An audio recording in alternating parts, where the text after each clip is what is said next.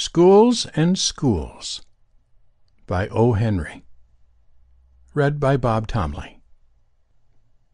Old Jerome Warren lived in a $100,000 house at 35 East 54th Street.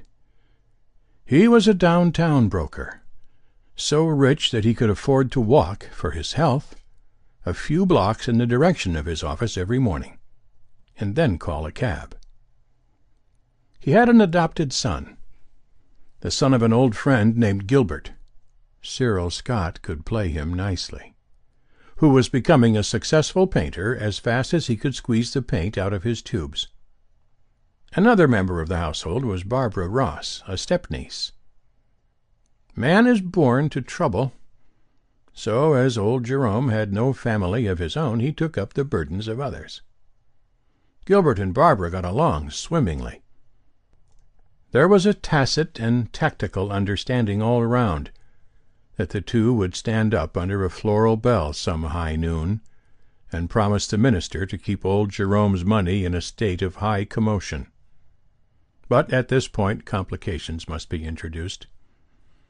30 years before, when old Jerome was young Jerome, there was a brother of his named Dick. Dick went west to seek his or somebody else's fortune. Nothing was heard of him until one day old Jerome had a letter from his brother. It was badly written, on ruled paper that smelled of salt bacon and coffee grounds. The writing was asthmatic, and the spelling St. Vitus-y. It appeared that instead of Dick having forced fortune to stand and deliver, he had been held up himself, and made to give hostages to the enemy. That is, as his letter disclosed, he was on the point of pegging out, with a complication of disorders that even whiskey had failed to check.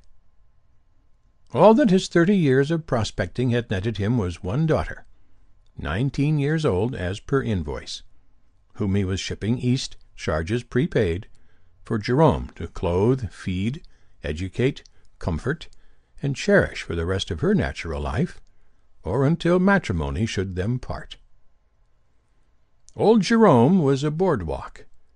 Everybody knows that the world is supported by the shoulders of Atlas, and that Atlas stands on a rail fence, and that the rail fence is built on a turtle's back. Now, the turtle has to stand on something, and that is a boardwalk made of men like old Jerome. I do not know whether immortality shall accrue to man, but if not so, I would like to know when men like old Jerome get what is due them. They met Nevada Warren at the station. She was a little girl, deeply sunburned and wholesomely good-looking, with a manner that was frankly unsophisticated, yet one that not even a cigar-drummer would intrude upon without thinking twice. Looking at her, somehow you would expect to see her in a short skirt and leather leggings, shooting glass balls or taming mustangs. But in her plain white waist and black skirt, she sent you guessing again. With an easy exhibition of strength, she swung along a heavy valise, which the uniformed porters tried in vain to wrest from her. "I am sure we shall be the best of friends," said Barbara, pecking at the firm, sunburned cheek. "I hope so," said Nevada. "Dear little niece," said old Jerome, "you are as welcome to my home as if it were your father's own." "Thanks," said Nevada. "And I'm going to call you cousin," said Gilbert with his charming smile. "Take the valise, please," said Nevada. "It weighs 1,000,000 pounds. It's got samples from 6 of Dad's old mines in it," she explained to Barbara.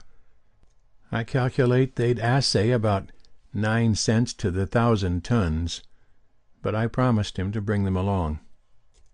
It is a common custom to refer to the usual complication between one man and 2 ladies, or one lady and 2 men, or a lady and a man and a nobleman, or, well, any of those problems, as the triangle. But they are never unqualified triangles. They are always isosceles, never equilateral. So, Upon the coming of Nevada Warren, she and Gilbert and Barbara Ross lined up into such a figurative triangle. And of that triangle Barbara formed the hypotenuse. One morning old Jerome was lingering long after breakfast over the dullest morning paper in the city before setting forth to his downtown flytrap. He had become quite fond of Nevada, finding in her much of his dead brother's quiet independence and unsuspicious frankness. A maid brought in a note for Miss Nevada Warren. "A messenger boy delivered it at the door, please," she said. "He's waiting for an answer." Nevada, who was whistling a Spanish waltz between her teeth and watching the carriages and autos roll by in the street, took the envelope. She knew it was from Gilbert before she opened it, by the little gold palette in the upper left corner. After tearing it open, she pored over the contents for a while absorbedly. Then, with a serious face, she went and stood at her uncle's elbow. "Uncle Jerome, Gilbert is a nice boy, isn't he?" "Why, bless the child," said old Jerome, crackling his paper loudly. "Of course he is. I raised him myself." "He wouldn't write anything to anybody that wasn't exactly, that everybody couldn't know and read, would he?" "I'd just like to see him try it," said the uncle, tearing a handful from his newspaper. "Why, what—" "Read this note he just sent me, Uncle, and see if you think it's all right and proper. You see, I don't know much about city people and their ways." Old Jerome threw his paper down and set both his feet upon it. He took Gilbert's note and fiercely perused it twice, and then a third time. "Why, child," said he, "you had me almost excited, although I was sure of that boy. He's a duplicate of his father, and he was a gilt-edged diamond. He only asks if you and Barbara will be ready at 4 o'clock this afternoon for an automobile drive over to Long Island. I don't see anything to criticize in it except the stationery. I always did hate that shade of blue." "Would it be all right to go?" asked Nevada eagerly. "Yes, yes, yes, child, of course. Why not? Still, it pleases me to see you so careful and candid. Go, by all means." "I don't know," said Nevada demurely. "I thought I'd ask you. Couldn't you go with us, Uncle?" "I? No, no, no, no. I've ridden once in a car that boy was driving, but never again. But it's entirely proper for you and Barbara to go. Oh, yes, yes, but I will not. No, no, no, no." Nevada flew to the door and said to the maid, "You bet we'll go. I'll answer for Miss Barbara. Tell the boy to say to Mr. Warren, 'You bet we'll go.'" "Nevada," called old Jerome. "Pardon me, my dear, but wouldn't it be as well to send him a note in reply? Just a line would do." "No, I won't bother about that," said Nevada gaily. "Gilbert will understand. He always does. I never rode in an automobile in my life, but I've paddled a canoe down Little Devil River through the Lost Horse Canyon, and if it's any livelier than that, I'd like to know." 2 months are supposed to have elapsed.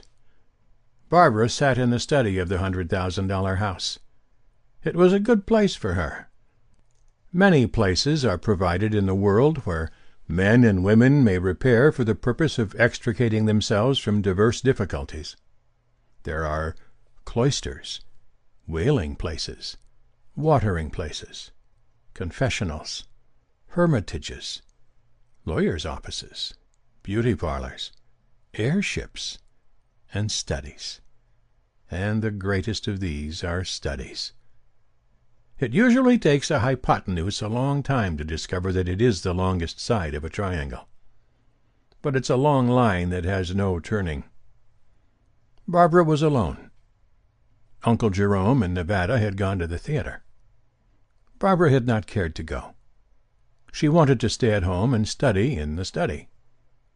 If you, miss, were a stunning New York girl, and saw every day that a brown, ingenuous Western witch was getting hobbles and a lasso on a young man you wanted for yourself, you too would lose taste for the oxidized silver setting of a musical comedy.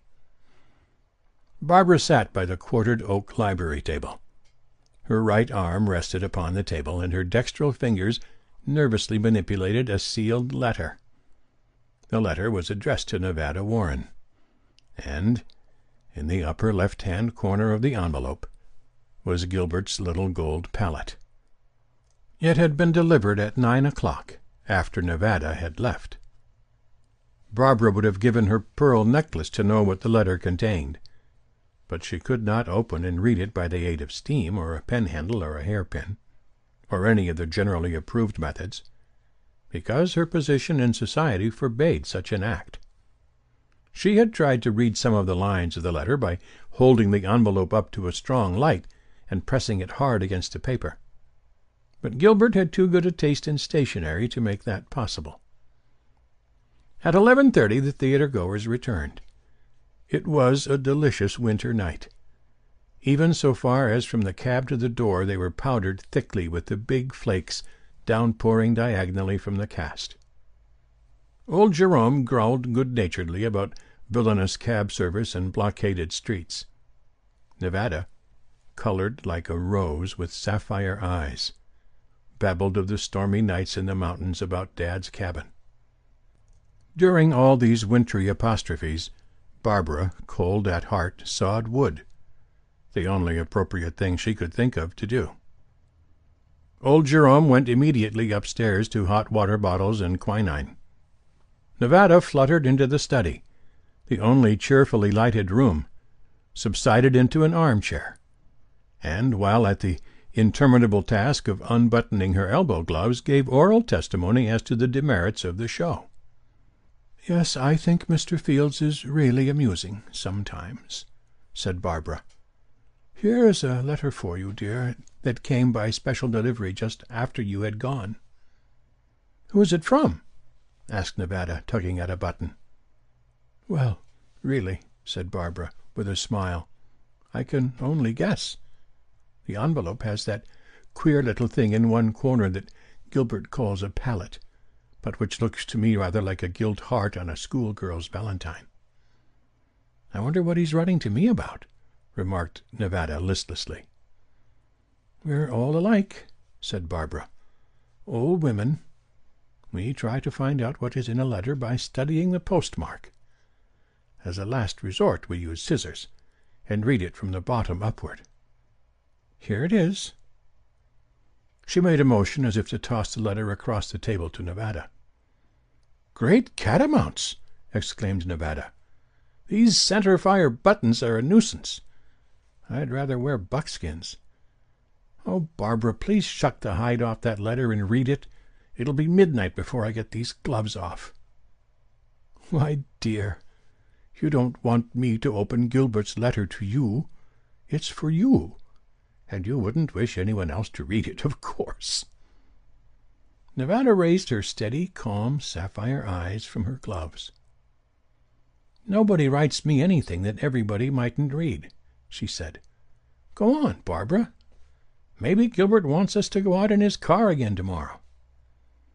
Curiosity can do more things than kill a cat, and if emotions, well recognized as feminine, are inimical to feline life, then jealousy would soon leave the whole world catless. Barbara opened the letter with an indulgent, slightly bored air. "Well, dear," said she, "I'll read it if you want me to." She slit the envelope and read the missive with swift travelling eyes, read it again, and cast a quick, shrewd glance at Nevada, who for the time seemed to consider gloves as the world of her interest, and letters from rising artists as no more than messages from Mars. For a quarter of a minute Barbara looked at Nevada with a strange steadfastness, and then a smile so small that it widened her mouth only a 16th part of an inch, and narrowed her eyes no more than a 20th. Flashed like an inspired thought across her face. Since the beginning, no woman has been a mystery to another woman. Swift as light travels, each penetrates the heart and mind of another, sifts her sister's words of their cunningest disguises, reads her most hidden desires, and plucks the sophistry from her wiliest talk like hairs from a comb, twiddling them sardonically between her thumb and fingers before letting them float away on the breezes of fundamental doubt. Long ago, Eve's son rang the doorbell of the family residence in Paradise Park, bearing a strange lady on his arm, whom he introduced. Eve took her daughter-in-law aside and lifted a classic eyebrow. "The land of Nod," said the bride, languidly flirting the leaf of a palm. "I suppose you've been there, of course?"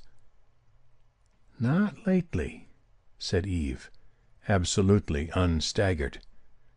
"Don't you think the apple-sauce they serve over there is execrable? I rather like that mulberry leaf tunic effect here, but, of course, the real fig goods are not to be had over there. Come over behind this lilac bush while the gentlemen split a celery tonic. I think the caterpillar holes have made your dress open a little in the back." So, then and there, according to the records, was the alliance formed by the only two who's who ladies in the world. Then it was agreed that woman should forever remain as clear as a pane of glass, though glass was yet to be discovered, to other women, and that she should palm herself off on man as a mystery. Barbara seemed to hesitate. "Really, Nevada," she said with a little show of embarrassment, "you shouldn't have insisted on my opening this. I'm sure it wasn't meant for anyone else to know." Nevada forgot her gloves for a moment. "Then read it aloud," she said. "Since you've already read it, what's the difference? If Mr. Warren has written to me something that anyone else oughtn't to know, that is all the more reason why everybody should know it." "Well," said Barbara, "this is what it says. Dearest Nevada, come to my studio at 12 o'clock tonight. Do not fail." Barbara rose and dropped the note in Nevada's lap. "I'm awfully sorry," she said, "that I knew. It isn't like Gilbert. There must be some mistake. Just consider that I am ignorant of it, will you, dear? I must go upstairs now. I have such a headache. I'm sure I don't understand the note. Perhaps Gilbert has been dining too well and will explain. Good night." Nevada tiptoed to the hall and heard Barbara's door close upstairs. The bronze clock in the study told the hour of 12 was 15 minutes away. She ran swiftly to the front door and let herself out into the snowstorm. Gilbert Warren's studio was 6 squares away. By aerial ferry the white, silent forces of the storm attacked the city from beyond the sullen East River. Already the snow lay a foot deep on the pavements. The drifts heaped themselves like scaling ladders against the walls of the besieged town. The avenue was as quiet as a street in Pompeii. Cabs now and then skimmed past like white-winged gulls over a moonlit ocean, and less frequent motor cars, sustaining the comparison, hissed through the foaming waves like submarine boats on their jocund, perilous journeys. Nevada plunged like a wind-driven storm petrel on her way. She looked up at the ragged sierras of cloud-capped buildings that rose above the streets, shaded by the night lights and the congealed vapors to gray, drab, ashen, lavender, dun, and cerulean tints. They were so like the wintry mountains of her western home that she felt a satisfaction such as the $100,000 house had seldom brought her. A policeman caused her to waver on a corner just by his eye and wait. "Hello, Mabel," said he. "Kind of late for you to be out, ain't it?" I'm just going to the drugstore," said Nevada, hurrying past him. The excuse serves as a passport for the most sophisticated. Does it prove that woman never progresses, or that she sprang from Adam's rib full-fledged in intellect and wiles. Turning eastward, the direct blast cut down Nevada's speed 1/2. She made zigzag tracks in the snow, but she was as tough as a pinyon sapling, and bowed to it as gracefully. Suddenly the studio building loomed before her, a familiar landmark, like a cliff above some well-remembered canyon. The haunt of business and its hostile neighbor, art, was darkened and silent. The elevator stopped at 10. Up 8 flights of Stygian stairs Nevada climbed and rapped firmly at the door numbered 89. She had been there many times before with Barbara and Uncle Jerome. Gilbert opened the door. He had a crayon pencil in one hand, a green shade over his eyes, and a pipe in his mouth. The pipe dropped to the floor.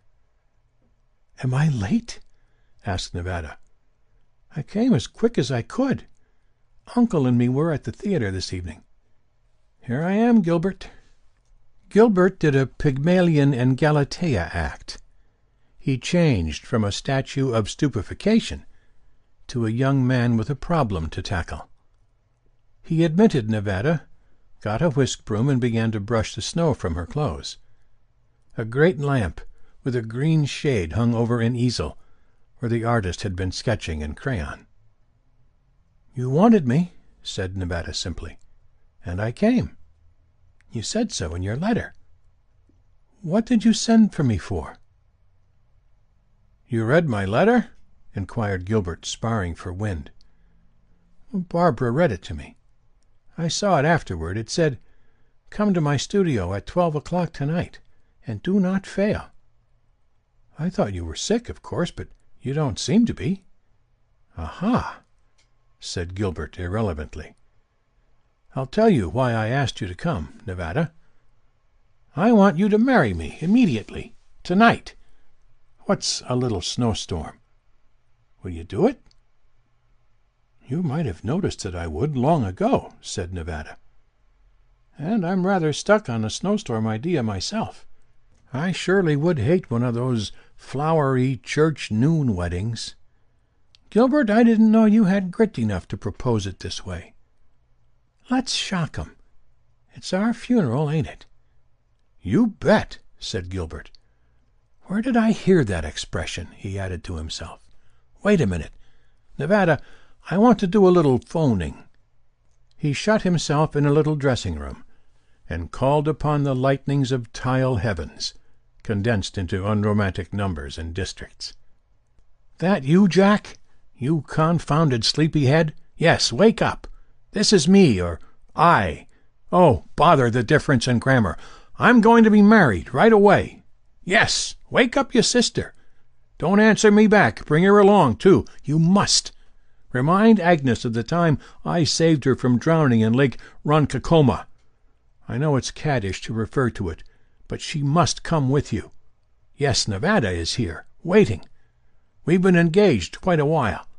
Some opposition among the relatives, you know, and we have to pull it off this way. We're waiting here for you. Don't let Agnes out-talk you. Bring her. You will? Good boy.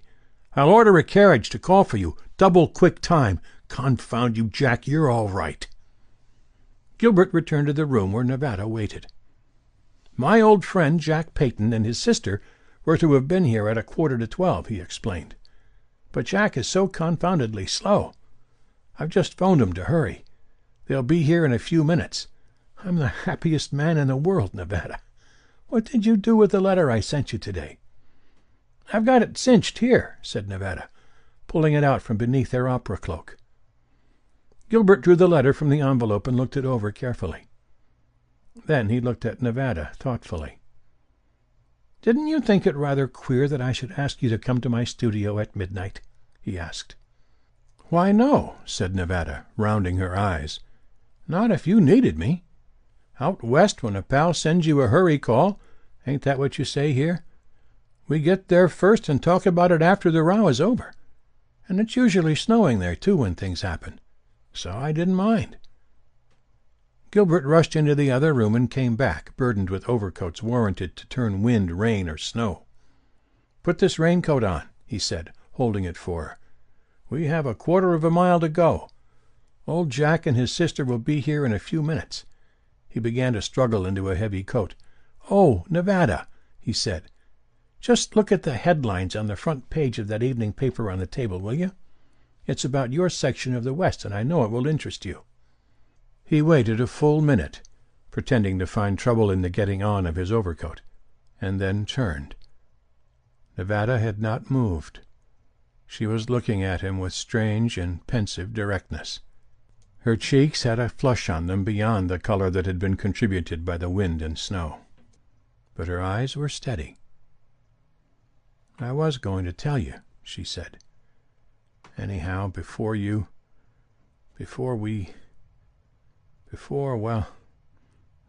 anything. Dad never gave me a day of schooling. I never learned to read or write a darned word. Now, if—" Pounding their uncertain way upstairs, the feet of Jack the somnolent and Agnes the grateful were heard. When Mr. and Mrs. Gilbert Warren were spinning softly homeward in a closed carriage after the ceremony, Gilbert said, "Nevada, would you really like to know what I wrote you in the letter that you received tonight?" "Fire away," said his bride. "Word for word," said Gilbert, "it was this: 'My dear Miss Warren, you were right about the flower. It was a hydrangea and not a lilac.'" "All right," said Nevada, "but let's forget it. The joke's on Barbara, anyway." A Cosmopolite in a Cafe by O. Henry. Read by Bob Tomley. At midnight the cafe was crowded. By some chance the little table at which I sat had escaped the eye of incomers, and 2 vacant chairs at it extended their arms with venal hospitality to the influx of patrons. And then a cosmopolite sat in one of them, and I was glad, for I held a theory that since Adam no true citizen of the world had existed. We hear of them, and we see foreign labels on much luggage, but we find travelers instead of cosmopolites. I invoke your consideration of the scene. The marble-topped tables, the range of leather-upholstered wall seats, the gay company, the ladies dressed in demi-state toilettes, speaking in an exquisite visible chorus of taste, economy, opulence, or art, the sedulous, largesse-loving garçons, the music wisely catering to all with its raids upon the composers, the mélange of talk and laughter, and, if you will, the Würzburger, in the tall glass cones that bend to your lips as a ripe cherry sways on its branch to the beak of a robber jay. I was told by a sculptor from Mock Chunk that the scene was truly Parisian. My cosmopolite was named E. Rushmore Coghlan, and he will be heard from next summer at Coney Island.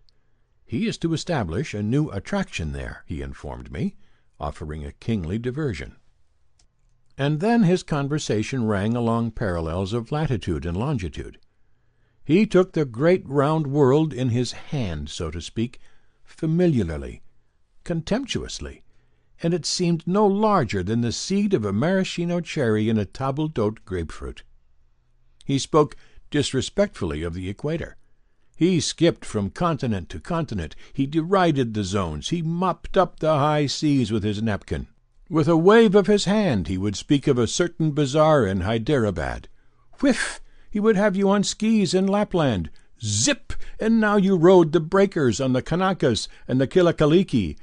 Presto! He dragged you through an Arkansas post-oak swamp, let you dry out for a moment on the alkali plains of his Idaho ranch, and then whirled you into the society of Viennese archdukes. Anon he would be telling you of a cold he acquired in a Chicago lake breeze, and how old Escamilla cured it in Buenos Aires with a hot infusion of the chuchula weed. You would have addressed a letter to E. Rushmore Coghlan, Esquire, the Earth, Solar System, the Universe, and have mailed it feeling confident that it would be delivered to him. I was sure that I had found at last the one true cosmopolite since Adam, and I listened to his world-wide discourse, fearful lest I should discover in it the local note of a mere globe-trotter. But his opinions never fluttered or drooped.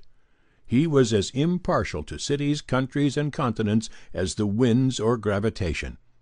And as E. Rushmore Coghlan prattled of this little planet, I thought with glee of the great almost cosmopolite who wrote for the whole world and dedicated himself to Bombay. In a poem he has to say that there is pride and rivalry between the cities of the earth, and that the men that breed from them, they traffic up and down, but cling to their city's hem as a child to the mother's gown.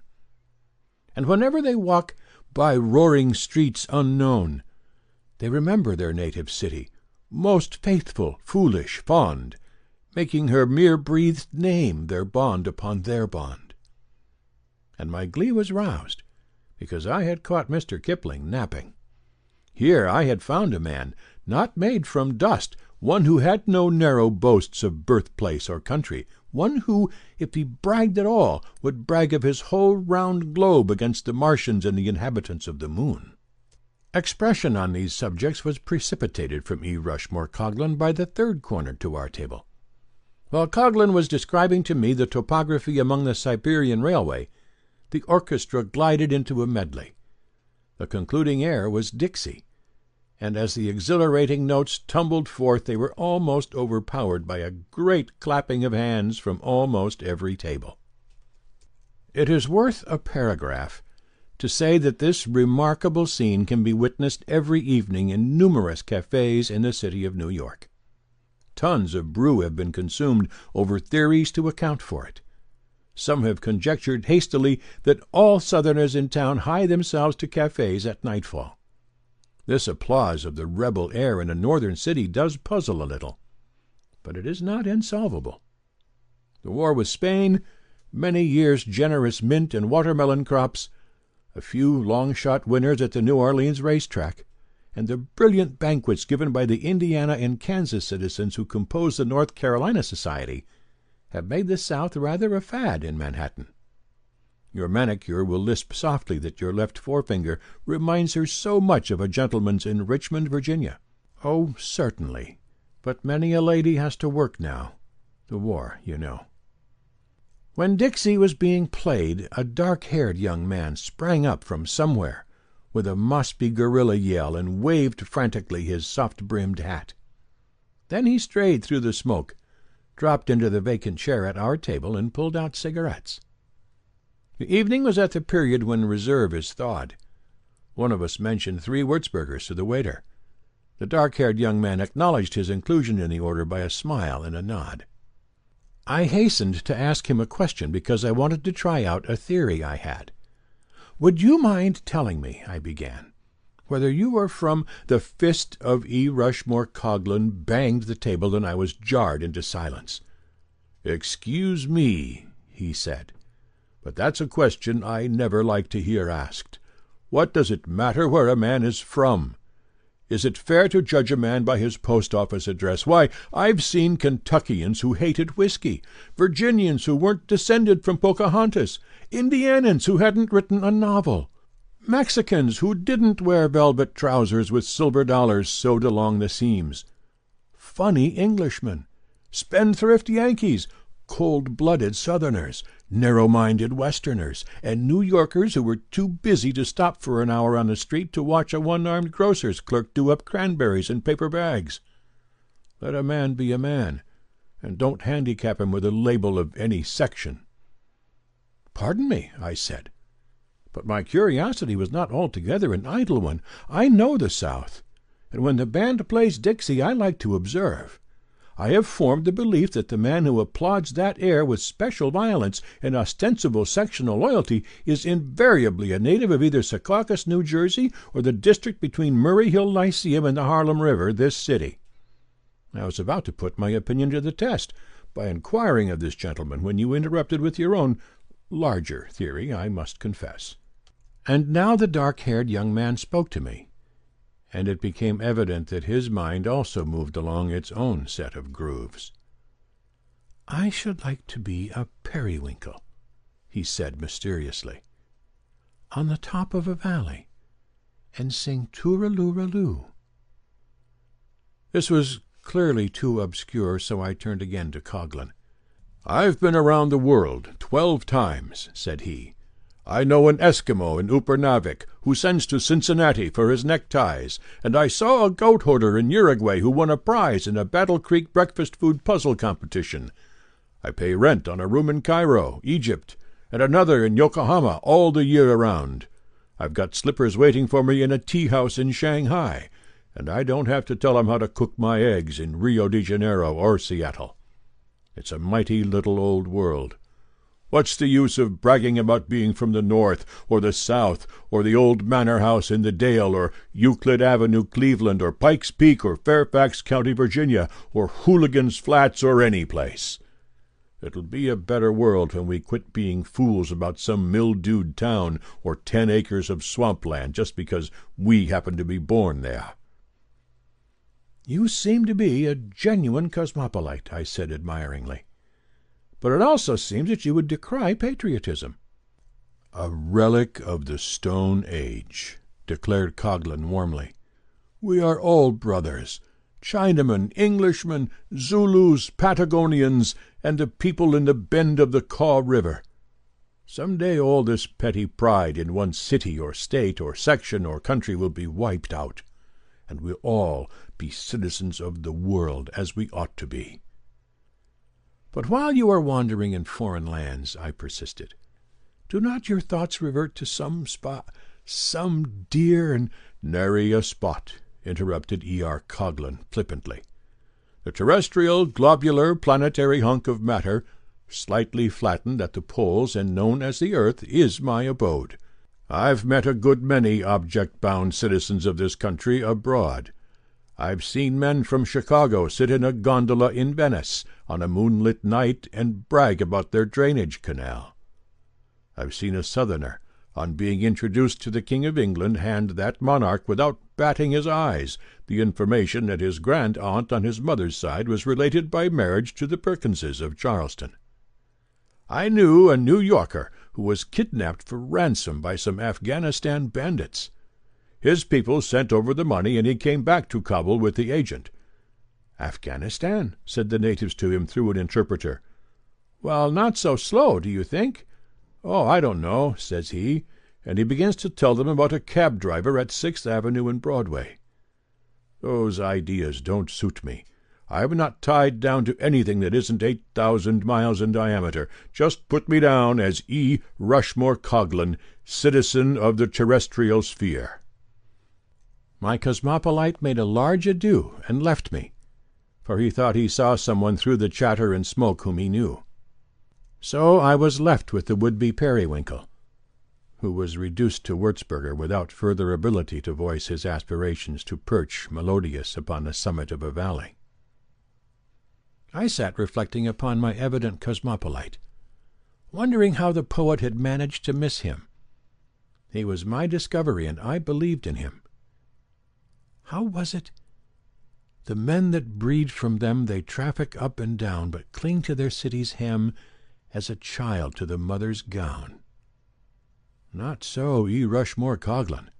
With the whole world for his— My meditations were interrupted by a tremendous noise and conflict in another part of the café. I saw above the heads of the seated patrons E. Rushmore Coghlan and a stranger to me engaged in terrific battle. They fought between the tables like Titans, and glasses crashed, and men caught their hats up and were knocked down, and a brunette screamed, and a blonde began to sing teasing. My cosmopolite was sustaining the pride and reputation of the earth, when the waiters closed in on both combatants with their famous flying wedge formation, and bore them outside, still resisting. I called McCarthy, one of the French garçons, and asked him the cause of the conflict. "The man with the red tie," that was my cosmopolite, said he, "got hot on account of things said about the bum sidewalks and water supply of the place he come from by the other guy." "Why," said I, bewildered, That man is a citizen of the world, a cosmopolite. He—" "Originally from Mattawamkeag, Maine, he said," continued McCarthy, "and he wouldn't stand for no knocking the place." Mammon and the Archer by O. Henry. Read by Bob Tomley. Old Anthony Rockwell, retired manufacturer and proprietor of Rockwell's Eureka Soap, looked out the library window of his Fifth Avenue mansion and grinned. His neighbor to the right, the aristocratic clubman, G. Van Skylight Suffolk Jones, came out to his waiting motor car, wrinkling a contemptuous nostril as usual at the Italian Renaissance sculpture of the Soap Palace's front elevation. "Stuck-up old statuette of nothing doing," commented the ex-soap king. "The Eden Musee'll get that old frozen nesselrod yet, if he don't watch out.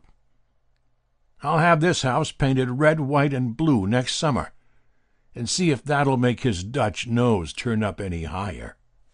And then Anthony Rockwell, who never cared for bells, went to the door of his library and shouted, "Mike!" in the same voice that had once chipped off pieces of the welkin on the Kansas prairies.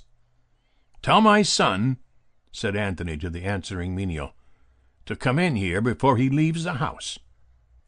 When young Rockwell entered the library, the old man laid aside his newspaper, looked at him with a kindly grimness on his big, smooth, ruddy countenance, rumpled his mop of white hair with one hand, and rattled the keys in his pocket with the other. "Richard," said Anthony Rockwell, "what do you pay for the soap that you use?" Richard, only 6 months home from college, was startled a little. He had not yet taken the measure of this sire of his, who was as full of unexpectedness as a girl at her first party. $6 a dozen, I think, Dad." "And your clothes?" "I suppose about $60 as a rule." "You're a gentleman," said Anthony decidedly. "I've heard of these young bloods spending $24 a dozen for soap, and going over the 100 mark for clothes. You've got as much money to waste as any of 'em, and yet you stick to what's decent and moderate. Now, I use the old Eureka, not only for sentiment, but it's the purest soap made. Whenever you pay more than 10 cents a cake for soap, you buy bad perfumes and labels. But 50 cents is doing very well for a young man in your generation, position, and condition. As I said, you're a gentleman. They say it takes 3 generations to make one. They're off. Money'll do it slick as soap grease. It made you one. By hokey, it almost made one of me. I'm nearly as impolite and disagreeable and ill-mannered as these 2 old Knickerbocker gents on each side of me that can't sleep of nights because I bought in between 'em." "There are some things that money can't accomplish," remarked young Rockwell rather gloomily. "Now, don't say that," said old Anthony, shocked. "I bet my money on money every time. I've been through the encyclopedia down to Y looking for something you can't buy with it, and I expect to have to take up the appendix next week. I'm for money against the field. Tell me something money won't buy." "For one thing," answered Richard, rankling a little, "it won't buy into the exclusive circles of society." "Oh, won't it?" thundered the champion of the root of evil. "You tell me where your exclusive circles would be if the first Astor hadn't had the money to pay for his steerage passage over." Richard sighed. "And that's what I was coming to," said the old man, less boisterously. "That's why I asked you to come in. There's something going wrong with you, boy. I've been noticing it for 2 weeks. Out with it. I guess I could lay my hands on 11 millions within 24 hours besides the real estate. If it's your liver, there's the Rambler down in the bay, cold and ready to steam down to the Bahamas in 2 days. "Not a bad guess, Dad. You haven't missed it far." "Ah," said Anthony keenly. "What's her name?" Richard began to walk up and down the library floor. There was enough comradeship and sympathy in this crude old father of his to draw his confidence. "Why don't you ask her?" demanded old Anthony. "She'll jump at you. You've got the money and the looks, and you're a decent boy. Your hands are clean. You've got no Eureka soap on 'em. You've been to college, but she'll overlook that."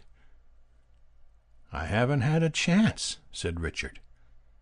"Make one. Take her for a walk in the park, or a straw ride, or walk home with her from church. Chance? Psh!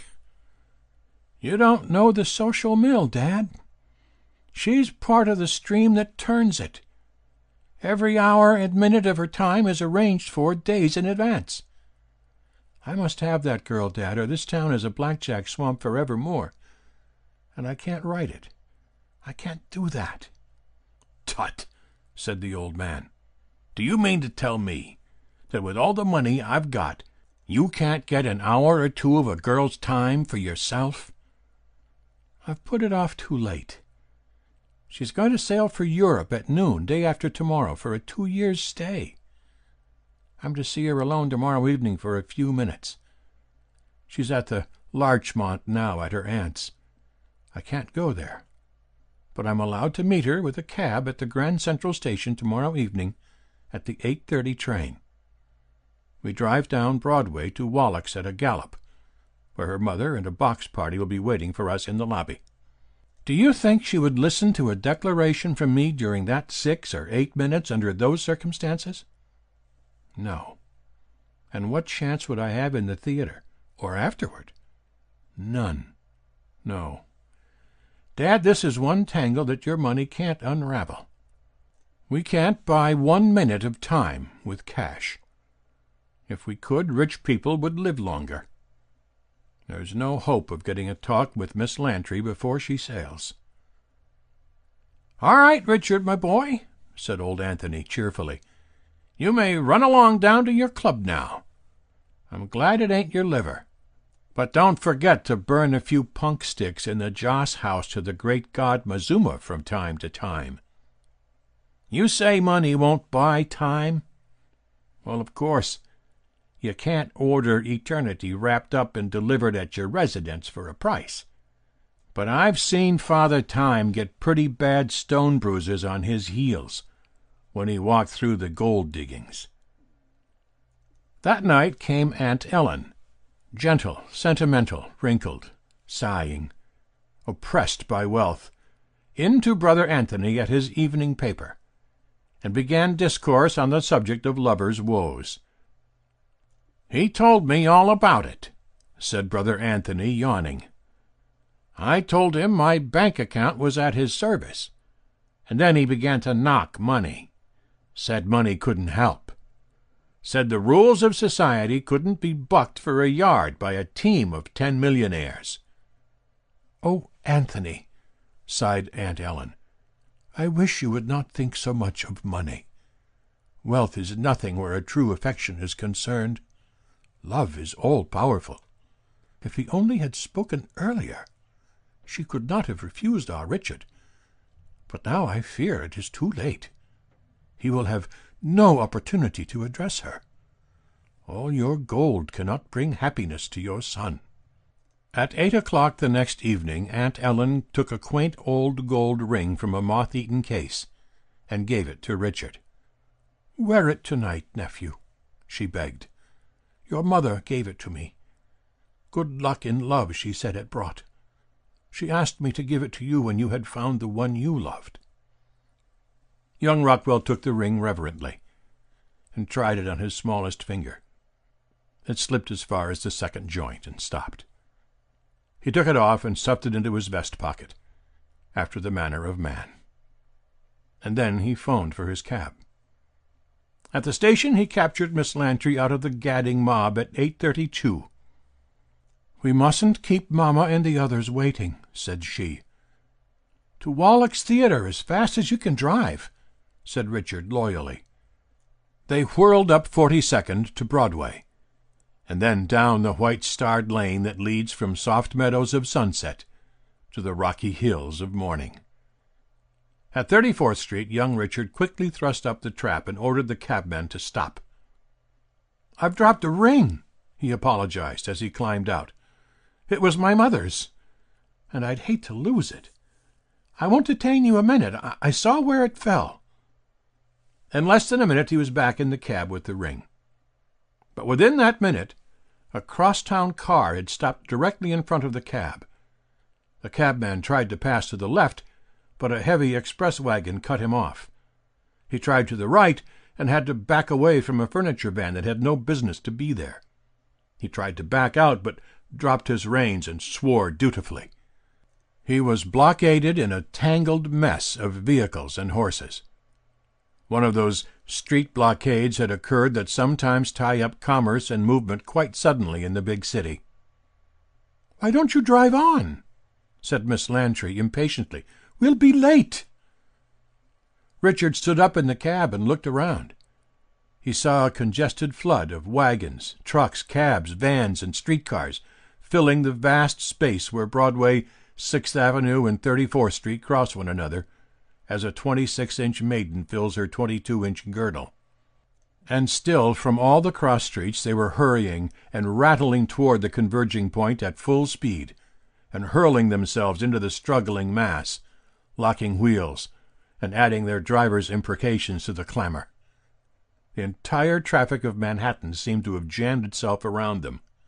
The oldest New Yorker among the thousands of spectators that lined the sidewalks had not witnessed a street blockade of the proportions of this one. "I'm very sorry," said Richard as he resumed his seat, "but it looks as if we are stuck. They won't get this jumble loosened up in an hour. It was my fault. If I hadn't dropped the ring, "Let me see the ring," said Miss Lantry. "Now that it can't be helped, I don't care. I think theaters are stupid anyway." At 11 o'clock that night, somebody tapped lightly on Anthony Rockwell's door. "Come in," shouted Anthony, who was in a red dressing-gown reading a book of piratical adventures. Somebody was Aunt Ellen, looking like a gray-haired angel that had been left on earth by mistake. "They're engaged, Anthony," she said softly. "She has promised to marry our Richard.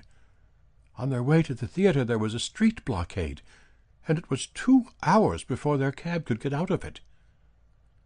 And oh, Brother Anthony, don't ever boast of the power of money again. A little emblem of true love, a little ring that symbolized unending and unmercenary affection, was the cause of our Richard finding his happiness. He dropped it in the street, and got out to recover it, and before they could continue, the blockade occurred. He spoke to his love and won her there while the cab was hemmed in. Money is dross compared with true love, Anthony." "All right," said old Anthony. "I'm glad the boy has got what he wanted.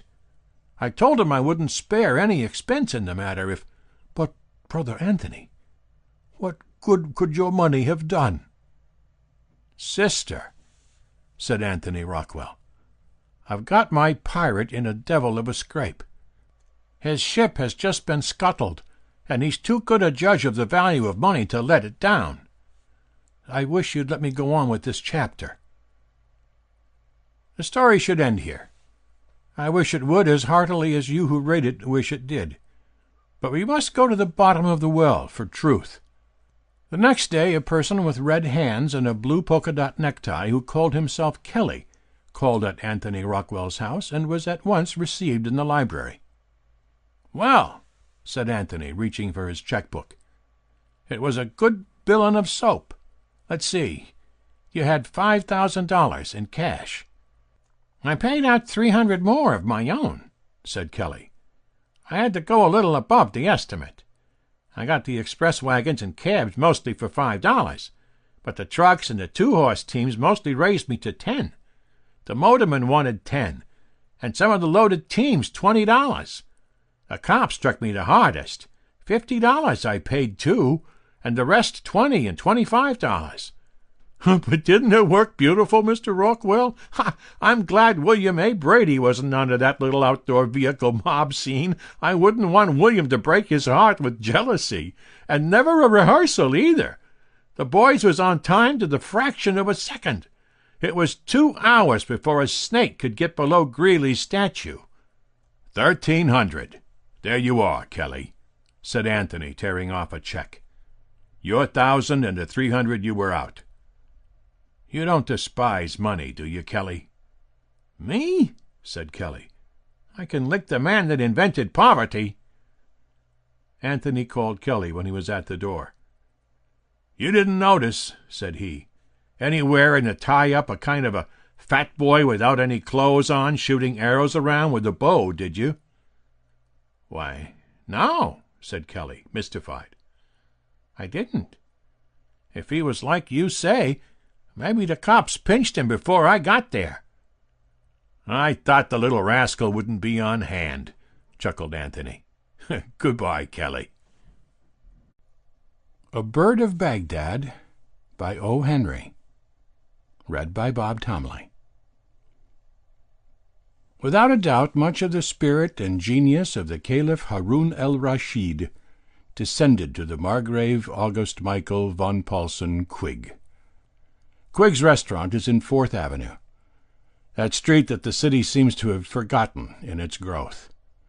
4th Avenue, born and bred in the Bowery, staggers northward full of good resolutions. Where it crosses 14th Street, it struts for a brief moment proudly in the glare of the museums and cheap theaters. It may yet become a fit mate for its high-born sister boulevard to the west, or its roaring, polyglot, broad-waisted cousin to the east. It passes Union Square, and here the hoofs of the dray horses seem to thunder in unison, recalling the tread of marching hosts. Hooray! But now come the silent and terrible mountains. Buildings, square as forts, high as the clouds, shutting out the sky, where thousands of slaves bend over desks all day. On the ground floors are only little fruit shops and laundries and bookshops, where you see copies of Littell's Living Age and G.W.M. Reynolds's novels in the windows. And next, poor 4th Avenue, the street glides into a medieval solitude. On each side are shops devoted to antiques. Let us say it is night. Men in rusty armor stand in the windows and menace the hurrying cars with raised rusty iron gauntlets. Hauberks and helms, blunderbusses, Cromwellian breastplates, matchlocks, creases, and the swords and daggers of an army of dead-and-gone gallants gleam dully in the ghostly light.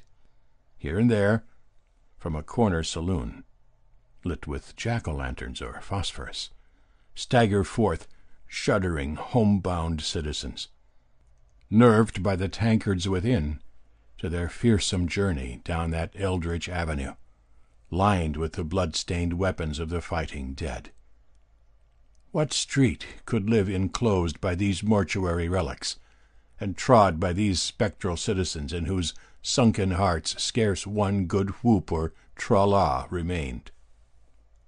Not 4th Avenue, not after the tinsel but enlivening glories of the Little Rialto, not after the echoing drumbeats of Union Square. There need be no tears, ladies and gentlemen, 'tis but the suicide of a street. With a shriek and a crash, 4th Avenue dives headlong into the tunnel at 34th, and never is seen again. Near the sad scene of the thoroughfare's dissolution stood the modest restaurant of Quigg.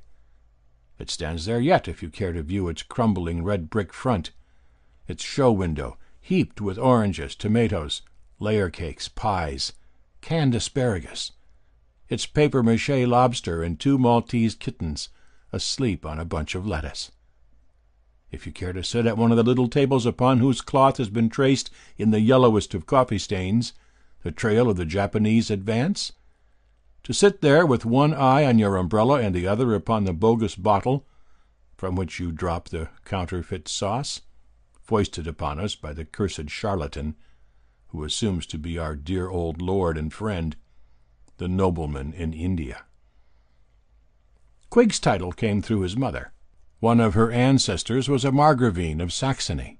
His father was a Tammany brave. On account of the dilution of his heredity, he found that he could neither become a reigning potentate nor get a job in the city hall. So he opened a restaurant. He was a man full of thought and reading. The business gave him a living, though he gave it little attention. One side of his house bequeathed to him a poetic and romantic adventure. The other gave him the restless spirit that made him seek adventure. By day he was Quig, the restaurateur. By night he was the Margrave, the Caliph, the Prince of Bohemia, going about the city in search of the odd, the mysterious, the inexplicable, the recondite. One night at 9, at which hour the restaurant closed, Quig set forth upon his quest. There was a mingling of the foreign, the military, and the artistic in his appearance, as he buttoned his coat high up under his short-trimmed brown and grey beard, and turned westward toward the more central life conduits of the city. In his pocket he had stored an assortment of cards, written upon, without which he never stirred out of doors. Each of those cards was good at his own restaurant for the face value.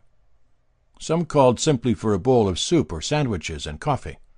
Others entitled their bearer to 1, 2, 3, or more days of full meals. A few were for single regular meals. A very few were, in effect, meal tickets good for a week. Of riches and power Margrave Quig had none. But he had a caliph's heart. It may be forgiven him if his head fell short of the measure of Harun el-Rashid's. Perhaps some of the gold pieces in Baghdad had put less warmth and hope into the complainants among the bazaars than had Quig's beef stew among the fishermen and one-eyed calendars of Manhattan. Continuing his progress, in search of romance to divert him, or of distress that he might aid, Quig became aware of a fast-gathering crowd that whooped and fought and eddied at a corner of Broadway and the crosstown street that he was traversing. Hurrying to the spot, he beheld a young man of an exceedingly melancholy and preoccupied demeanor, engaged in the pastime of casting silver money from his pockets in the middle of the street. With each motion of the generous one's hand, the crowd huddled upon the falling largesse with yells of joy. Traffic was suspended. A policeman in the center of the mob stooped often to the ground as he urged the blockaders to move on. The Margrave saw at a glance that here was food for his hunger after knowledge concerning the abnormal working of the human heart. He made his way swiftly to the young man's side and took his arm. "Come with me at once," he said, in the low but commanding voice that his waiters had learned to fear. "Pinched," remarked the young man, looking up at him with expressionless eyes. "Pinched by a painless dentist. Take me away, Flatty, and give me gas. Some lay eggs and some lay none. When is a hen?" Still deeply seized by some inward grief, but tractable, he allowed Quig to lead him away and down the street to a little park. There, seated on a bench, he upon whom a corner of the great caliph's mantle had descended spake with kindness and discretion, seeking to know what evil had come upon the other, disturbing his soul and driving him to such ill-considered and ruinous waste of his substance and stores. "I was doing the Monte Cristo act as adapted by Pompton N.J., wasn't I?" asked the young man. "You were throwing small coins into the street for the people to scramble after," said the Margrave. "That's it. You buy all the beer you can hold, and then you throw chicken feed to— oh, curse that word, chicken, and hens, and feathers, roosters, eggs, and everything connected with it." "Young sir," said the Margrave, kindly and with dignity, "though I do not ask your confidence, I invite it. I know the world, and I know humanity. Man is my study, though I do not eye him as the scientist eyes a beetle, or as the philanthropist gazes at the objects of his bounty, through a veil of theory and ignorance. It is my pleasure and distraction to interest myself in the particular and complicated misfortunes that life in a great city visits upon my fellow men. You may be familiar with the history of that glorious and immortal ruler, the Caliph Harun al-Rashid, whose wise and benevolent excursions among his people in the city of Baghdad secured him the privilege of relieving so much of their distress. In my humble way, I walk in his footsteps. I seek for romance and adventure in city streets, not in ruined castles or in crumbling palaces. To me, the greatest marvels of magic are those that take place in men's hearts, when acted upon by the furious and diverse forces of a crowded population. In your strange behavior this evening, I fancy a story lurks. I read in your act something deeper than the wanton wastefulness of a spendthrift. I observe in your countenance certain traces of consuming grief or despair. I repeat, I invite your confidence. I am not without some power to alleviate and advise. Will you not trust me?" "Gee, how you talk!" exclaimed the young man, a gleam of admiration supplanting for a moment the dull sadness of his eyes. "You've got the Astor Library skinned to a synopsis of preceding chapters. I mind that old Turk you speak of. I read the Arabian Nights when I was a kid. It was a kind of Bill DeVere and Charlie Schwab rolled into one. But say, you might wave enchanted dish rags and make copper bottles smoke up coon giants all night without ever touching me. My case won't yield to that kind of treatment." "If I could hear your story," said the Margrave, with his lofty, serious smile. "I'll spiel it in about 9 words," said the young man, with a deep sigh. "But I don't think you can help me any, unless you're a peach at guessing it's back to the Bosporus for you on your magic linoleum." The Story of the Young Man and the Harness Maker's Riddle. I work in Hildebrandt's saddle and harness shop down in Grant Street. I've worked there 5 years. I get $18 a week. That's enough to marry on, ain't it? Well, I'm not going to get married. Old Hildebrandt is one of these funny Dutchmen, you know the kind, always getting off bum jokes. He's got about 1,000,000 riddles and things that he faked from Rogers Brothers' great-grandfather. Bill Watson works there, too. Me and Bill have to stand for them chestnuts day after day. Why do we do it? Well, jobs ain't to be picked off every Anheuser-Busch. And then there's Laura. "What?" "The old man's daughter. Comes in the shop every day. About 19. And the picture of the blonde that sits on the palisades of the Rhine and charms the clam-diggers into the surf. Hair the color of straw matting, and eyes as black and shiny as the best harness blacking. Think of that. Me? Well, it's either me or Bill Watson. She treats us both equal. Bill is all to the psychopathic about her, and me, well, you saw me plating the roadbed of the Great Maroon Way with silver tonight. That was on account of Laura. I was spifflicated, your Highness, and I wot not what I wouldst. How? Why, old Hildebrandt says to me and Bill this afternoon, 'Boys, one riddle have I for you gehabt haben. A young man who cannot riddles antworten, die is not so good by business for ein family to provide. Is that not, hein?'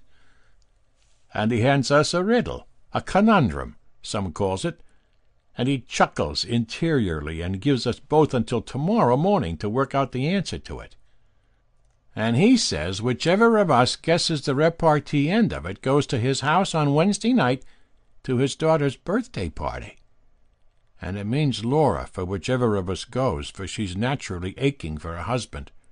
And it's either me or Bill Watson.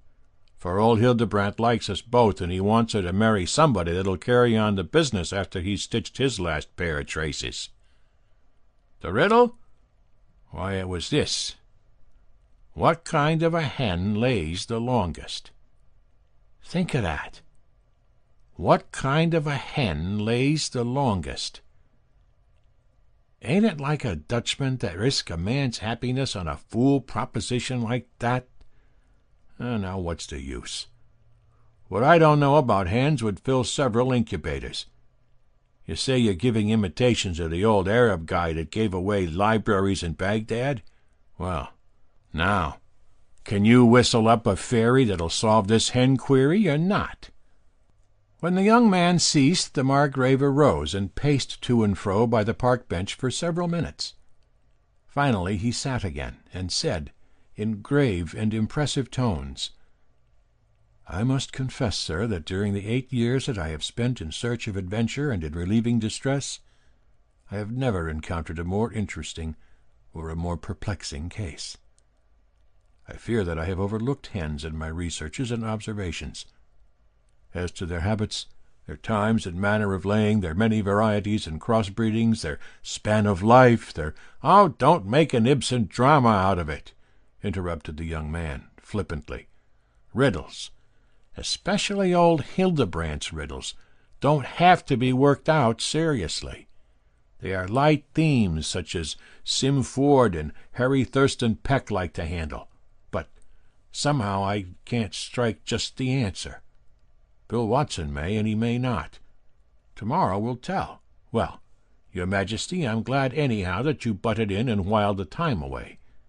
I guess Mr. Al-Rashid himself would have bounced back if one of his constituents had conducted him up against this riddle. I'll say good night. Peace for yours, and whatever you may call it of Allah." The Margrave, still with gloomy air, held out his hand. "I cannot express my regret," he said sadly. "Never before have I found myself unable to assist in some way. What kind of hen lays the longest? It is a baffling problem. There is a hen, I believe, called the Plymouth Rock, that—" "Cut it out," said the young man.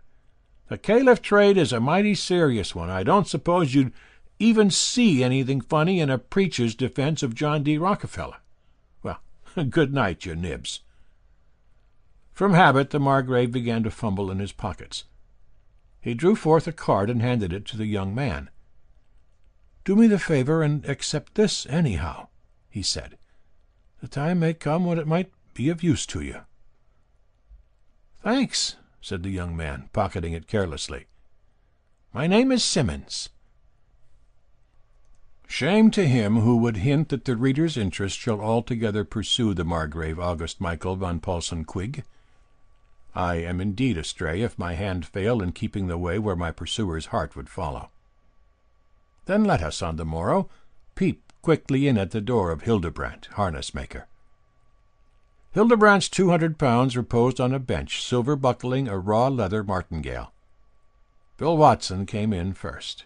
"Well," said Hildebrandt, shaking all over with the vile conceit of the joke-maker. "Have you guessed him? What kind of hen lays der longest?"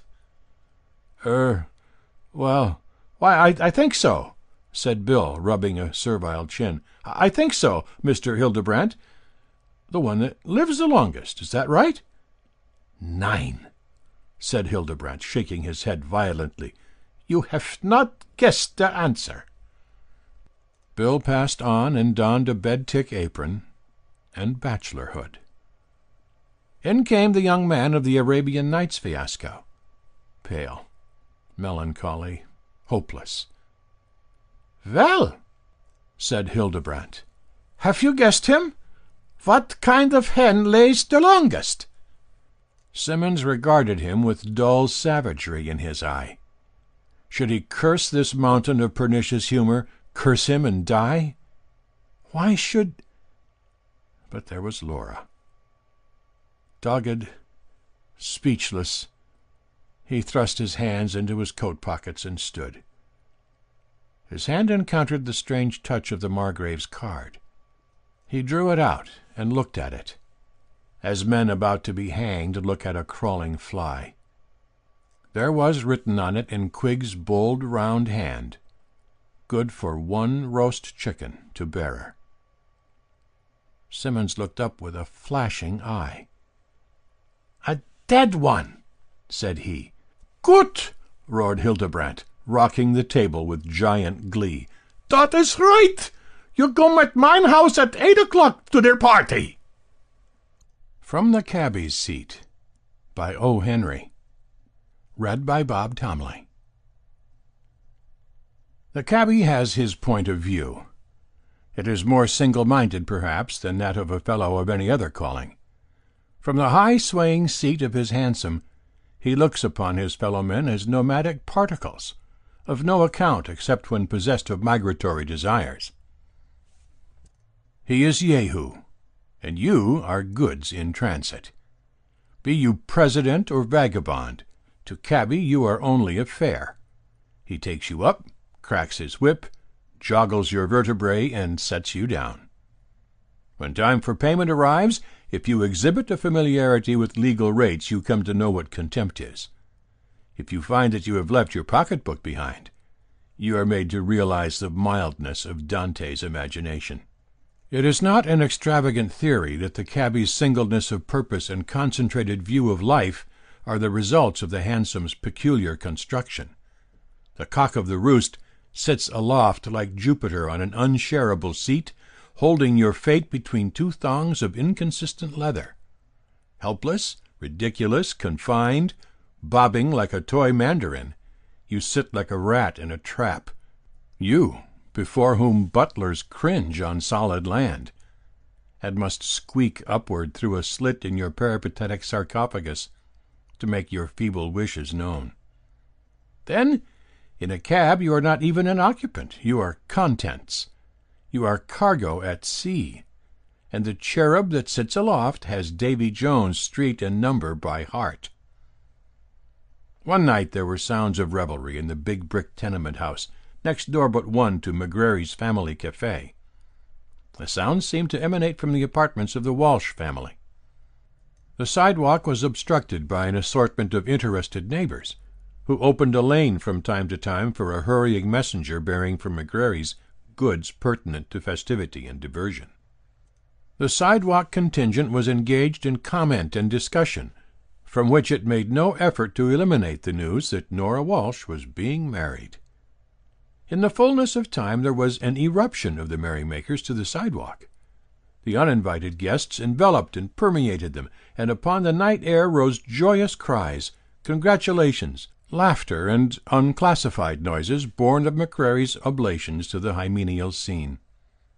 Close to the curb stood Jerry O'Donovan's cab. Nighthawk was Jerry called, but no more lustrous or cleaner hansom than his ever closed its doors upon point lace and November violets. And Jerry's horse! I'm within bounds when I tell you that he was stuffed with oats until one of those old ladies who leave their dishes unwashed at home and go about having expressmen arrested would have smiled, yes, smiled to have seen him.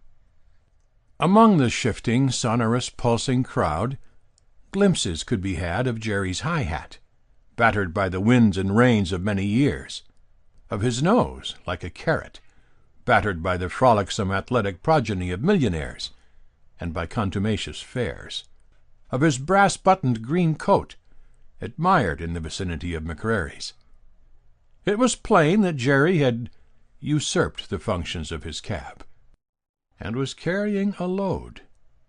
Indeed, the figure may be extended, and he may be likened to a bread wagon, if we admit the testimony of a youthful spectator who was heard to remark, "Jerry's got a bun."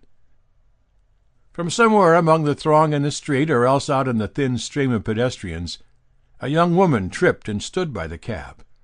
The professional hawk's eye of Jerry caught the movement. He made a lurch for the cab, overturning 3 or 4 onlookers and himself. No, he caught the cap of a water plug and kept his feet. Like a sailor shinning up the Ratlins during a squall, Jerry mounted to his professional seat. Once he was there, McGarry's liquids were baffled. He seesawed on the mizzenmast of his craft as safe as a steeplejack rigged to the flagpole of a skyscraper. "Step in, lady," said Jerry, gathering his lines. The young woman stepped into the cab. The doors shut with a bang. Jerry's whip cracked in the air. The crowd in the gutter scattered, and the fine hansom dashed away cross town. When the oat-spry horse had hedged a little his first spurt of speed, Jerry broke the lid of his cab and called down through the aperture in the voice of a cracked megaphone, trying to please. "Where now will ye be driving to?" "Anywhere you please," came up the answer, musical and contented. "'Tis driving for pleasure she is," thought Jerry. And then he suggested, as a matter of course, "Take a trip through the park, lady. 'Twill be elegant, cool, and fine." "Just as you like," answered the fare pleasantly. The cab headed for Fifth Avenue and sped up that perfect street. Jerry bounced and swayed in his seat. The potent fluids of McGarry were disquieted, and they sent new fumes to his head. He sang an ancient song of Killisnook and brandished his whip like a baton. Inside the cab the fare sat up straight on the cushions, looking right and left at the lights and houses. Even in the shadowed hansom her eyes shone like stars at twilight. When they reached 59th Street, Jerry's head was bobbing and his reins were slack. But his horse turned in through the park gate and began the old familiar nocturnal round. And then the fare leaned back, entranced, and breathed deep the clean, wholesome odors of grass and leaf and bloom. And the wise beast in the shafts, knowing his ground, struck into his by-the-hour gait and kept to the right of the road. Habit also struggled successfully against Jerry's increasing torpor. He raised the hatch of his storm-tossed vessel and made the inquiry that cabbies do make in the park. "Like to stop at the casino, lady? Get her refreshments and listen to the music. Everybody stops." "I think that would be nice," said the fare. They reined up with a plunge at the casino entrance. The cab doors flew open. The fare stepped directly upon the floor. At once she was caught in a web of ravishing music and dazzled by a panorama of lights and colors. Someone slipped a little square card into her hand, on which was printed a number, 34. She looked around and saw her cab 20 yards away, already lining up in its place among the waiting mass of carriages, cabs, and motor cars. And then a man who seemed to be all shirt-front danced backward before her, and next she was seated at a little table by a railing over which climbed a jasmine vine. There seemed to be a wordless invitation to purchase. She consulted a collection of small coins in a thin purse, and received from them license to order a glass of beer. There she sat, inhaling and absorbing it all, the new-colored, new-shaped life in a fairy palace in an enchanted wood. At 50 tables sat princes and queens clad in all the silks and gems of the world, and now and then one of them would look curiously at Jerry's fare. They saw a plain figure, dressed in a pink silk of the kind that is tempered by the word foulard, and a plain face that wore a look of love of life that the queens envied. Twice the long hands of the clocks went round. Royalties thinned from their al fresco thrones, and buzzed or clattered away in their vehicles of state. The music retired into cases of wood and bags of leather and baize. Waiters removed cloths pointedly, near the plain figure sitting almost alone. Jerry's fare rose, and held out her numbered card, simply. "Is there anything coming on the ticket?" she asked. A waiter told her it was her cab check, and that she could give it to the man at the entrance. This man took it and called the number. Only 3 hansoms stood in line. The driver of one of them went and routed out Jerry, asleep in his cab. He swore deeply. climbed to the captain's bridge and steered his craft to the pier. His fare entered, and the cab whirled into the cool fastness of the park along the shortest homeward cuts. At the gate, a glimmer of reason in the form of a sudden suspicion seized upon Jerry's beclouded mind. One or two things occurred to him. He stopped his horse, raised the trap, and dropped his phonographic voice like a lead plummet through the aperture. "I want to see $4 before going any further on the trip. Have you got the dough?" $4? laughed the fare softly. "Dear me, no. I've only got a few pennies and a dime or two." Jerry shut down the trap and slashed his oat-fed horse. A clatter of hoofs strangled but could not drown the sound of his profanity. He shouted, choking and gurgling curses at the starry heavens. He cut viciously with his whip at passing vehicles. He scattered fierce and ever-changing oaths and imprecations along the streets, so that a late truck driver crawling homeward heard and was abashed. But he knew his recourse and made for it at a gallop. At the house with the green lights beside the steps he pulled up. He flung wide the cab doors and tumbled heavily to the ground. "Come on, you," he said roughly. His fare came forth with the casino dreamy smile still on her plain face. Jerry took her by the arm and led her into the police station. A gray-mustached sergeant looked keenly across the desk. He and the cabbie were no strangers. "Sergeant," began Jerry in his old, raucous, martyred, thunderous tones of complaint, "I've got a fare here that—" Jerry paused.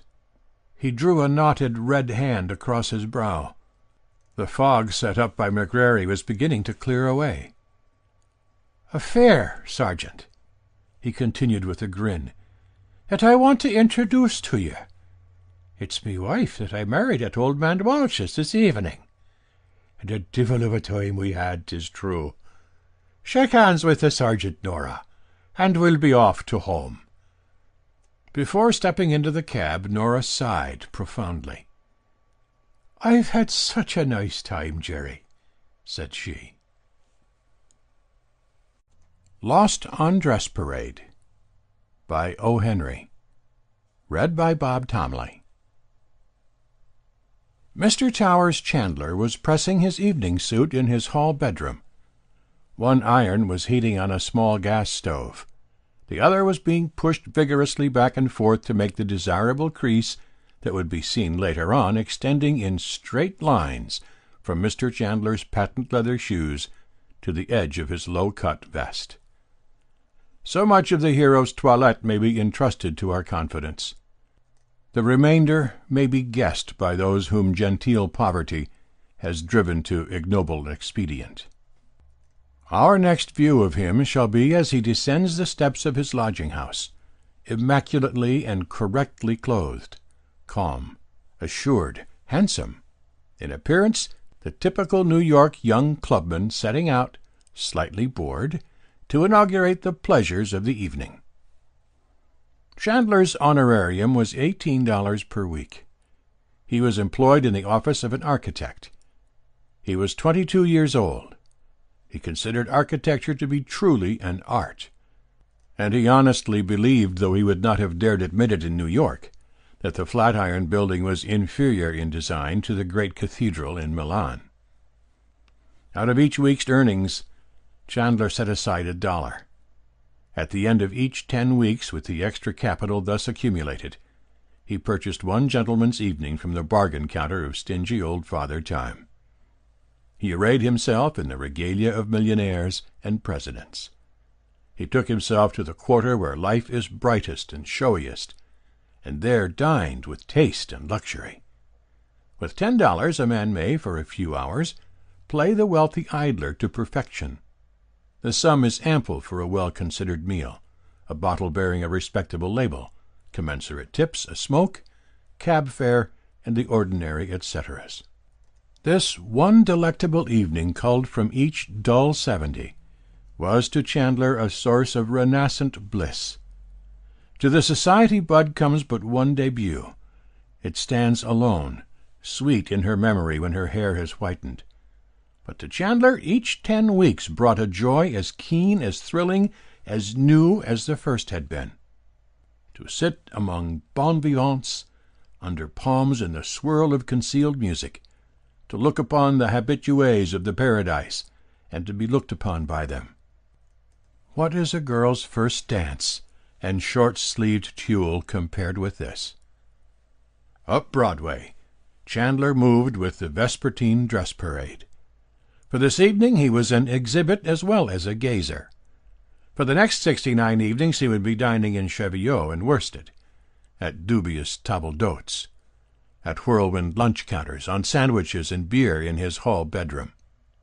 He was willing to do that, for he was a true son of the great city of razzle-dazzle, and to him one evening in the limelight made up for many dark ones.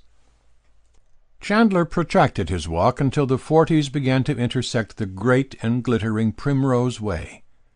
For the evening was yet young, and when one is of the beau monde, only 1 day in 70, one loves to protract the pleasure.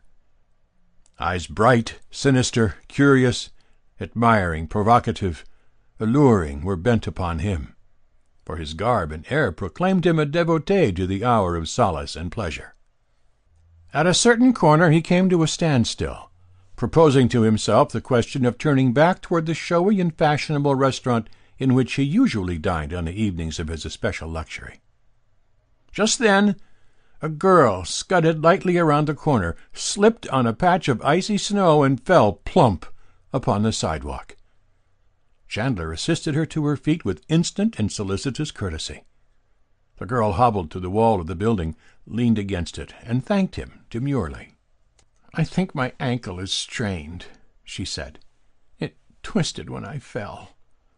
"Does it pain you much?" inquired Chandler. "Only when I rest my weight upon it. I think I'll be able to walk in a minute or two."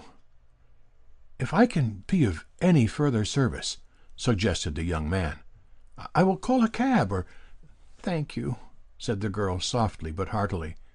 "I am sure you need not trouble yourself any further. It was so awkward of me, and my shoe heels are horridly common sense. I can't blame them at all." Chandler looked at the girl and found her swiftly drawing his interest. She was pretty in a refined way, and her eye was both merry and kind. She was inexpensively clothed in a plain black dress that suggested a sort of uniform such as shop girls wear.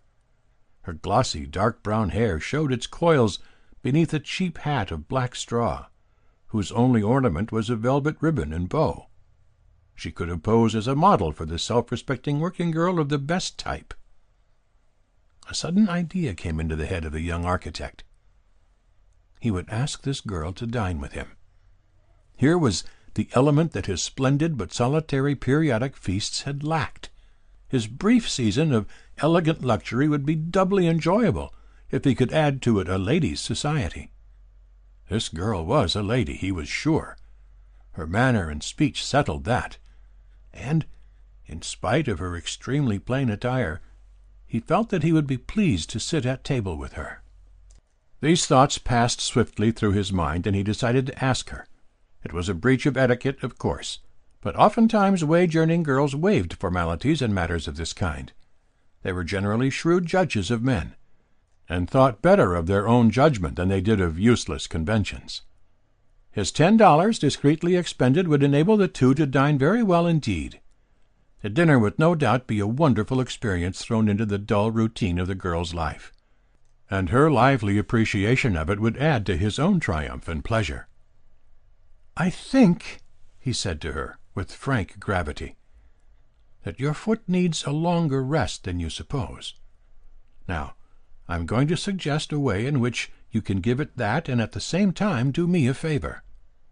I was on my way to dine all by my lonely self when you came tumbling around the corner. You come with me, and we'll have a cozy dinner and a pleasant talk together, and by that time your game ankle will carry you home very nicely, I am sure." The girl looked quickly up into Chandler's clear, pleasant countenance. Her eyes twinkled once very brightly, and then she smiled ingenuously. "But we don't know each other. It wouldn't be right, would it?" she said doubtfully. "There's nothing wrong with it," said the young man candidly. "I'll introduce myself. Permit me. Mr. Towers Chandler. After our dinner, which I will try to make as pleasant as possible, I will bid you good evening, or attend you safely to your door, whichever you prefer." "But, dear me," said the girl, with a glance at Chandler's faultless attire, "in this old dress and hat—" "Never mind that," said Chandler cheerfully.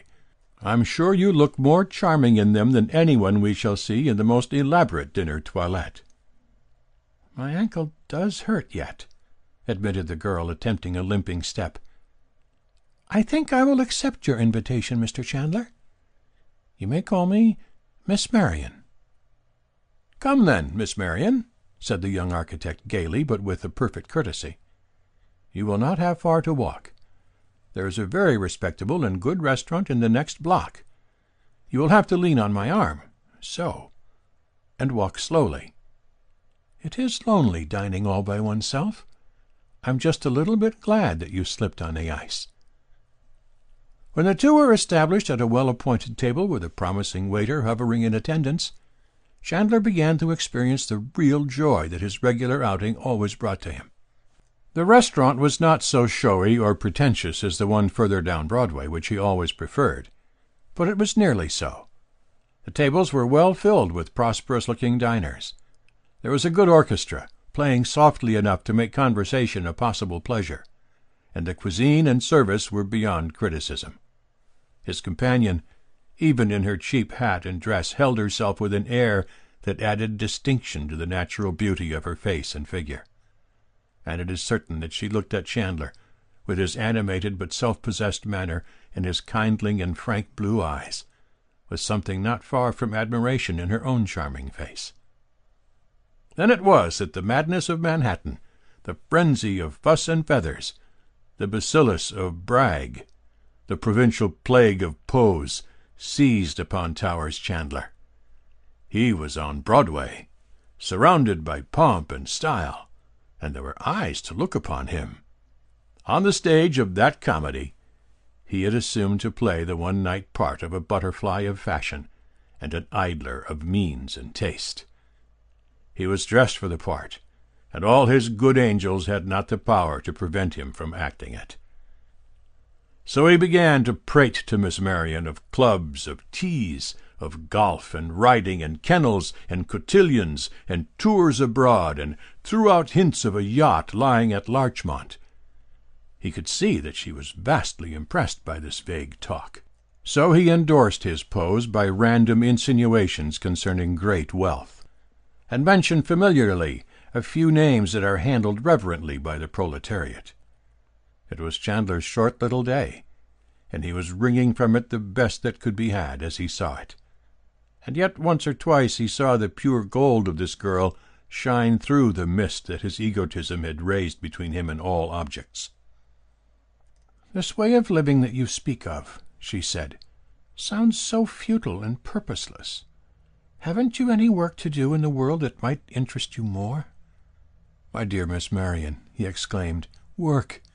Think of dressing every day for dinner, of making half a dozen calls in an afternoon, with a policeman at every corner, ready to jump into your auto and take you to the station if you get up any greater speed than a donkey cart's gait. We do-nothings are the hardest workers in the land." The dinner was concluded. The waiter generously fed, and the two walked out to the corner where they had met. Miss Marion walked very well now. Her limp was scarcely noticeable. "Thank you for a nice time," she said frankly. "I must run home now. I liked the dinner very much, Mr. Chandler." He shook hands with her, smiled cordially, and said something about a game of bridge at his club. He watched her for a moment, walking rather rapidly eastward, and then he found a cab to drive him slowly homeward. In his chilly bedroom Chandler lay away his evening clothes for a 69 days' rest. He went about it thoughtfully.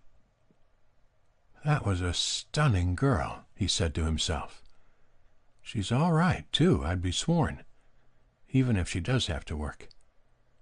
Perhaps if I'd told her the truth instead of all that razzle-dazzle, we might... Oh, it confounded I had to play up to my clothes. Thus spoke the brave who was born and reared in the wigwams of the tribe of the Manhattans. The girl, after leaving her entertainer, sped swiftly cross-town until she arrived at a handsome and sedate mansion, 2 squares to the east, facing on that avenue which is the highway of Mammon and the auxiliary gods. Here she entered hurriedly and ascended to a room where a handsome young lady in an elaborate house-dress was looking anxiously out the window. "Oh, you madcap!" exclaimed the elder girl when the other entered. "When will you quit frightening us this way? It is 2 hours since you ran out in that rag of an old dress and Marie's hat. Mamma has been so alarmed. She sent Louis in the auto to try to find you. You are a bad, thoughtless puss." The elder girl touched a button, and a maid came in a moment. "Marie, tell Mamma that Miss Marian has returned." "Don't scold, sister. I only ran down to Madame Theo's to tell her to use the mauve insertion instead of pink. My costume and Marie's hat were just what I needed. Everyone thought I was a shop girl, I'm sure." "Dinner is over, dear. You stayed so late." "I know.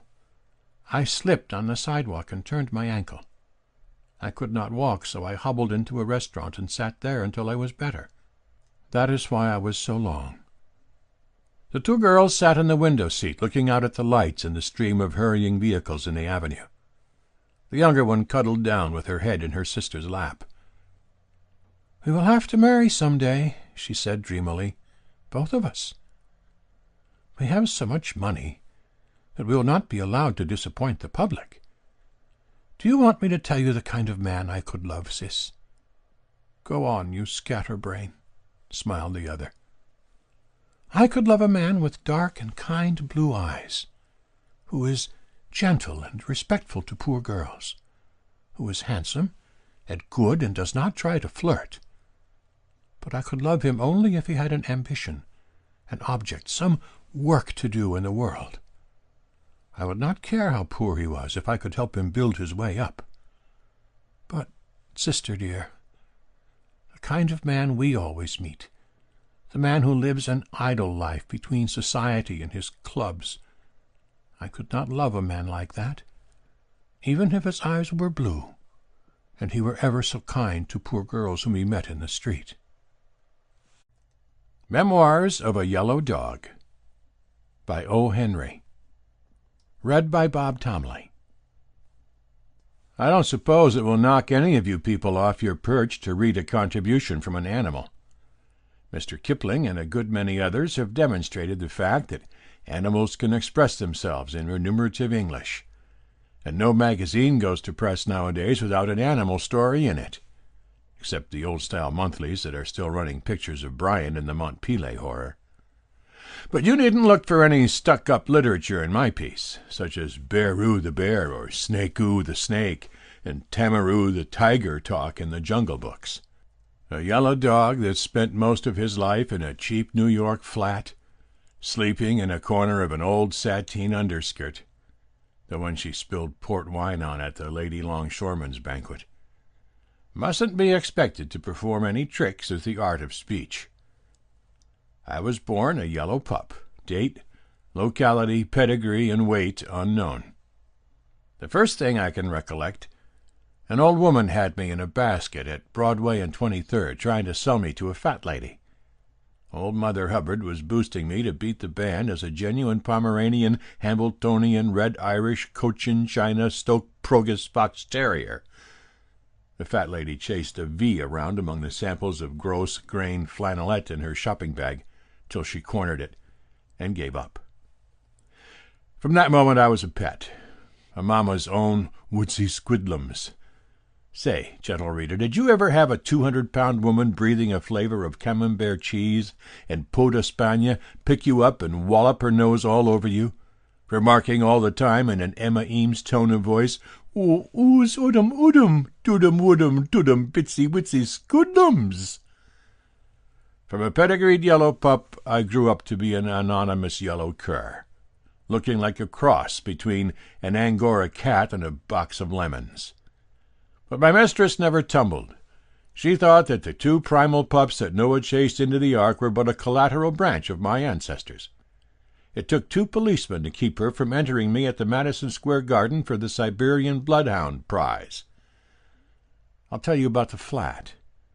The house was the ordinary thing in New York, paved with Parian marble in the entrance hall and cobblestones above the first floor.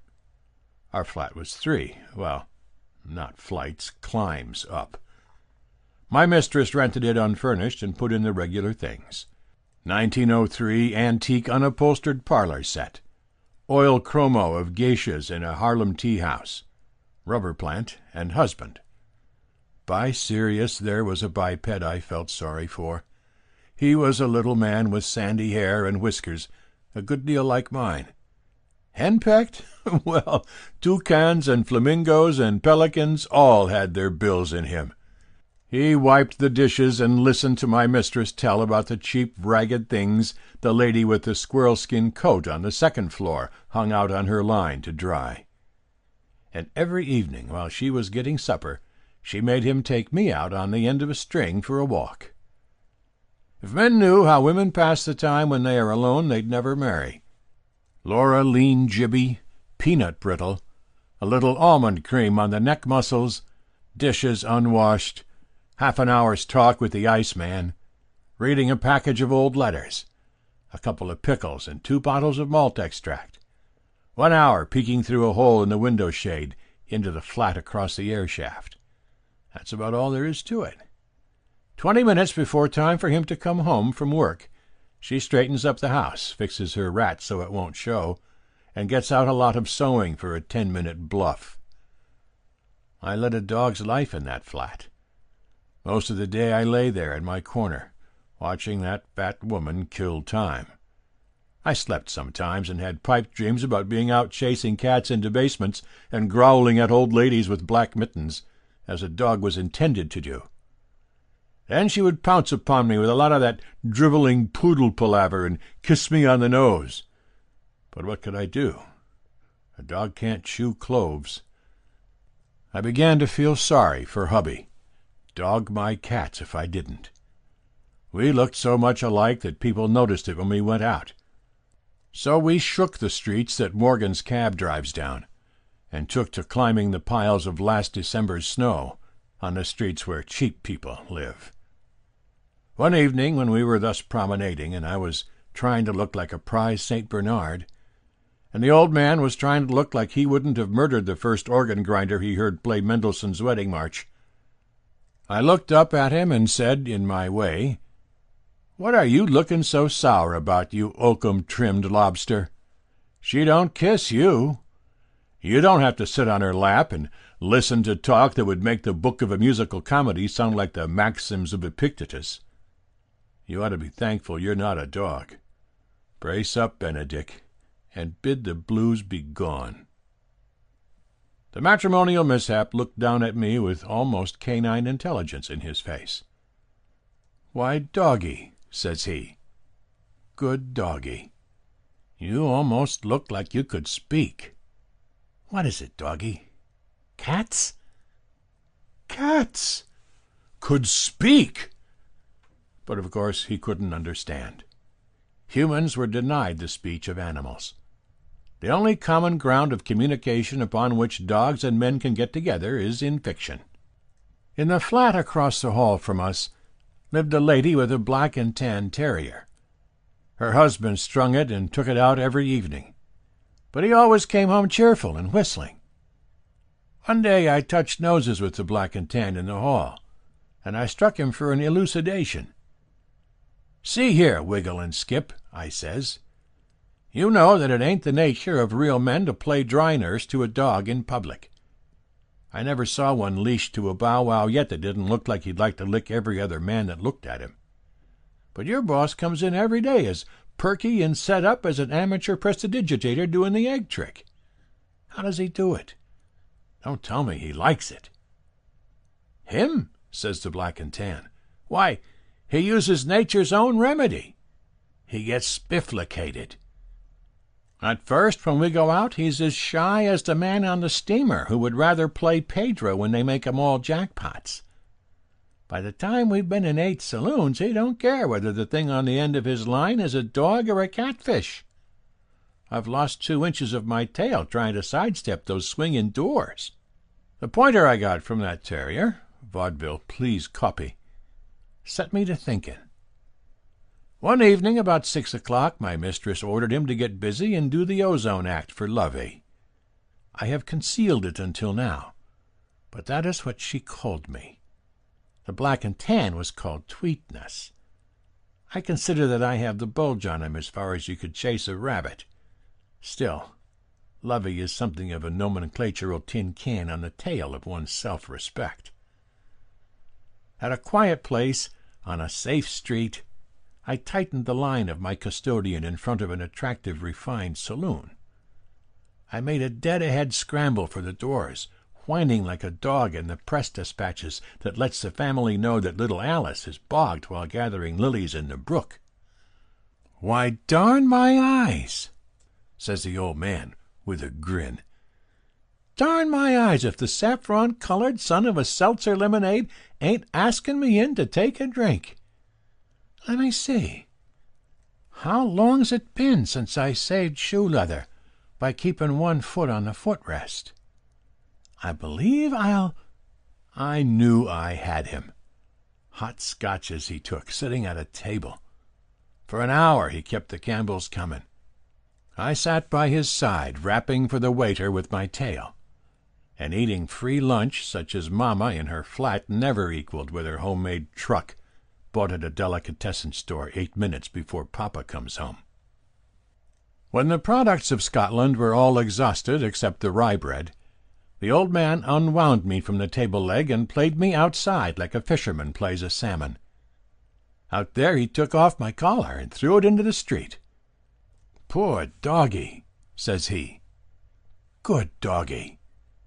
She shan't kiss you any more. It's a darn shame. Good doggie.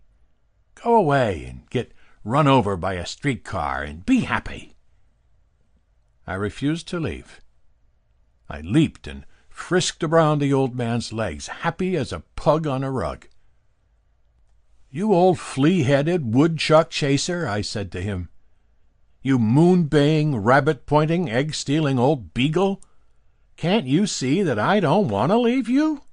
Can't you see that we're both pups in the wood, and the missus is the cruel uncle, after you with the dish towel and me with the flea liniment and a pink bow to tie on my tail? Why not cut all that out and be pards forevermore?" Maybe you'll say he didn't understand. Maybe he didn't. But he kind of got a grip on the hot scotches and stood still for a minute, thinking. "Doggie," says he, finally, "we don't live more than 12 lives on this earth, and very few of us live to be more than 300. If I ever see that flat any more, I'm a flat, and if you do, you're flatter, and that's no flattery. I'm offering 60 to 1 that Westward Hall wins out by the length of a dachshund." There was no string, but I frolicked along with my master to the 23rd Street ferry, and the cats on the route saw reason to give thanks that prehensile claws had been given them. On the Jersey side, my master said to a stranger who stood eating a currant bun, "Me and my doggie, we are bound for the Rocky Mountains." But what pleased me most was when my old man pulled both of my ears until I howled and said, "You common, monkey-headed, rat-tailed, sulphur-colored son of a doormat, do you know what I'm going to call you?" I thought of Lovey, and I whined dolefully. "I'm going to call you Pete," says my master. And if I'd had 5 tails, I couldn't have done enough wagging to do justice to the occasion. Tobin's Palm by O. Henry. Read by Bob Tomley. Tobin and me, the 2 of us, went down to Coney one day, for there was $4 between us, and Tobin had need of distractions. For there was Katy Mahorner, his sweetheart of County Sligo, lost since she started for America 3 months before with $200, her own savings, and $100 from the sale of Tobin's inherited estate, a fine cottage and pig on the Bog Chanot. And since the letter that Tobin got saying that she had started to come to him, not a bit of news had he heard or seen of Kate Mahorner. Tobin advertised in the papers, but nothing could be found of the colleen. So to Coney me and Tobin went, thinking that a turn at the shoots and the smell of the popcorn might raise the heart in his bosom. But Tobin was a hard-headed man, and the sadness stuck in his skin. He ground his teeth at the crying balloons. He cursed at the moving pictures. And though he would drink whenever asked, he scorned Punch and Judy, and was for licking the tintype men as they came. So I gets him down a side way on a boardwalk where the attractions were some less violent. At a little 6x8 stall, Tobin halts, with a more human look in his eye. "'Tis here," says he. "I will be diverted. I'll have the palm of me hand investigated by the wonderful palmist of the Nile, and say if what is to be will be." Tobin was a believer in signs and the unnatural in nature. He possessed illegal convictions in his mind along the subjects of black cats, lucky numbers, and the weather predictions in the papers. We went into the enchanted chicken coop, which was fixed mysterious, with red cloth and pictures of hands with lines crossing 'em, like a railroad centre. The sign over the door said it is Madame Zozo, the Egyptian palmist. There was a fat woman inside in a red jumper, with pothooks and beasties embroidered upon it. Tobin gives her 10 cents, and extends one of his hands. She lifts Tobin's hand, which is own brother to the hoof of a dray horse, and examines it to see whether 'tis a stone in the frog or a cast shoe he has come for. "Man," says this Madame Zozo, "the line of your fate shows—" "'Tis not me foot at all," says Tobin, interrupting. "Sure 'tis no beauty, but you hold the palm of me hand." "The line shows," said the Madame, "that you've not arrived at your time of life without bad luck. And there's more to come. The mound of Venus, or is that a stone bruise, shows that you've been in love. There's been trouble in your life on account of your sweetheart. 'Tis Katie Mahorner she has references with," whispers Tobin to me in a loud voice to one side. "I see," says the palmist, "a great deal of sorrow and tribulation with one whom ye cannot forget. I see the lines of designation point to the letter K, and the letter M in her name." "Whist!" says Tobin to me. "D'ye hear that?" "Look out," goes on the palmist, "for a dark man and a light woman, for they'll both bring you trouble. You'll make a voyage upon the water very soon, and have a financial loss. I see one line that brings good luck. There's a man coming into your life who will fetch you good fortune. You'll know him when you see him, by his crooked nose." "Is his name set down?" asked Tobin. "'Twill be convenient in the way of greeting, when he backs up to dump off the good luck." "His name," says the palmist, thoughtful-looking, "is not spelled out by the lines, but they indicate 'tis a long one, and the letter O should be in it. There's no more to tell. Good evening. Don't block up the door." "'Tis wonderful how she knows," says Tobin as we walk to the pier. As we squeeze through the gates, a negro man sticks his lighted cigar against Tobin's ear, and there is trouble. Tobin hammers his neck, and the women squeal, and by presence of mind I drag the little man out of the way before the police come. Tobin is always in an ugly mood when enjoying himself. On the boat going back, when the man calls, "Who wants the good-looking waiter?" Tobin cried to plead guilty, feeling the desire to blow the foam off a crock of suds. And when he felt in his pocket, he found himself discharged for lack of evidence. Somebody had disturbed his change during the commotion. So we sat, dry, upon the stools, listening to the Dagos fiddling on the deck. If anything, Tobin was lower in spirits and less congenial with his misfortunes than when we started.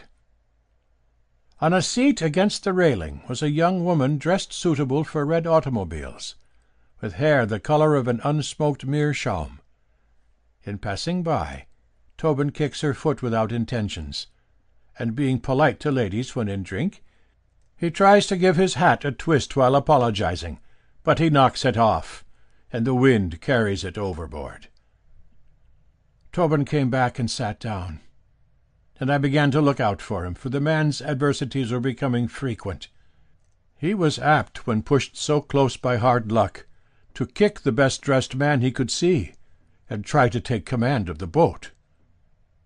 Presently Tobin grabs my arm and says, excited, "John," says he, "do you know what we're doing?" "We're taking a voyage upon the water." "There now," says I, "subdue yourself. The boat'll land in 10 minutes more." "Look," says he, "at the light lady upon the bench. And have you forgotten the black man that burned me ear? And isn't the money I had gone? $1.65 it was." I thought he was no more than summing up his catastrophes so as to get violent with good excuse, as men will do, and I tried to make him understand such things was trifles. "Listen," says Tobin, "you've no ear for the gift of prophecy, or the miracles of the inspired. What did the palmist lady tell you out of me hand? 'Tis coming true before your eyes. 'Look out,' says she, 'for a dark man and a light woman. They'll bring you trouble.' Have you forgot the Negro man, though he got some of it back from me fist? Can you show me a lighter woman than the blonde lady that was the cause of me hat falling in the water? And where's the $1.65 I had in me vest when we left the shooting gallery?" The way Tobin put it, it did seem to corroborate the art of prediction, though it looked to me that these accidents could happen to anyone at Coney without the implication of palmistry. Tobin got up and walked around on deck, looking close at the passengers out of his little red eyes. I asked him the interpretation of his movements. You never know what Tobin has in his mind until he tries to carry it out. "You should know," says he. "I'm working out the salvation promised by the lines of me palm. I'm looking for the crooked-nosed man that's to bring the good luck. 'Tis all that will save us. John, did you ever see a straighter-nosed gang of hellions in the face of your life?" 'Twas the 9:30 boat, and we landed and walked uptown through 22nd Street, Tobin being without his hat. On a street corner, standing under a gaslight and looking over the elevated road at the moon, was a man. A long man he was, dressed decent, with a cigar between his teeth, and I saw that his nose made 2 twists from bridge to end, like the wiggle of a snake. Tobin saw it at the same time, and I heard him breathe hard like a horse when you take the saddle off. He went straight up to the man, and I went with him. "Good night to you," Tobin says to the man. The man takes out his cigar and passes the compliments sociable. "Would you hand us your name?" asks Tobin, "and let us look at the size of it. It may be our duty to become acquainted with you." "My name," says the man, polite, "is Friedenhausman, Maximus G. Friedenhausman." "'Tis the right length," says Tobin. "Do you spell it with an O anywhere down the stretch of it?" "I do not," says the man. "Can you spell it with an O?" inquires Tobin, turning anxious. If your conscience, says the man with the nose, is indisposed toward foreign idioms, you might, to please yourself, smuggle the letter into the penultimate syllable. "'Tis well," says Tobin. "You're in the presence of John Malone and Daniel Tobin." "'Tis highly appreciated," says the man with a bow. "And now, since I cannot conceive that you would hold a spelling bee upon a street corner, will you name some reasonable excuse for being at large?" "By the two signs," answers Tobin, trying to explain, "which you display according to the reading of the Egyptian palmist from the sole of me hand. You've been nominated to offset with good luck the lines of trouble leading to the dark man and the blonde lady with her fate crossed in the boat, besides the financial loss of $1.65, and all so far fulfilled according to Hoyle." The man stopped smoking and looked at me. "Have you any amendments," he asks, "to offer to that statement, or are you one too? I thought by the looks of you might have him in charge." "None," says I to him, "except that as one horseshoe resembles another, so are you the picture of good luck as predicted by the hand of me friend. If not, then the lines of Danny's hand may have been crossed, I don't know." "There's two of you," says the man with the nose, looking up and down for the sight of a policeman. "I've enjoyed your company immense. Good night." With that he shoves his cigar in his mouth and moves across the street, stepping fast. But Tobin sticks close to one side of him, and me at the other. "What?"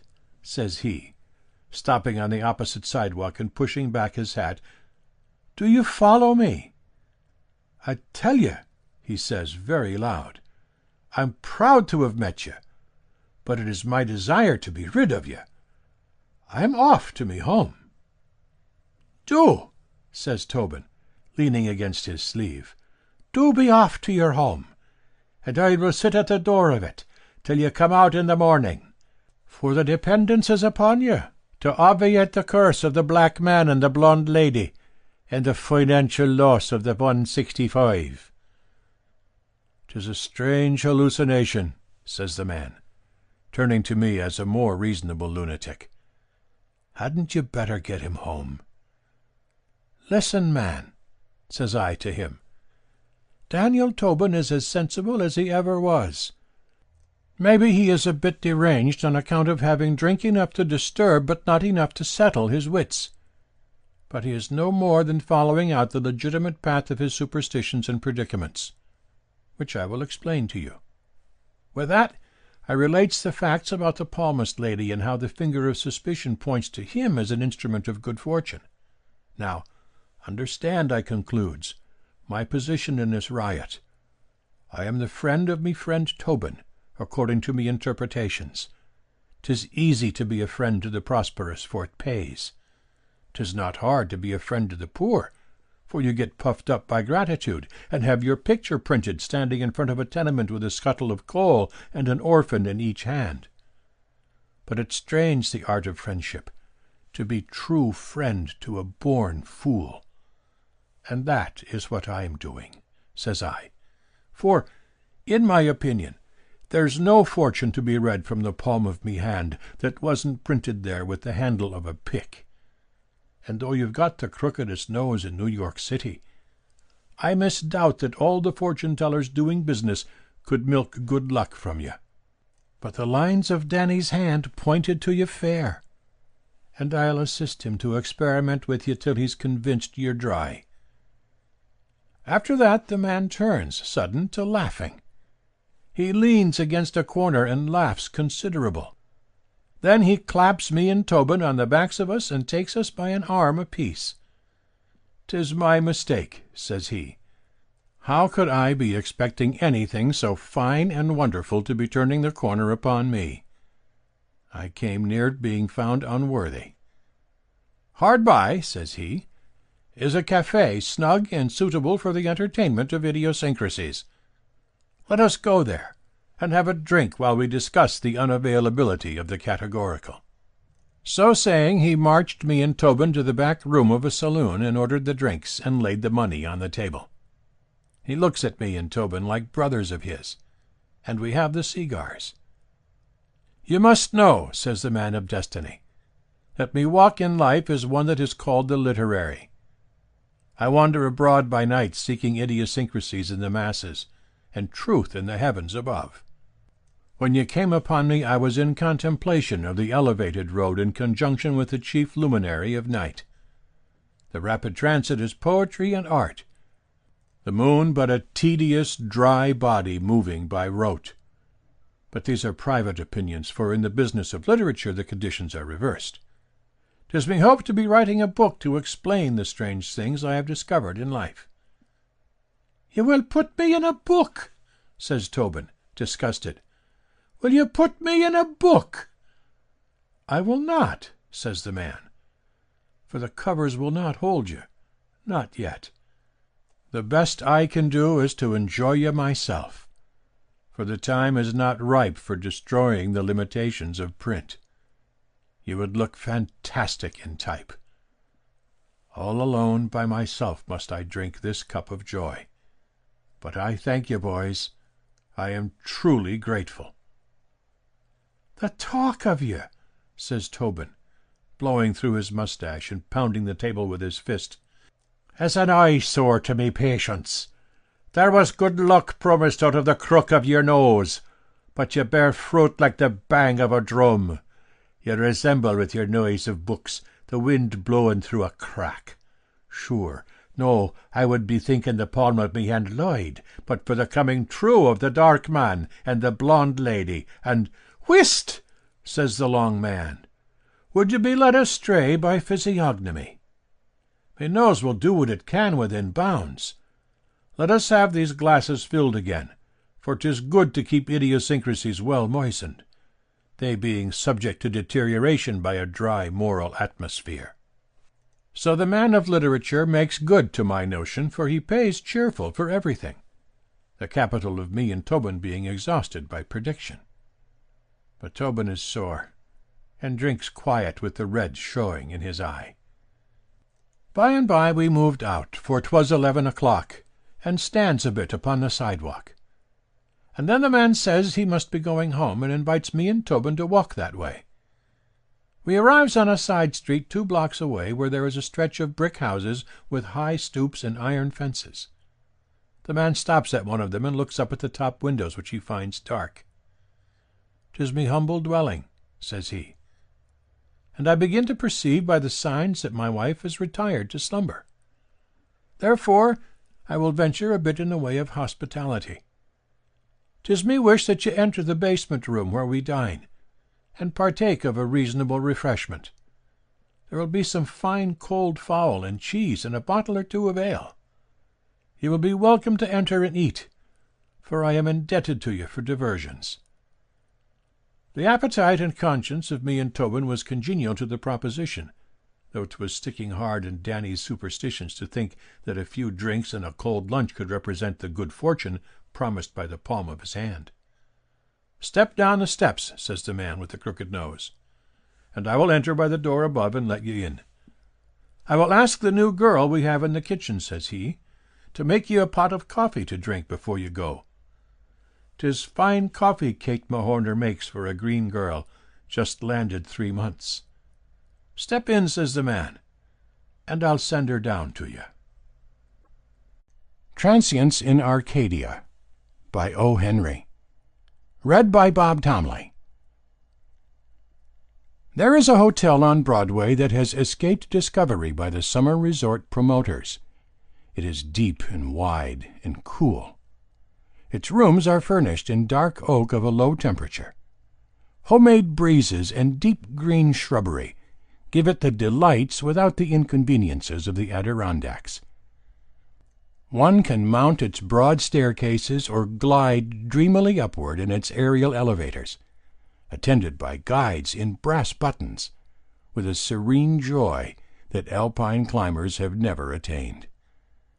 There is a chef in its kitchen who will prepare for you a brook trout better than the White Mountains ever served, seafood that would turn Old Point Comfort, by gad, sir, green with envy. and Maine venison that would melt the official heart of a game warden. A few have found out this oasis in the July desert of Manhattan. During that month you will see the hotel's reduced array of guests scattered luxuriously about in the cool twilight of its lofty dining room, gazing at one another across the snowy waste of unoccupied tables, silently congratulatory. Superfluous, watchful, pneumatically moving waiters hover near, supplying every want before it is expressed. The temperature is perpetual April.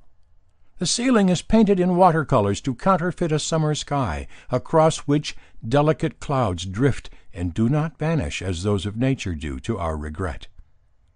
The pleasing distant roar of Broadway is transformed in the imagination of the happy guests to the noise of a waterfall, filling the woods with its restful sound. At every strange footstep, the guests turn an anxious ear, fearful lest their retreat be discovered and invaded by the restless pleasure-seekers who are forever hounding nature to her deepest lairs. Thus, in the depopulated caravansary, the little band of connoisseurs jealously bide themselves during the heated season, enjoying to the uttermost the delights of mountain and seashore that art and skill have gathered and served to them. In this July came to the hotel one whose card that she sent to the clerk for her name to be registered read Madame Heloise Darcy Beaumont. Madame Beaumont was a guest such as the Hotel Lotus loved. She possessed the fine air of the elite, tempered and sweetened by a cordial graciousness that made the hotel employees her slaves. Bellboys fought for the honor of answering her ring. The clerks, but for the question of ownership, would have deeded to her the hotel and its contents. The other guests regarded her as the final touch of feminine exclusiveness and beauty that rendered the entourage perfect. This super-excellent guest rarely left the hotel. Her habits were consonant with the customs of the discriminating patrons of the Hotel Lotus. To enjoy that delectable hostelry, one must forego the city as though it were leagues away. By night, a brief excursion to the nearby roofs is in order, but during the torrid day one remains in the umbrageous fastnesses of the Lotus, as a trout hangs poised in the pellucid sanctuaries of his favorite pool. Though alone in the Hotel Lotus, Madame Beaumont preserved the state of a queen whose loneliness was of position only. She breakfasted at 10, a cool, sweet, leisurely, delicate being who glowed softly in the dimness like a jasmine flower in the dusk. But at dinner was Madame's glory at its height. She wore a gown as beautiful and immaterial as the mist from an unseen cataract in a mountain gorge. The nomenclature of this gown is beyond the guess of the scribe. Always pale red roses reposed against its lace-garnished front. It was a gown that the head waiter viewed with respect and met at the door. You thought of Paris when you saw it, and maybe of mysterious countesses, and certainly of Versailles and rapiers and Mrs. Fiske and Rouge et Noir. There was an untraceable rumor in the Hotel Lotus that Madame was a cosmopolite, that she was pulling with her slender white bands certain strings between the nations in the favor of Russia. Being a citizeness of the world's smoothest roads, it was small wonder that she was quick to recognize in the refined purlieus of the Hotel Lotus the most desirable spot in America for a restful sojourn from the heat of midsummer. On the third day of Madame Beaumont's residence in the hotel, a young man entered and registered himself as a guest. His clothing, to speak of his points in approved order, was quietly in the mode, his features good and regular, his expression that of a poised and sophisticated man of the world. He informed the clerk that he would remain 3 or 4 days, inquired concerning the sailing of European steamships, and sank into the blissful inanition of a nonpareil hotel with the contented air of a traveller in his favorite inn. The young man, not to question the veracity of the register, was Harold Farrington. He drifted into the exclusive and calm current of life in the Lotus so tactfully and silently that not a ripple alarmed his fellow seekers after rest.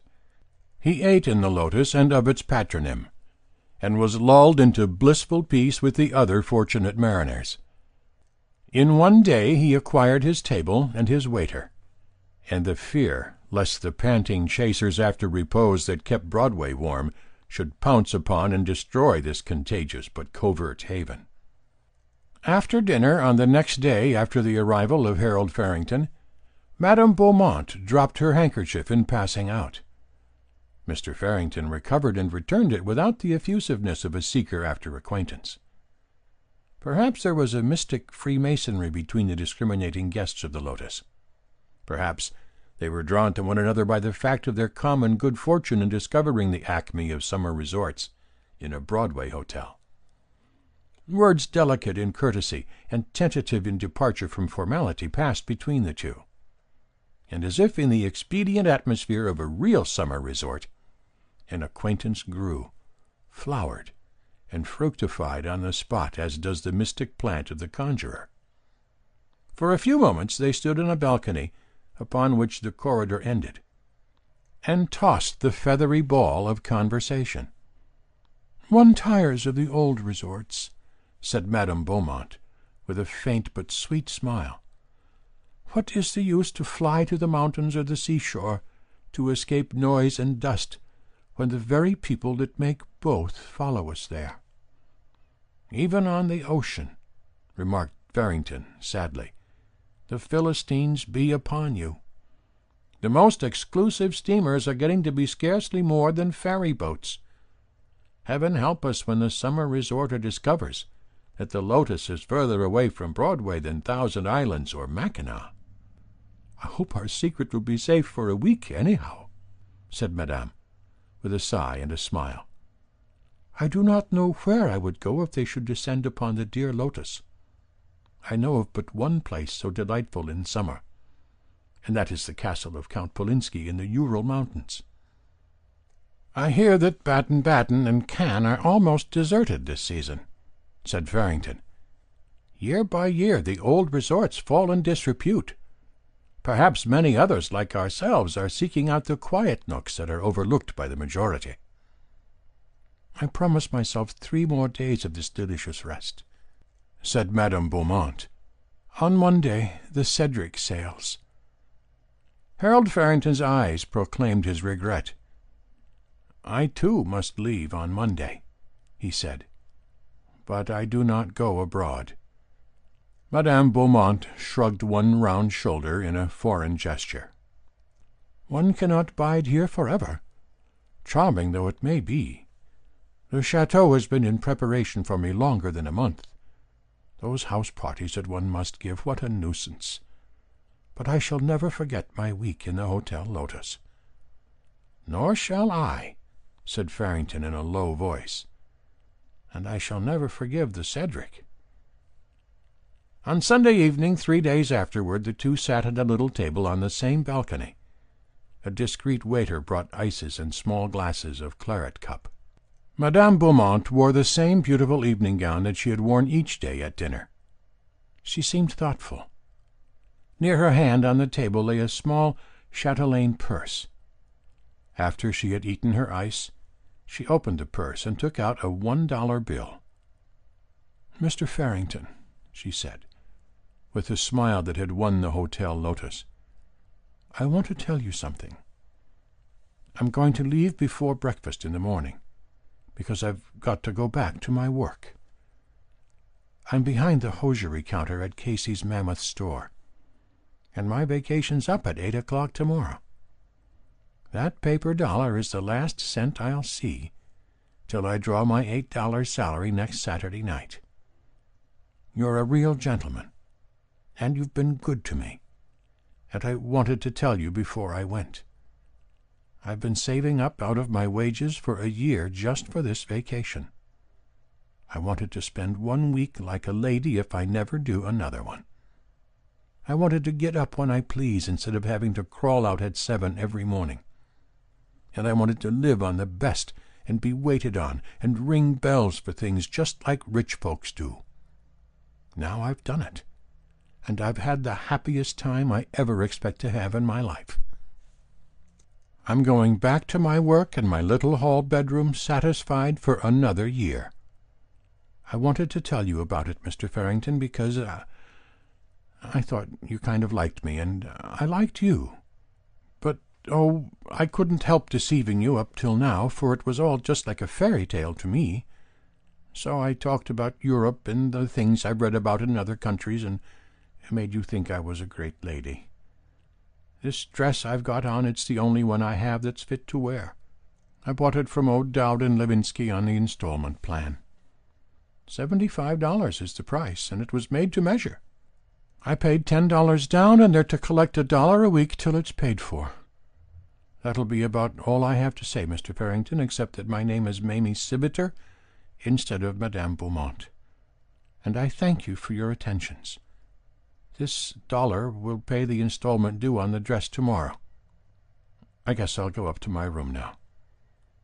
Harold Farrington listened to the recital of the Lotus's loveliest guest with an impassive countenance. When she had concluded, he drew a small book like a check-book from his coat pocket. He wrote upon a blank form in this with a stub of a pencil, tore out the leaf, tossed it over to his companion, and took up the paper dollar. "I've got work to do, too, in the morning," he said, "and I might as well begin now. There's a receipt for the $1 installment. I've been a collector at O'Dowd and Levinsky for 3 years. Funny, ain't it, that you and me both had the same idea about spending our vacation? I've always wanted to put up at a swell hotel, and I saved up out of my 20 per and did it. Say, Mame, how about a trip to Coney Saturday night on the boat, what?" The face of the pseudo-Madame Heloise Darcy Beaumont beamed. "Oh, you bet I'll go, Mr. Farrington. The store closes at 12 on Saturdays. I guess Coney'll be all right even if we did spend a week with the swells." Below the balcony the sweltering city growled and buzzed in the July night. Inside the Hotel Lotus the tempered, cool shadows reigned, and the solicitous waiter single-footed near the low windows, ready at a nod to serve Madame and her escort. At the door of the elevator Farrington took his leave, and Madame Beaumont made her last ascent. Just before they reached the noiseless cage, he said, "Just forget that Harold Farrington, will you? McManus is the name. James McManus. Some call me Jimmy." "Good night, Jimmy," said Madame. The Skylight Room by O. Henry. Read by Bob Tomley. First Mrs. Parker would show you the double parlors. You would not dare to interrupt her description of their advantages and the merits of the gentleman who had occupied them for 8 years. Then you would manage to stammer forth the confession that you were neither a doctor nor a dentist. Mrs. Parker's manner of receiving the admission was such that you could never afterward entertain the same feeling toward your parents, who had neglected to train you up in one of the professions that fitted Mrs. Parker's parlors. Next you ascended one flight of stairs and looked at the second floor back at $8, convinced by her second-floor manner that it was worth the $12 that Mr. Toonberry had always paid for it until he left to take charge of his brother's orange plantation in Florida near Palm Beach, where Mrs. McIntyre always spent the winters and had the double front room with private bath. You managed to babble that you had wanted something still cheaper. If you survived Mrs. Parker's scorn, you were taken to look at Mr. Skidder's large hall room on the 3rd floor. Mr. Skidder's room was not vacant. He wrote plays and smoked cigarettes in it all day long. But every room hunter was made to visit his room to admire the lambrequins. After each visit, Mr. Skidder, from the fright caused by possible eviction, would pay something on his rent. Then, if you still stood on one foot with your hot hand clutching the 3 moist dollars in your pocket, and hoarsely proclaimed your hideous and culpable poverty, never more would Mrs. Parker be cicerone of yours. She would honk loudly the word, "Clara!" She would show you her back and march downstairs. Then Clara, the colored maid, would escort you up the carpeted ladder that served for the fourth flight, and show you the skylight room. It occupied 7 by 8 feet of floor space in the middle of the hall. On each side of it was a dark lumber closet or storeroom. In it was an iron cot, a washstand, and a chair. A shelf was the dresser. Its 4 bare walls seemed to close in upon you like sides of a coffin. Your hand crept to your throat. You gasped. You looked up as from a well, and breathed once more. Through the glass of the little skylight you saw a square of blue infinity. $2, sir, Clara would say in her half-contemptuous, half-tusky genial tones. One day Miss Leeson came hunting for a room. She carried a typewriter made to be lugged around by a much larger lady. She was a very little girl, with eyes and hair that had kept on growing after she had stopped, and that always looked as if they were saying, "Goodness me, why didn't you keep up with us?" Mrs. Parker showed her the double parlors. "In this closet," she said, "one could keep a skeleton, or an ascetic, or coal." "But I am neither a doctor nor a dentist," said Miss Leeson with a shiver. Mrs. Parker gave her the incredulous, pitying, sneering, icy stare that she kept for those who failed to qualify as doctors or dentists, and led the way to the second floor back. $8? said Miss Leeson. "Dear me, I'm not Hetty if I do look green. I'm just a poor little working girl. Show me something higher and lower." Mr. Skidder jumped and strewed the floor with cigarette stubs at the rap on his door. "Excuse me, Mr. Skidder," said Mrs. Parker, with her demon's smile at his pale looks. "I didn't know you were in. I asked the lady to have a look at your lambrequins." "They're too lovely for anything," said Miss Leeson, smiling in exactly the way the angels do. After they had gone, Mr. Skidder got very busy erasing the tall, black-haired heroine from his latest unproduced play, and inserting a small, roguish one with heavy, bright hair and vivacious features. "Anna Held'll jump at it," said Mr. Skidder to himself, putting his feet up against the lambrequins and disappearing in a cloud of smoke like an aerial cuttlefish. Presently the tocsin call of "Clara!" sounded to the world the state of Miss Leeson's purse. A dark goblin seized her, mounted a Stygian stairway, thrust her into a vault with a glimmer of light at its top, and muttered the menacing and cabalistic words, $2. "I'll take it," sighed Miss Leeson, sinking down upon the squeaky iron bed. Every day Miss Leeson went out to work. At night she brought home papers with handwriting on them, and made copies with her typewriter. Sometimes she had no work at night, and then she would sit on the steps of the high stoop with the other roomers. Miss Leeson was not intended for a skylight room when the plans were drawn for her creation. She was gay-hearted and full of tender, whimsical fancies. Once she let Mr. Skidder read to her 3 acts of his great unpublished comedy, It's No Kid, or The Heir of the Subway. There was rejoicing among the gentlemen roomers whenever Miss Leeson had time to sit on the steps for an hour or two. But Miss Longnecker, the tall blonde who taught in a public school and said, "Well, really," to everything you said, sat on the top step and sniffed. And Miss Dorn, who shot at the moving ducks at Coney every Sunday, and worked in a department store, sat on the bottom step and sniffed. Miss Leeson sat on the middle step, and the men would quickly group around her. Especially Mr. Skidder, who had cast her in his mind for the star part in a private, romantic, unspoken drama in real life. And especially Mr. Hoover, who was 45, fat, flush, and foolish, and especially very young Mr. Evans, who set up a hollow cough to induce her to ask him to leave off cigarettes. The men voted her the funniest and jolliest ever, but the sniffs on the top step and the lower step were implacable.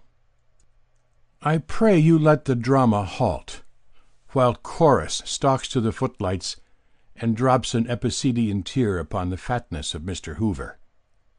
Tune the pipes to the tragedy of tallow, the bane of bulk, the calamity of corpulence. Tried out, Falstaff might have rendered more romance to the ton than would have Romeo's rickety ribs to the ounce. A lover may sigh, but he must not puff. To the train of Momus are the fat men remanded. In vain beats the faithfulest heart above a 52-inch belt. Avaunt, Hoover. Hoover, 45, flush and foolish, might carry off Helen herself. Hoover, 45, flush, foolish, and fat, is meat for perdition. There was never a chance for you, Hoover. As Mrs. Parker's roomers sat thus one summer's evening, Miss Leeson looked up into the firmament and cried with her little gay laugh, "Why, there's Billy Jackson! I can see him from down here, too." All looked up, some at the windows of skyscrapers, some casting about for an airship Jackson guided. "It's that star," explained Miss Leeson, pointing with a tiny finger. "Not the big one that twinkles, the steady blue one near it. I can see it every night through my skylight. I named it Billy Jackson." "Well, really," said Miss Longnecker, "I didn't know you were an astronomer, Miss Leeson." "Oh, yes," said the small stargazer. "I know as much as any of them about the style of sleeves they're going to wear next fall in Mars." "Well, really," said Miss Longnecker, "the star you refer to is Gamma, of the constellation Cassiopeia. It is nearly of the second magnitude, and its meridian passage is—" "Oh," said the very young Mr. Evans, "I think Billy Jackson is a much better name for it." "Same here," said Mr. Hoover, loudly breathing defiance to Miss Longnecker. "I think Miss Leeson has just as much right to name stars as any of those old astrologers had." "Well, really," said Miss Longnecker. "I wonder whether it's a shooting star," remarked Miss Dorn. "I hit 9 ducks and a rabbit out of 10 in the gallery at Coney Sunday." "He doesn't show up very well from down here," said Miss Leeson. "You ought to see him from my room. You know, you can see stars even in the daytime from the bottom of a well. At night my room is like the shaft of a coal mine, and it makes Billy Jackson look like the big diamond pin that Night fastens her kimono with." There came a time after that when Miss Leeson brought no formidable papers home to copy, and when she went out in the morning, instead of working she went from office to office and let her heart melt away in the drip of cold refusals transmitted through insolent office boys. This went on. There came an evening when she wearily climbed Mrs. Parker's stoop at the hour when she always returned from her dinner at the restaurant. But she had had no dinner. As she stepped into the hall, Mr. Hoover met her, and seized his chance. He asked her to marry him, and his fatness hovered above her like an avalanche. She dodged and caught the balustrade. He tried for her hand, and she raised it and smote him weakly in the face. Step by step she went up, dragging herself by the railing. She passed Mr. Skidder's door as he was red-inking a stage direction for Myrtle Delorme, Miss Leeson, in his unaccepted comedy, to pirouette across stage from left to the side of the Count.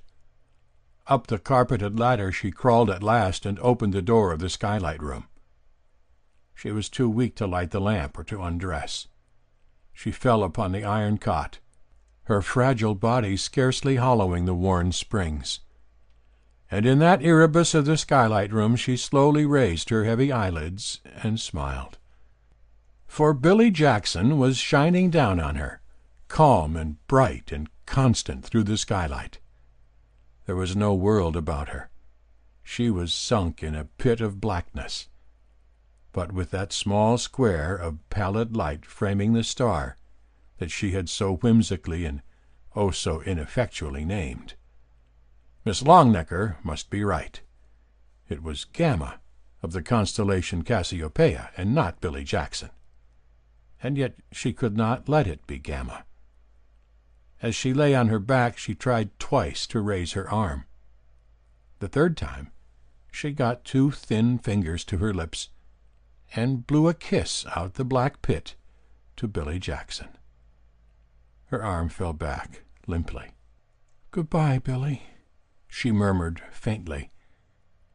"You're millions of miles away, and you won't even twinkle once.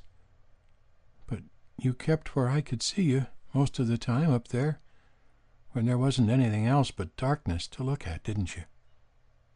Millions of miles. Goodbye, Billy Jackson." Clara, the colored maid, found the door locked at 10 the next day, and they forced it open. Vinegar and the slapping of wrists and burnt feathers proved of no avail, and someone ran to phone for an ambulance. In due time it backed up to the door with much gong clanging, and the capable young medico in his white linen coat, ready, active, confident, with his smooth face half debonair, half grim, danced up the steps. "Ambulance call to 49, he said briefly. "What's the trouble?" "Oh, yes, doctor," sniffed Mrs. Parker, as though her trouble that there should be trouble in the house was greater. "I can't think what can be the matter with her. Nothing we could do would bring her to. It's a young woman, a Miss Elsie, yes, a Miss Elsie Leeson. Never before in my house." "What room?" cried the doctor in a terrible voice, to which Mrs. Parker was a stranger. "The skylight room. Evidently the ambulance doctor was familiar with the location of skylight rooms. He was gone up the stairs 4 at a time.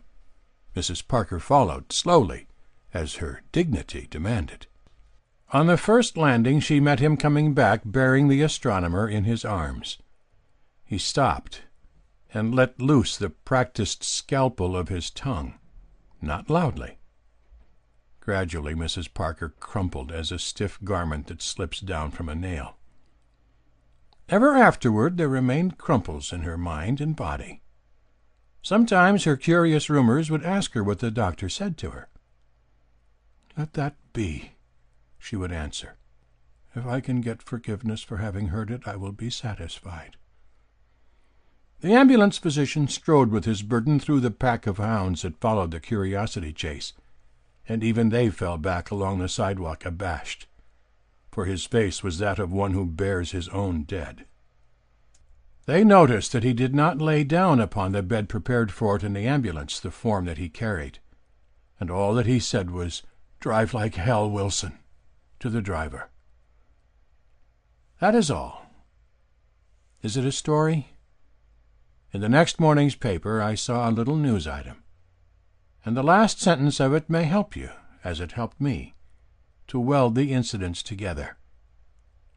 It recounted the reception into Bellevue Hospital of a young woman who had been removed from 49 East something Street, suffering from debility induced by starvation.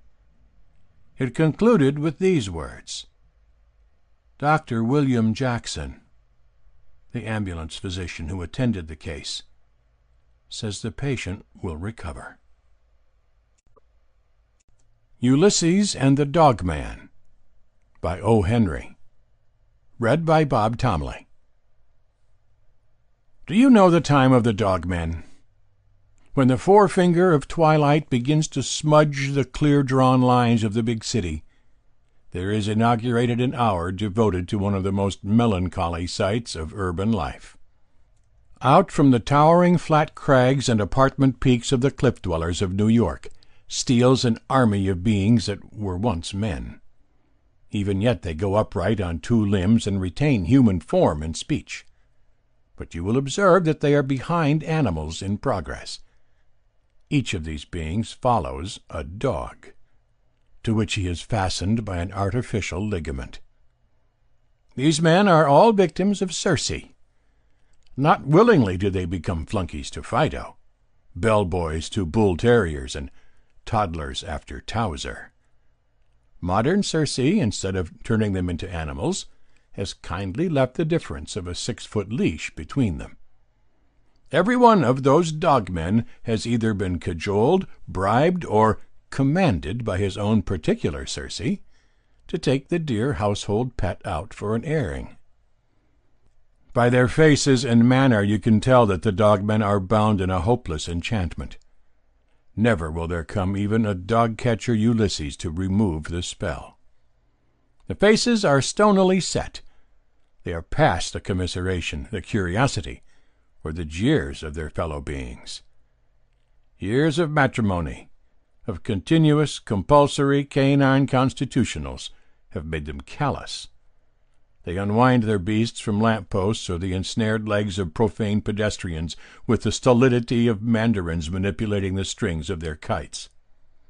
Others, more recently reduced to the ranks of Rover's retinue, take their medicine sulkily and fiercely. They play the dog on the end of their line with the pleasure felt by the girl out fishing when she catches a sea robin on her hook. They glare at you threateningly if you look at them, as if it would be their delight to let slip the dogs of war. These are half-mutinous dogmen, not quite Circeized, and you will do well not to kick their charges should they sniff around your ankles. Others of the tribe do not seem to feel so keenly. They are mostly unfresh youths with gold caps and drooping cigarettes, who do not harmonize with their dogs. The animals they attend wear satin bows in their collars, and the young men steer them so assiduously that you are tempted to the theory that some personal advantage contingent upon satisfactory service waits upon the execution of their duties. The dogs thus personally conducted are of many varieties, but they are one in fatness, in pampered disease vileness of temper, in insolent snarling capriciousness of behavior. They tug at the leash fractiously. They make leisurely nasal inventory of every doorstep, railing, and post. They sit down to rest when they choose. They wheeze like the winner of a Third Avenue beefsteak eating contest. They blunder clumsily into open cellars and coal holes.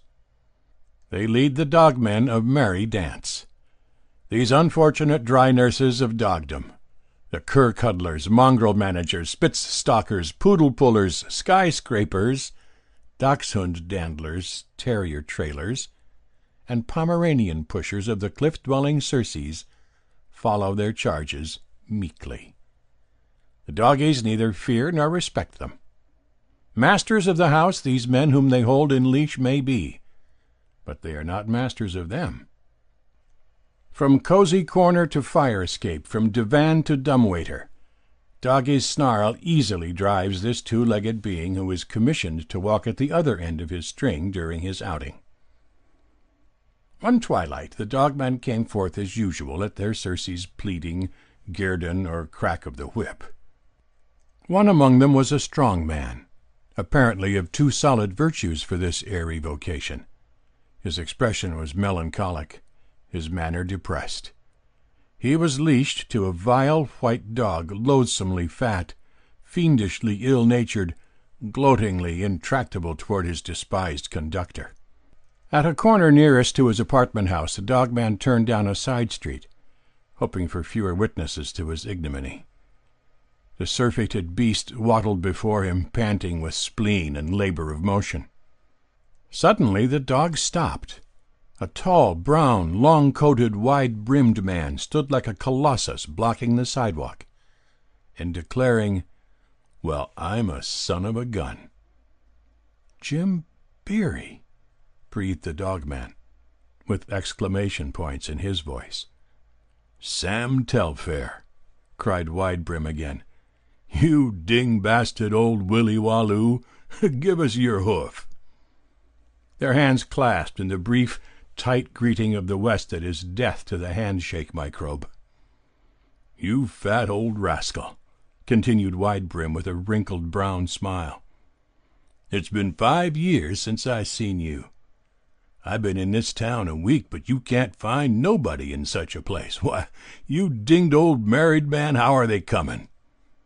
Something mushy and heavily soft like raised dough leaned against Jim's leg and chewed his trousers with a yeasty growl. "Get to work," said Jim, "and explain this yard-wide hydrophobia yearling you've throwed your lasso over. Are you the poundmaster of this burg? Do you call that a dog, or what?" "I need a drink," said the dog-man, dejected at the reminder of his old dog of the sea. "Come on." Hard by was a cafe. 'Tis ever so in the big city. They sat at a table, and the bloated monster yelped and scrambled at the end of his leash to get at the cafe cat. "Whiskey," said Jim to the waiter. "Make it 2," said the dog-man. "You're fatter," said Jim, "and you look subjugated. I don't know about the East agreeing with you. All the boys asked me to hunt you up when I started. Sandy King, he went to the Klondike. Watson Burl, he married the oldest Peters girl. I made some money buying beeves, and I bought a lot of wild land up on the Little Powder. Going to fence it next fall. Bill Rollins, he's gone to farming. You remember Bill, of course. He was courting Marcella. Excuse me, Sam, I mean the lady you married, while she was teaching school at Prairie View. But you was a lucky man. How is Mrs. Telfair?" "Shh," said the dog-man, signaling the waiter. "Give it a name."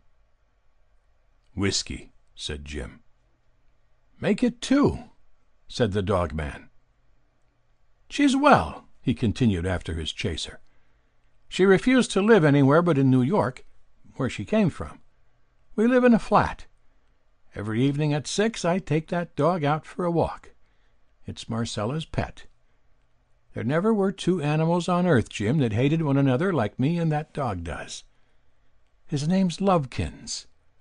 Marcella dresses for dinner while we're out. We eat table d'hote. Ever try one of them, Jim?" "No, I never," said Jim. "I seen the signs, but I thought they said table d'hole. I thought it was French for pool tables. How does it taste?" "If you're going to be in the city for a while, we will—" "No, sirree. I'm starting for home this evening on the 7:25. Like to stay longer, but I can't." "I'll walk down to the ferry with you," said the dog-man. The dog had bound a leg each of Jim and the chair together, and had sunk into a comatose slumber. Jim stumbled, and the leash was slightly wrenched. The shrieks of the awakened beast rang for a block around. "If that's your dog," said Jim when they were on the street again, "what's to hinder you from running that habeas corpus you've got around his neck over a limb and walking off and forgetting him?" "I'd never dare to," said the dog-man, awed at the bold proposition. "He sleeps in the bed. I sleep on a lounge. He runs howling to Marcella if I look at him. Some night, Jim, I'm going to get even with that dog. I've made up my mind to do it. I'm going to creep over with a knife and cut a hole in his mosquito bar so they can get into him. See if I don't do it." "You ain't yourself, Sam Telfair. You ain't what you once was. I don't know about these cities and flats over here. With my own eyes I seen you stand off both the Tillotson boys in Prairie View with the brass faucet out of a molasses barrel. And I seen you rope and tie the wildest steer on Little Powder in 39-1-2. "I didn't I?" said the other, with a temporary gleam in his eye. "But that was before I was dogmatized." "Does Mrs. Telfair—" began Jim. "Hush!" said the dog-man. "Here's another cafe." They lined up at the bar. The dog fell asleep at their feet. "Whiskey," said Jim. "Make it 2," said the dog-man. "I thought about you," said Jim, "when I bought that wild land. I wished you was out there to help me with the stock." "Last Tuesday," said the dog-man, "he bit me on the ankle because I asked for cream in my coffee. He always gets the cream. "You'd like Prairie View now," said Jim. "The boys from the roundups for 50 miles around ride in there. One corner of my pasture is in 16 miles of the town. There's a straight 40 miles of wire on one side of it." "You pass through the kitchen to get to the bedroom," said the dog-man. "And you pass through the parlor to get to the bathroom. And you back out through the dining room to get into the bedroom so you can turn around and leave by the kitchen. And he snores and barks in his sleep. And I have to smoke in the park on account of his asthma." "Don't Mrs. Telfair—" began Jim. "Oh, shut up," said the dog-man. "What is it this time?" "Whiskey," said Jim. "Make it 2," said the dog-man. "Well, I'll be racking along down toward the ferry," said the other. "Come on there, you mangy, turtle-backed, snake-headed, bench-legged ton-and-a-half of soap grease," shouted the dog-man, with a new note in his voice and a new hand on the leash. The dog scrambled after them, with an angry whine at such unusual language from his guardian. At the foot of 23rd Street, the dog-man led the way through swinging doors. "Last chance," said he. "Speak up." "Whiskey," said Jim. "Make it 2," said the dog-man. "I don't know," said the ranchman, "where I'll find the man I want to take charge of the little powder outfit. I want somebody I know something about. Finest stretch of prairie and timber you ever squinted your eye over, Sam. Now, if you was—" "Speaking of hydrophobia," said the dog-man, "the other night he chewed a piece out of my leg because I knocked a fly off Marcella's arm." "It ought to be cauterized," said Marcella. "And I was thinking so myself. I telephones for the doctor, and when he comes Marcella says to me, 'Help me hold the poor little dear while the doctor fixes his mouth. Oh, I hope he got no virus on any of his toofies when he bit you.' Now, what do you think of that?" "Does Mrs. Telfair—" began Jim. "Oh, drop it," said the dog-man. "Come again." "Whiskey," said Jim. "Make it 2," said the dog-man. They walked on to the ferry. The ranchman stepped to the ticket window. Suddenly the swift landing of 3 or 4 heavy kicks was heard. The air was rent by piercing canine shrieks, and a pained, outraged, lubberly, bow-legged pudding of a dog ran frenziedly up the street alone. "Ticket to Denver," said Jim. "Make it 2," shouted the ex-dog-man, reaching for his inside pocket. The Pendulum, by O. Henry. Read by Bob Tomley. 81st Street. Let 'em out, please," yelled the shepherd in blue. A flock of citizen sheep scrambled out, and another flock scrambled aboard. Ding, ding! The cattle cars of the Manhattan Elevated rattled away, and John Perkins drifted down the stairway of the station with the released flock. John walked slowly toward his flat. Slowly, because in the lexicon of his daily life there was no such word as perhaps. There are no surprises awaiting a man who had been married 2 years and lives in a flat. As he walked, John Perkins prophesied to himself with gloomy and downtrodden cynicism the foregone conclusions of the monotonous day. Katy would meet him at the door with a kiss flavored with cold cream and butterscotch. He would remove his coat, sit upon a macadamized lounge, and read in the evening paper of Russians and Japs slaughtered by the deadly linotype. For dinner there would be pot roast, a salad flavored with a dressing warranted not to crack or injure the leather, stewed rhubarb, and the bottle of strawberry marmalade, blushing at the certificate of chemical purity on its label. After dinner, Katy would show him the new patch in her crazy quilt that the iceman had cut for her off the end of his four-in hand. At 7:30 they would spread newspapers over the furniture, to catch the pieces of plastering that fell when the fat man in the flat overhead began to take his physical culture exercises. Exactly at 8, Hickey and Mooney of the vaudeville team, unbooked, in the flat across the hall, would yield to the gentle influence of delirium tremens and begin to overturn chairs under the delusion that Hammerstein was pursuing them with a $500-a-week contract. Then the gent at the window across the air shaft would get out his flute. The nightly gas leak would steal forth to frolic in the highways. The dumbwaiter would slip off its trolley. The janitor would drive Mrs. Zenowitzki's 5 children once more across the Yalu. The lady with the champagne shoes and the Skye Terrier would trip downstairs and paste her Thursday name over her bell and letterbox, and the evening routine of the Frogmore Flats would be under way. John Perkins knew these things would happen, and he knew that at 8:15 he would summon his nerve and reach for his hat, and that his wife would deliver this speech in a querulous tone. "Now where are you going, I'd like to know, John Perkins?" "Thought I'd drop up to McCloskey's," he would answer, "and play a game or two of pool with the fellas." Of late such had been John Perkins' habit. At 10 or 11 he would return. Sometimes Katy would be asleep, sometimes waiting up, ready to melt in the crucible of her ire a little more gold plating from the wrought steel chains of matrimony. For these things Cupid will have to answer when he stands at the bar of justice with his victims from the Frogmore Flats.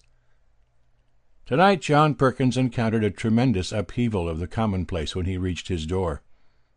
No Katy was there with her affectionate, confectionate kiss.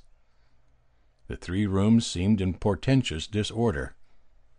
All about lay her things in confusion. Shoes in the middle of the floor, curling tongs, hair bows, kimonos, powder box, jumbled together on dresser and chairs. This was not Katy's way. With a sinking heart John saw the comb, with a curling cloud of her brown hair among its teeth. Some unusual hurry and perturbation must have possessed her, for she always carefully placed these combings in the little blue vase on the mantel, to be some day formed into the coveted feminine rat. Hanging conspicuously to the gas jet by a string was a folded paper. John seized it. It was a note from his wife, running thus: "Dear John, I just had a telegram saying Mother is very sick. I'm going to take the 4:30 train. Brother Sam is going to meet me at the depot there. There is cold mutton in the icebox. I hope it isn't her quinsy again. Pay the milkman 50 cents. She had it bad last spring. Don't forget to write to the company about the gas meter, and your good socks are in the top drawer. I will write tomorrow. Hastily, Katy." Never during their 2 years of matrimony had he and Katy been separated for a night. John read the note over and over in a dumbfounded way. Here was a break in a routine that had never varied, and it left him dazed. There on the back of a chair hung, pathetically empty and formless, the red wrapper with black dots that she always wore while getting the meals. Her weekday clothes had been tossed here and there in her haste. A little paper bag of her favorite butterscotch lay with its string yet unwound. A daily paper sprawled on the floor, gaping rectangularly, where a railroad timetable had been clipped from it. Everything in the room spoke of a loss, of an essence gone, of its soul and life departed. John Perkins stood among the dead remains with a queer feeling of desolation in his heart. He began to set the rooms tidy as well as he could. When he touched her clothes, a thrill of something like terror went through him. He had never thought what existence would be without Katy.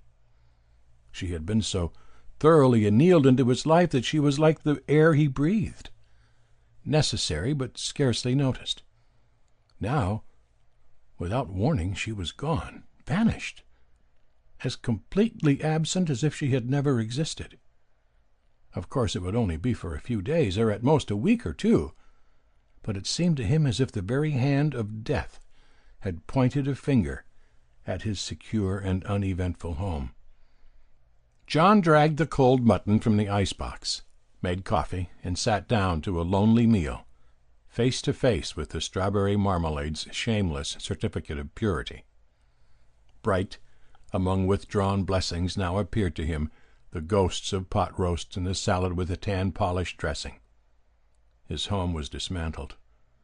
A quinzied mother-in-law had knocked his lares and penates sky-high. After his solitary meal, John sat at the front window. He did not care to smoke. Outside, the city roared to him to come join in its dance of folly and pleasure. The night was his. He might go forth unquestioned and thrum the strings of jollity as free as any gay bachelor there. He might carouse and wander and have his fling until dawn if he liked. And there would be no wrathful Katy waiting for him, bearing the chalice that held the dregs of his joy. He might play pool at McCloskey's with his roistering friends until Aurora dimmed the electric bulbs if he chose. The hymeneal strings that curbed him always when the Frogmore Flats had palled upon him were loosened. Katy was gone.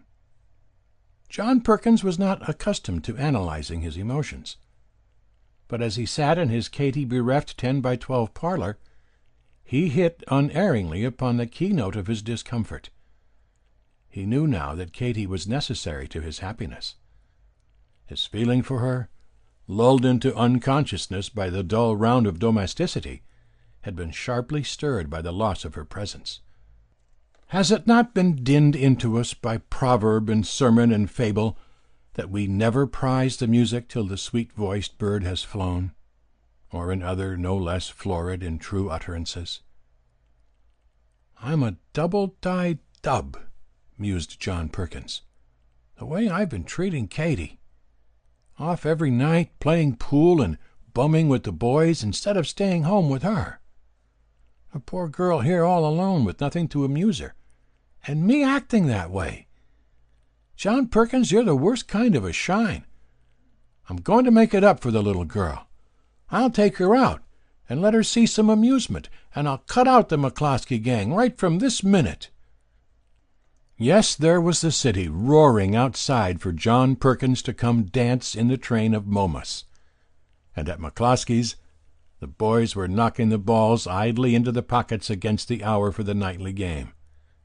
But no Primrose Way nor clicking cue would woo the remorseful soul of Perkins the bereft.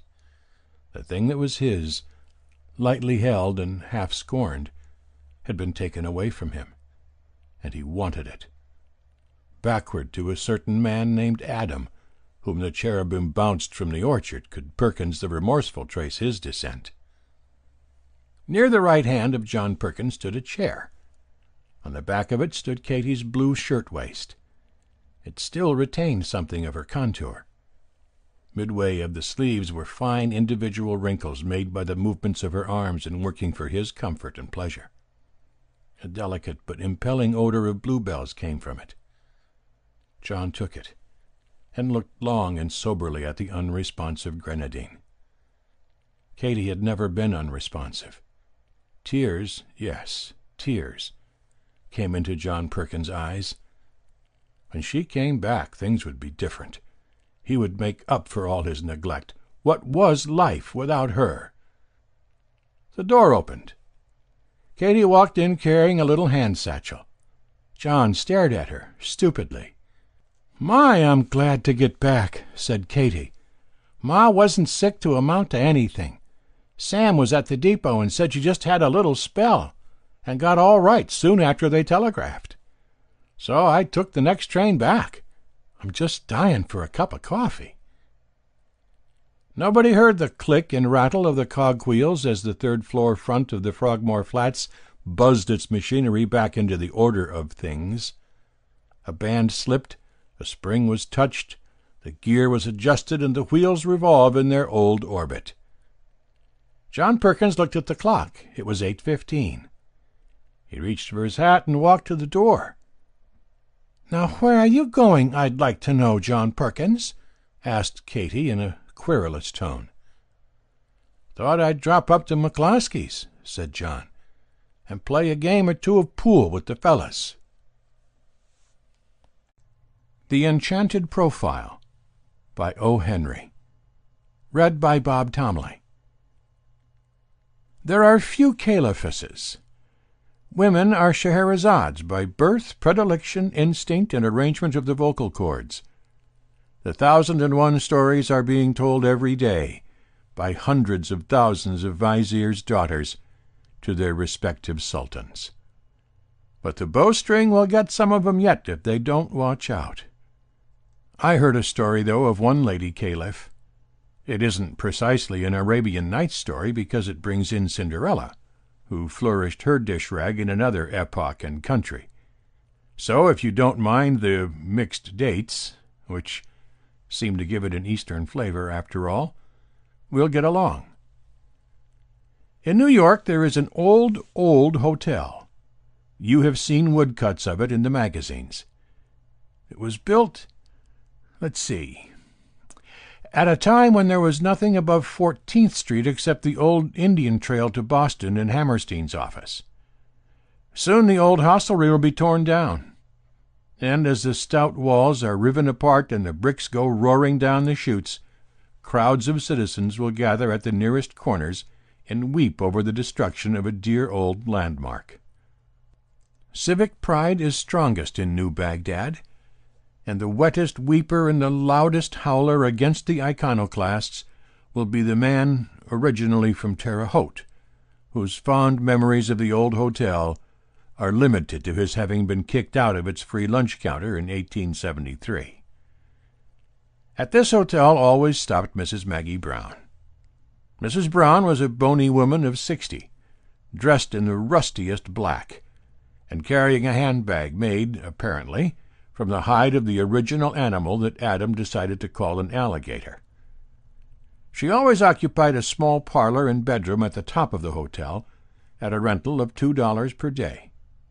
And always, while she sat there, each day came hurrying to see her many men, sharp-faced, anxious-looking, with only seconds to spare. For Maggie Brown was said to be the third richest woman in the world, and these solicitous gentlemen were only the city's wealthiest brokers and businessmen, seeking trifling loans of a half-dozen millions or so from the dingy old lady with the prehistoric handbag. The stenographer and typewriter of the Acropolis Hotel, I've let the name of it out, was Miss Ida Bates. She was a holdover from the Greek classics. There wasn't a flaw in her looks. Some old-timer paying his regards to a lady said to have loved her was a liberal education. Well, even to have looked over the black hair and neat white shirt-waist of Miss Bates was equal to a full course in any correspondence school in the country. She sometimes did a little typewriting for me, and as she refused to take money in advance, she came to look upon me as something of a friend and protégé. She had unfailing kindness and a good nature, and not even a white-lead drummer or a fur importer had ever dared to cross the dead line of good behavior in her presence. The entire force of the Acropolis, from the owner, who lived in Vienna, down to the head porter who had been bedridden for 16 years, would have sprung to her defense in a moment. One day I walked past Miss Bates's little sanctum remingtorium, and saw in her place a black-haired unit, unmistakably a person, pounding with each of her forefingers upon the keys.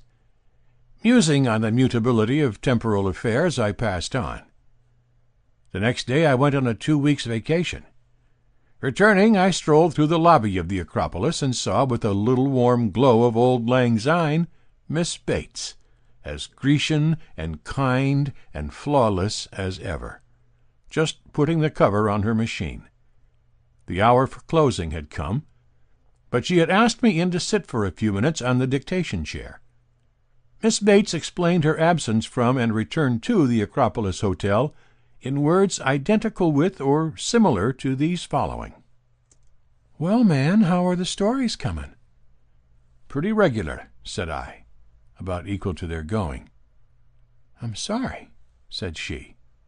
"Good typewriting is the main thing in a story. You've missed me, haven't you?" "No one," said I, whom I have ever known knows as well as you do how to space properly belt buckles, semicolons, hotel guests, and hairpins. But you've been away, too. I saw a package of peppermint pepsin in your place the other day." "I was going to tell you about it," said Miss Bates, "if you hadn't interrupted me. Of course you know about Maggie Brown, who stops here. Well, she's worth $40 million. She lives in Jersey, in a $10 flat.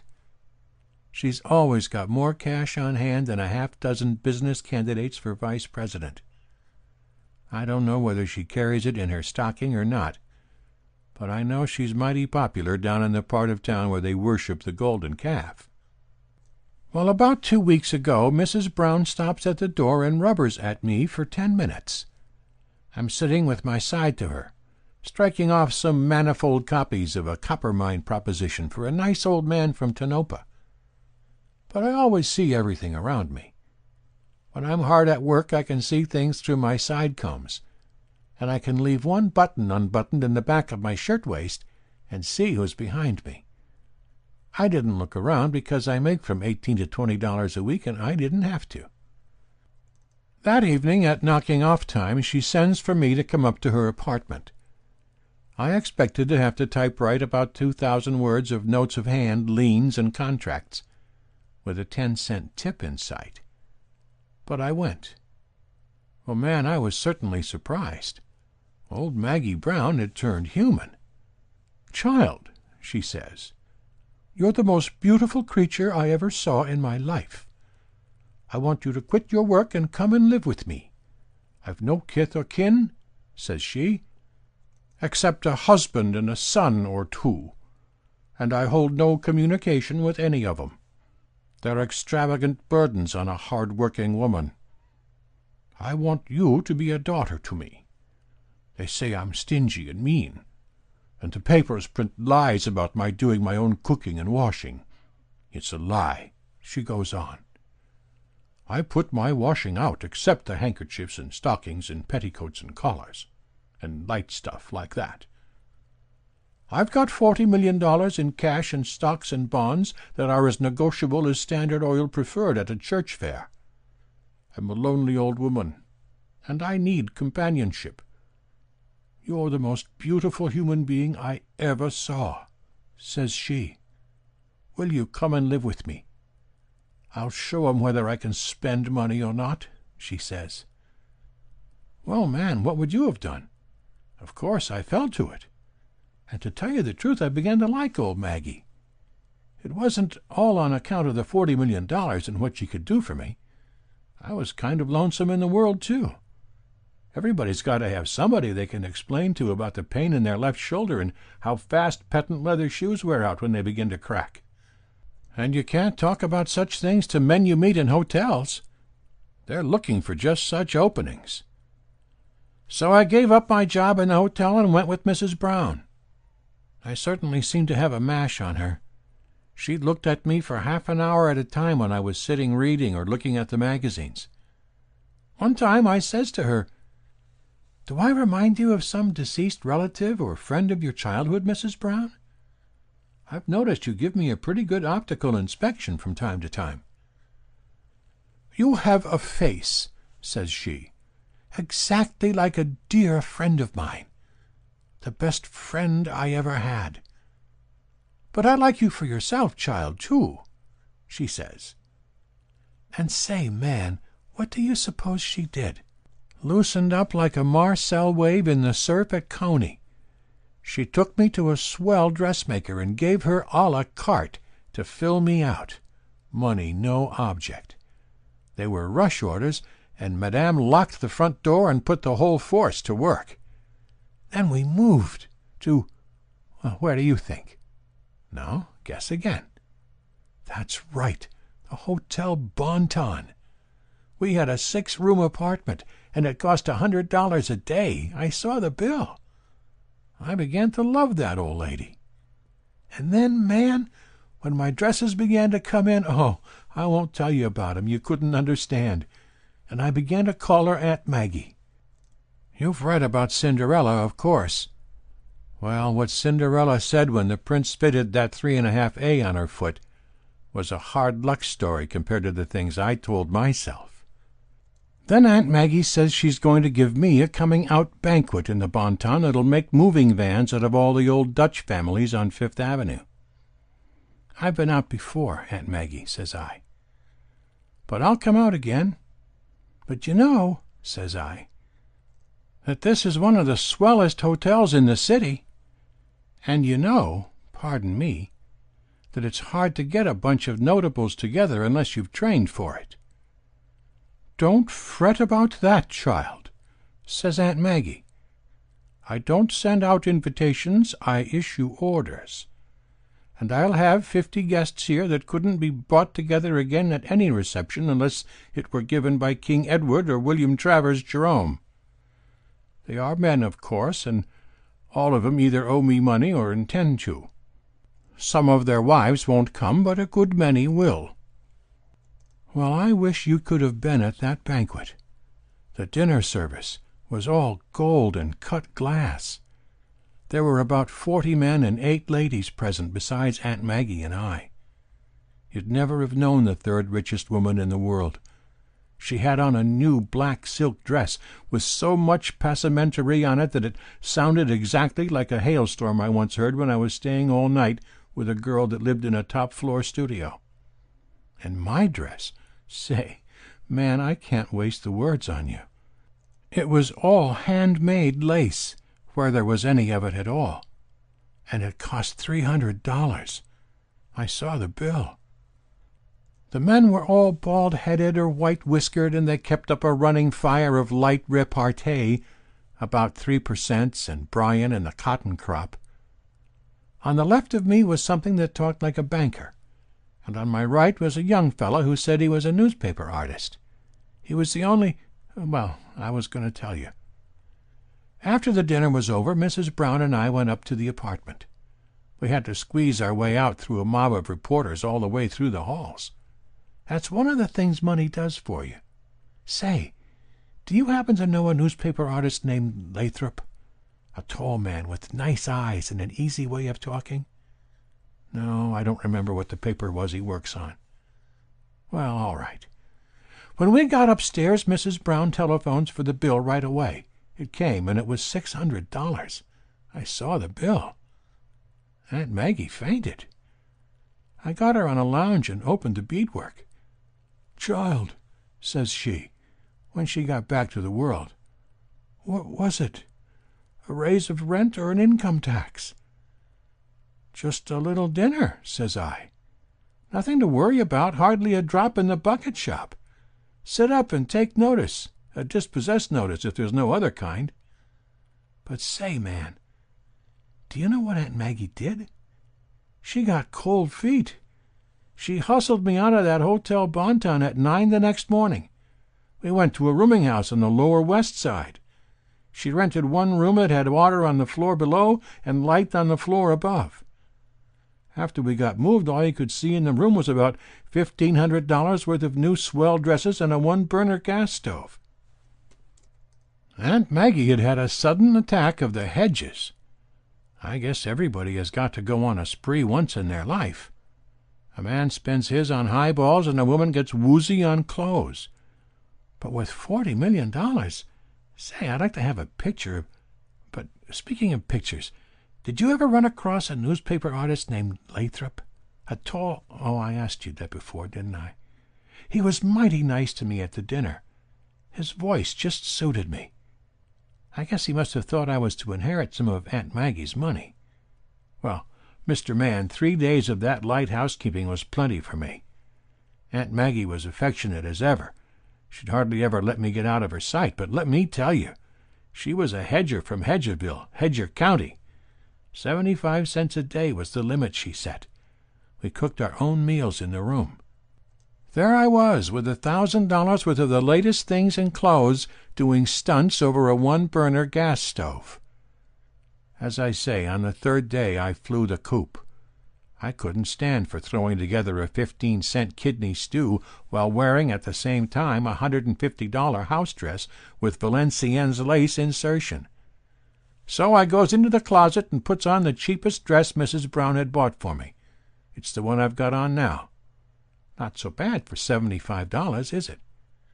I'd left all my own clothes in my sister's flat in Brooklyn. "Mrs. Brown," formerly Aunt Maggie, says I to her, "I'm going to extend my feet alternately one after the other in such a manner and direction that this tenement will recede from me at the quickest possible time. I am no worshipper of money," says I, "but there are some things I can't stand. I can stand the fabulous monster that I've read about that blows hot birds and cold bottles with the same breath. But I can't stand a quitter," says I. "They say you've got $40 million. Well, you'll never have any less. And I was beginning to like you, too," says I. Well, the late Aunt Maggie kicks till the tears flow. She offers to move into a swell room with a two-burner stove and running water. "I've spent an awful lot of money, child," says she. "We'll have to economize for a while. You're the most beautiful creature I ever laid eyes on," she says, "and I don't want you to leave me." Well, you see me, don't you? I walked straight out to the Acropolis and asked for my job back, and I got it. How did you say your writings were getting along? I know you've lost out some by not having me to type 'em. Do you ever have 'em illustrated? And by the way, did you ever happen to know a newspaper Oh, shut up. I know I asked you before. I wonder what paper he works on. It's funny, but I couldn't help thinking that he wasn't thinking about the money he might have been thinking I was thinking I'd get from old Maggie Brown. If I only knew some of the newspaper editors, I'd... The sound of an easy footstep came from the doorway. Ida Bates saw who it was with her back hair comb. I saw her turn pink. Perfect statue that she was. A miracle that I share with Pygmalion only. "Am I excusable?" says she to me. Adorable petitioner that she became. It's Mr. Lathrop. I wonder if it really wasn't the money. I wonder if, after all, he... Of course, I was invited to the wedding. After the ceremony, I dragged Lathrop aside. "You are an artist," said I, "and haven't figured out why Maggie Brown conceived such a strong liking for Miss Bates that was. Let me show you." The bride wore a simple white dress as beautifully draped as the costumes of the ancient Greeks.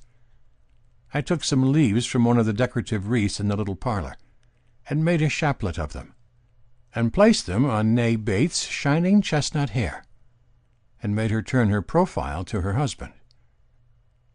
"By jingo," said he, "isn't Ida a dead ringer for the lady's head on the silver dollar?" The Green Door by O. Henry. Read by Bob Tomley. Suppose you should be walking down Broadway after dinner, with 10 minutes allotted to the consumption of your cigar while you are choosing between a diverting tragedy and something serious in the way of vaudeville. Suddenly a hand is laid upon your arm. You turn to look into the thrilling eyes of a beautiful woman, wonderful in diamonds and Russian sables. She thrusts hurriedly into your hand an extremely hot buttered roll, flashes out a tiny pair of scissors, snips off the second button of your overcoat, meaningly ejaculates the one word, "parallelogram," and swiftly flies down a cross street, looking back fearfully over her shoulder. That would be pure adventure. Would you accept it? Not you. You would flush with embarrassment. You would sheepishly drop the roll and continue down Broadway, fumbling feebly for the missing button. This you would do unless you were one of the blessed few in whom the pure spirit of adventure is not dead. True adventurers have never been plentiful. They who are set down in print as such have been mostly businessmen with newly invented methods. They have been out after the things they wanted: golden fleeces, holy grails, lady loves, treasures, crowns, and fame. The true adventurer goes forth aimless and uncalculating to meet and greet unknown fate. A fine example was the prodigal son, when he started back home. Half-adventurers brave and splendid figures have been numerous. From the Crusades to the Palisades, they have enriched the arts of history and fiction and the trade of historical fiction. But each of them had a prize to win, a goal to kick, an axe to grind, a race to run, a new thrust in tierce to deliver, a name to carve, a crow to pick. So they were not followers of true adventure. In the big city, twin spirits, romance, and adventure are always abroad seeking worthy wooers. As we roam the streets, they slyly peep at us and challenge us in 20 different guises. Without knowing why, we look up suddenly to see in a window a face that seems to belong to our gallery of intimate portraits. In a sleeping thoroughfare, we hear a cry of agony and fear coming from an empty and shuttered house. Instead of at our familiar curb, a cab driver deposits us before a strange door, which one, with a smile, opens for us and bids us enter. A slip of paper written upon flutters down to our feet from the high lattices of chance. We exchange glances of instantaneous hate, affection, and fear with hurrying strangers in the passing crowds. A sudden douse of rain, and our umbrella may be sheltering the daughter of the full moon and first cousin of the sidereal system. At every corner handkerchiefs drop, fingers beckon, eyes besiege, and the lost, the lonely, the rapturous, the mysterious, the perilous, changing clues of adventure are slipped into our fingers. But few of us are willing to hold and follow them. We are grown stiff, with the ramrod of convention down our backs. We pass on, and some day we come, at the end of a very dull life, to reflect that our romance has been a pallid thing, of a marriage or two, a satin rosette kept in a safe deposit drawer, and a lifelong feud with a steam radiator. Rudolf Steiner was a true adventurer. Few were the evenings on which he did not go forth from his hall bedchamber in search of the unexpected and the egregious. The most interesting thing in life seemed to him to be what might lie just around the next corner. Sometimes his willingness to tempt fate led him into strange paths. Twice he had spent the night in a station house. Again and again he had found himself the dupe of ingenious and mercenary tricksters. His watch and money had been the price of one flattering allurement. But with undiminished ardor he picked up every glove cast before him into the merry lists of adventure. One evening Rudolf was strolling along a cross-town street in the older central part of the city. 2 streams of people filled the sidewalks, the home-hurrying, and that restless contingent that abandons home for the specious welcome of the 1,000-candle-powered table d'hôte. The young adventurer was of pleasing presence, and moved serenely and watchfully. By daylight he was a salesman in a piano store. He wore his tie drawn through a topaz ring instead of fastened with a stick-pin, and once he had written to the editor of a magazine that Junie's Love Test by Miss Libby had been the book that had most influenced his life. During his walk, a violent chattering of teeth in a glass case on a sidewalk seemed at first to draw his attention, with a qualm, to a restaurant before which it was set. But a second glance revealed the electric letters of a dentist's sign high above the next door. A giant Negro, fantastically dressed in a red-embroidered coat, yellow trousers, and a military cap, discreetly distributed cards to those of the passing crowd who consented to take them. This mode of dentistic advertising was a common sight to Rudolf. Usually he passed the dispenser of the dentist's cards without reducing his store, but tonight the African slipped one into his hand so deftly that he retained it there, smiling a little at the successful feat. When he had traveled a few yards further, he glanced at the card indifferently. Surprised, he turned it over and looked again with interest. One side of the card was blank. On the other was written in ink 3 words: "The Green Door." And then Rudolf saw 3 steps in front of him a man throw down the card the Negro had given him as he passed. Rudolf picked it up. It was printed with the dentist's name and address and the usual schedule of plate work and bridge work and specious promises of painless operations. The adventurous piano salesman halted at the corner and considered. Then he crossed the street, walked down a block, recrossed, and joined the upward current of people again. Without seeming to notice the Negro as he passed the second time, he carelessly took the card that was handed him.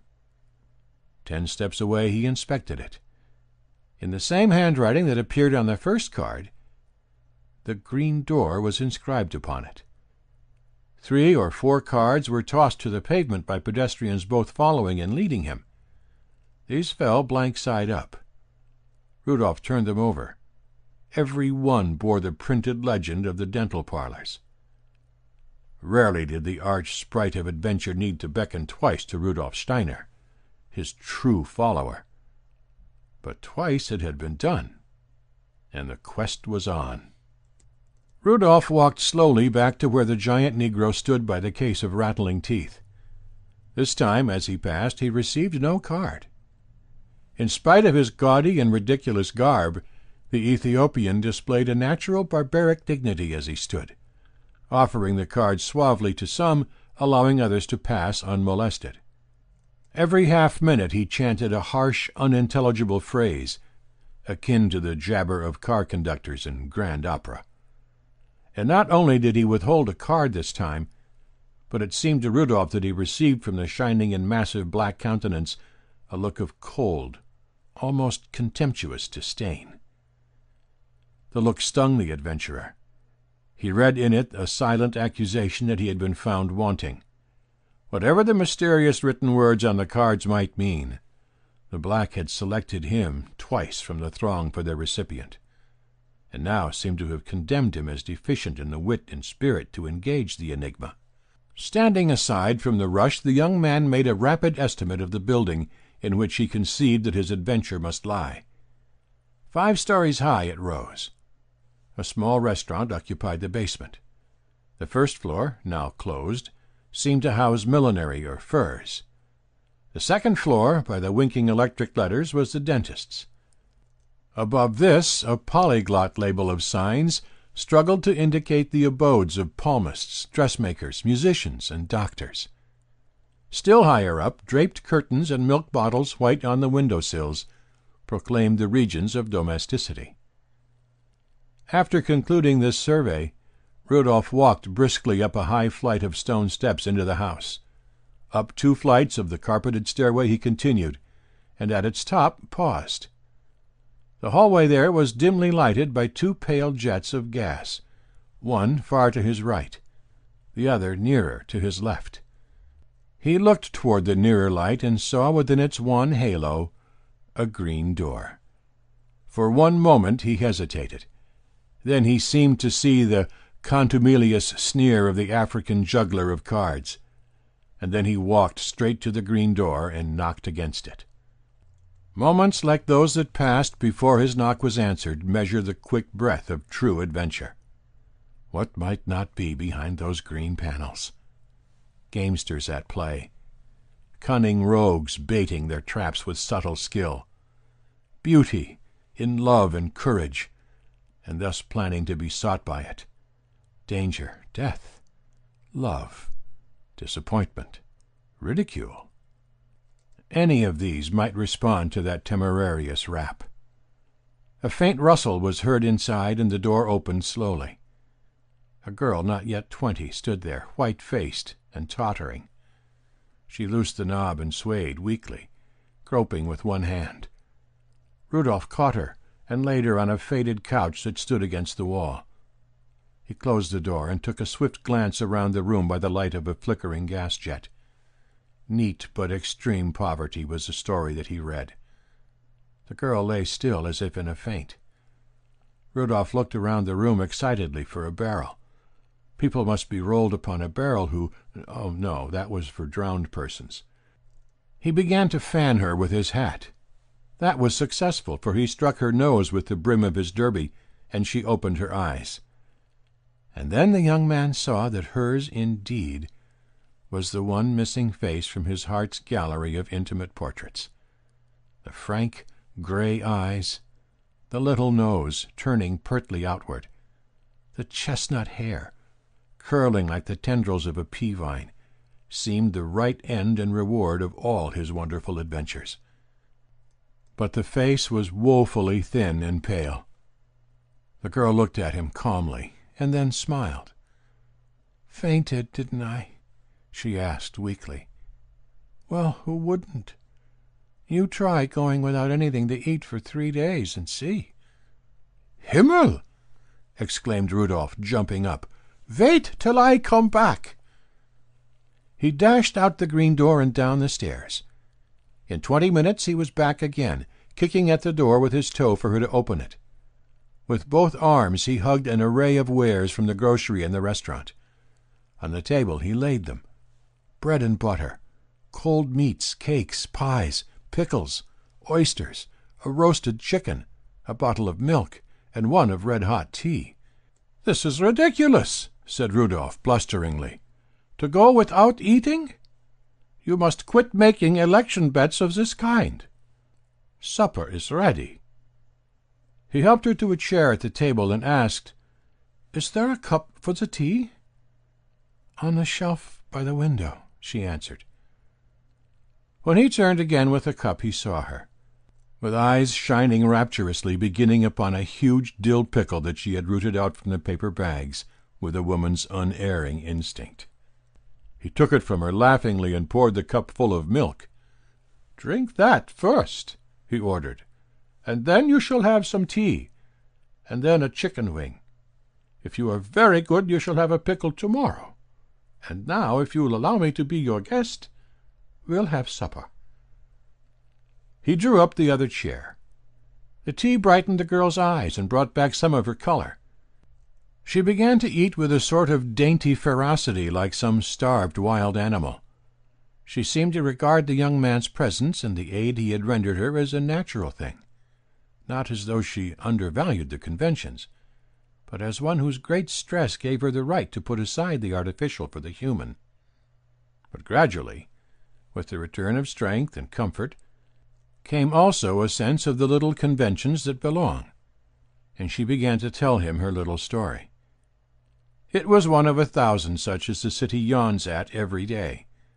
The shop-girl's story of insufficient wages, further reduced by fines that go to swell the store's profits, of time lost through illness, and then of lost positions, lost hope, and the knock of the adventurer upon the green door.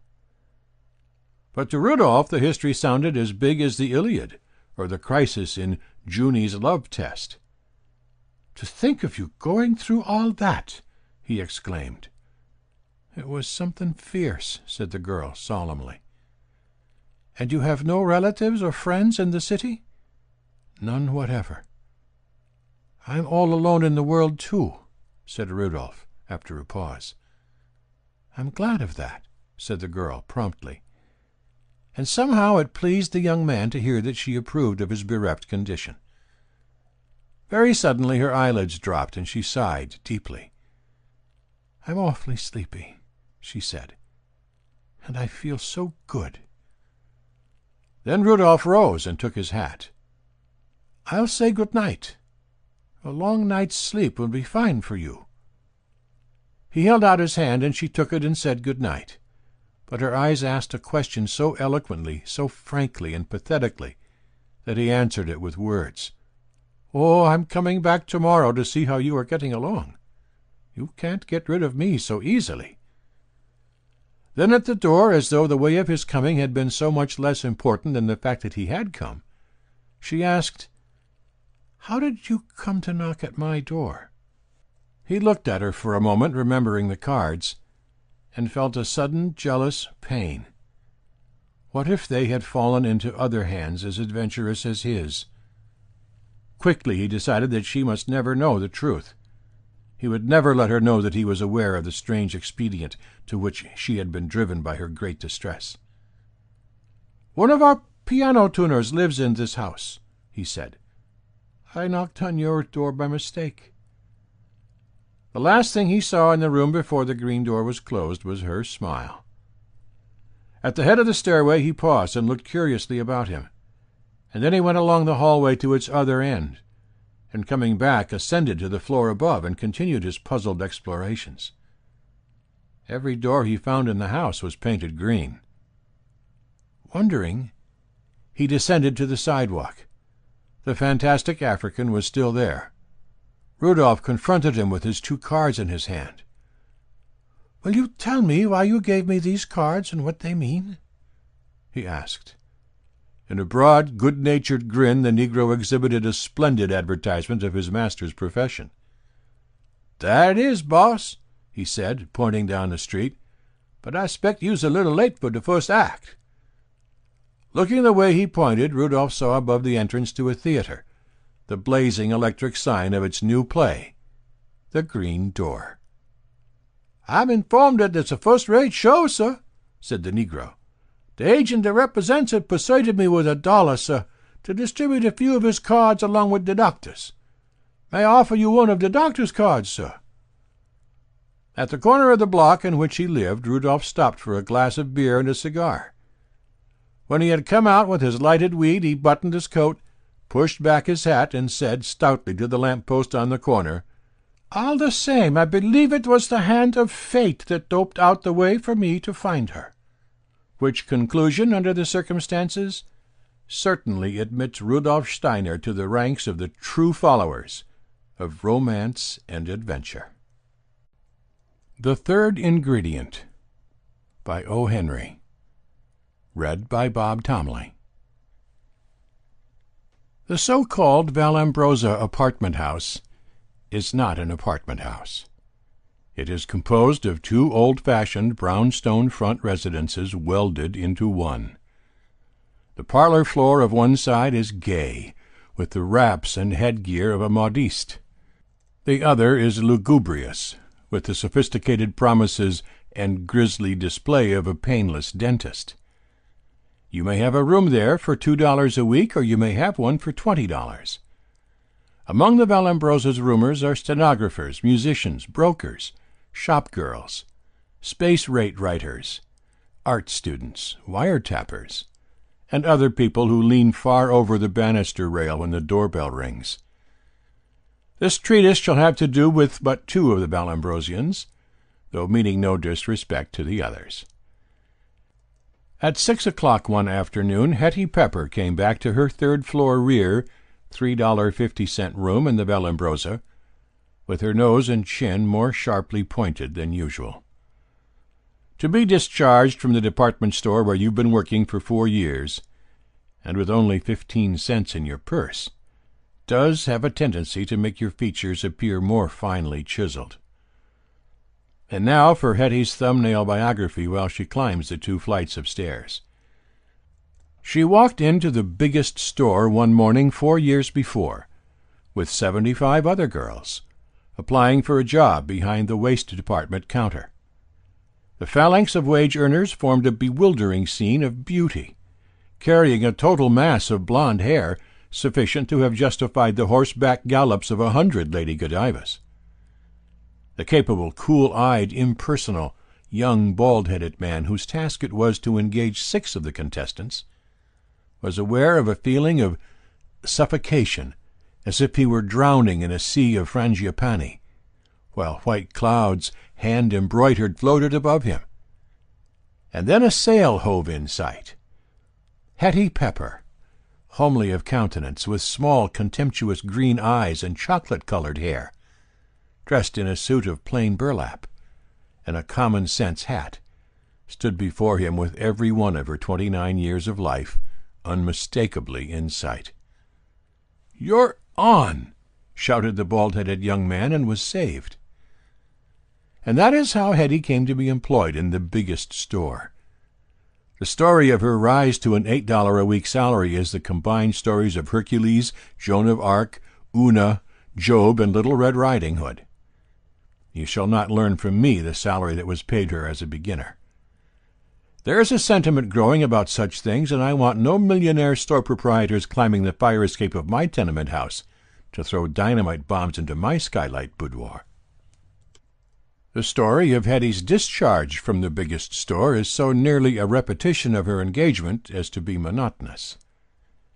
In each department of the store there is an omniscient, omnipresent, and omnivorous person, carrying always a mileage book and a red necktie, and referred to as a buyer.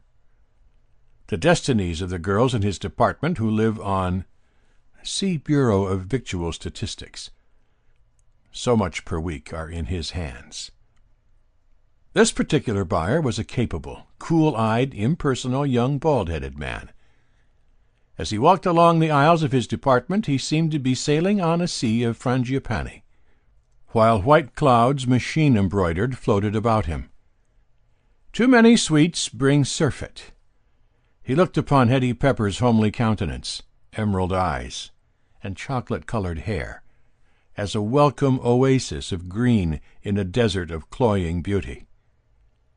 In a quiet angle of a counter he pinched her arm kindly, 3 inches above the elbow. She slapped him 3 feet away with one good blow of her muscular and not especially lily-white right.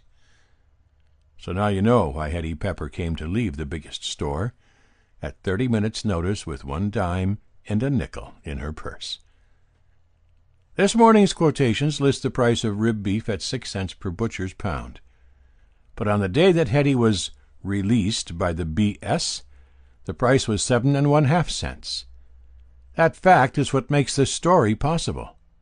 Otherwise, the extra 4 cents would have... But the plot of nearly all good stories in the world is concerned with shorts who are unable to cover, so you can find no fault with this one. Hetty mounted with her rib beef to the $3.50 third floor back. 1 hot, savory beef stew for supper. A good night's sleep, and she would be fit in the morning to apply again for the tasks of Hercules, Joan of Arc, Una, Job, and Little Red Riding Hood. In her room she got the granite-ware stewpan out of the 2-by-4-foot earthenware closet, and began to dig down into a rat's nest of paper bags for the potatoes and onions. She came out with her nose and chin just a little sharper pointed. There was neither a potato nor an onion. Now, what kind of a beef stew can you make out of simply beef? You can make oyster soup without oysters, turtle soup without turtles, coffee cake without coffee. But you can't make beef stew without potatoes and onions. But rib beef alone in an emergency can make an ordinary pine door look like a wrought-iron gambling house portal to the wolf. With salt and pepper and a tablespoon of flour, first well stirred in a little cold water, 'twill serve. 'Tis not so deep as a lobster à la Newburgh, nor so wide as a church festival doughnut, but 'twill serve. Hetty took her stewpan to the rear of the third-floor hall. According to the advertisements of the Vallambrosa, there was running water to be found there. Between you and me and the water meter it only ambled or walked through the faucets. But technicalities have no place here. There was also a sink, where housekeeping roomers often met to dump their coffee grounds and glare at one another's kimonos. At this sink Hetty found a girl with heavy golden-brown artistic hair and plaintive eyes, washing 2 large Irish potatoes. Hetty knew the Vallambrosa as well as anyone not owning double extra magnifying eyes could compass its mysteries. The kimonos were her encyclopedia, her who's what, her clearinghouse of news of goers and comers. From a rose-pink kimono edged with Nile green she had learned that the girl with the potatoes was a miniature painter living in a kind of attic or studio, as they prefer to call it, on the top floor. Hetty was not certain in her mind what a miniature was, but it certainly wasn't a house, because house painters, although they wear splashy overalls and poke ladders in your face on the street, are known to indulge in a riotous profusion of food at home. The potato girl was quite slim and small, and handled her potatoes as an old bachelor uncle handles a baby who is cutting teeth. She had a dull shoemaker's knife in her right hand, and she had begun to peel one of the potatoes with it. Hetty addressed her in the punctiliously formal tone of one who intends to be cheerfully familiar with you in the second round. "Beg pardon," she said, "for butting into what's not my business. But if you peel them potatoes, you lose out. They're new Bermudas. You want to scrape 'em. Let me show you."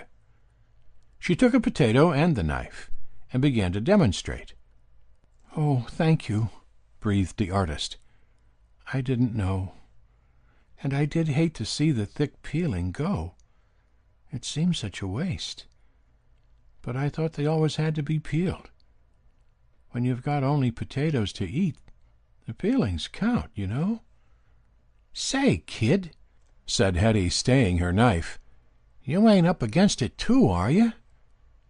The miniature artist smiled starvedly. "I suppose I am. Art, or at least the way I interpret it, doesn't seem to be much in demand. I only have these potatoes for my dinner. But they aren't too bad boiled and hot with a little butter and salt." "Child," said Hetty, letting a brief smile soften her rigid features, "fate has sent me and you together. I've had it handed to me in the neck, too. But I've got a chunk of meat in my room as big as a lapdog, and I've done everything to get the potatoes except pray for 'em. Let's me and you bunch our commissary departments and make a stew of 'em. We'll cook it in my room. If we only had an onion to go in it. Say, kid, you haven't got a couple of pennies that have slipped down into the lining of your last winter's sealskin, have you? I could step down to the corner and get one at old Giuseppe's stand. A stew without an onion is worse than a matinee without candy." "You may call me Cecilia," said the artist. "No, I spent my last penny 3 days ago." "Then we'll have to cut the onion out instead of slicing it in," said Hetty. "I'd ask the janitress for one, but I don't want 'em hep just yet to the fact that I'm pounding the asphalt for another job. But I wish we did have an onion." In the shop-girl's room the two began to prepare their supper. Cecilia's part was to sit on the couch helplessly and beg to be allowed to do something, in the voice of a cooing ring-dove. Hetty prepared the rib beef, putting it in cold salted water in the stew-pan, and setting it on the one-burner gas stove. "I wish I had an onion," said Hetty, as she scraped the 2 potatoes. On the wall opposite the couch was pinned a flaming, gorgeous advertising picture of one of the new ferry boats of the PUFF Railroad that had been built to cut down the time between Los Angeles and the city of New York by 1/8 of a minute. Hetty, turning her head during her continuous monologue, saw tears running from her guest's eyes as she gazed on the idealized presentment of the speeding, foam-girdled transport.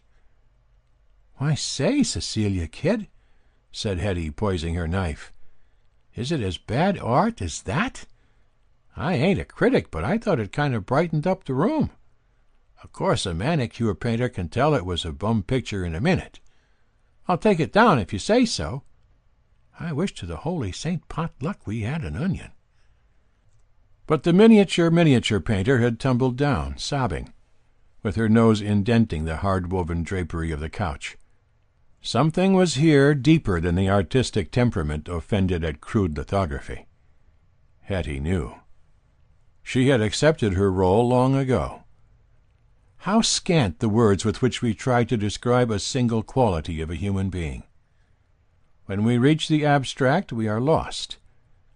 The nearer to nature that the babbling of our lips comes, the better do we understand. Figuratively, let us say, some people are bosoms, some are hands, some are heads, some are muscles, some are feet, some are backs for burdens. Hetty was a shoulder. Hers was a sharp, sinewy shoulder, but all her life people had laid their heads upon it, metaphorically or actually, and had left there all or half their troubles. Looking at life anatomically, which is as good a way as any, she was preordained to be a shoulder. There were few truer collarbones anywhere than hers.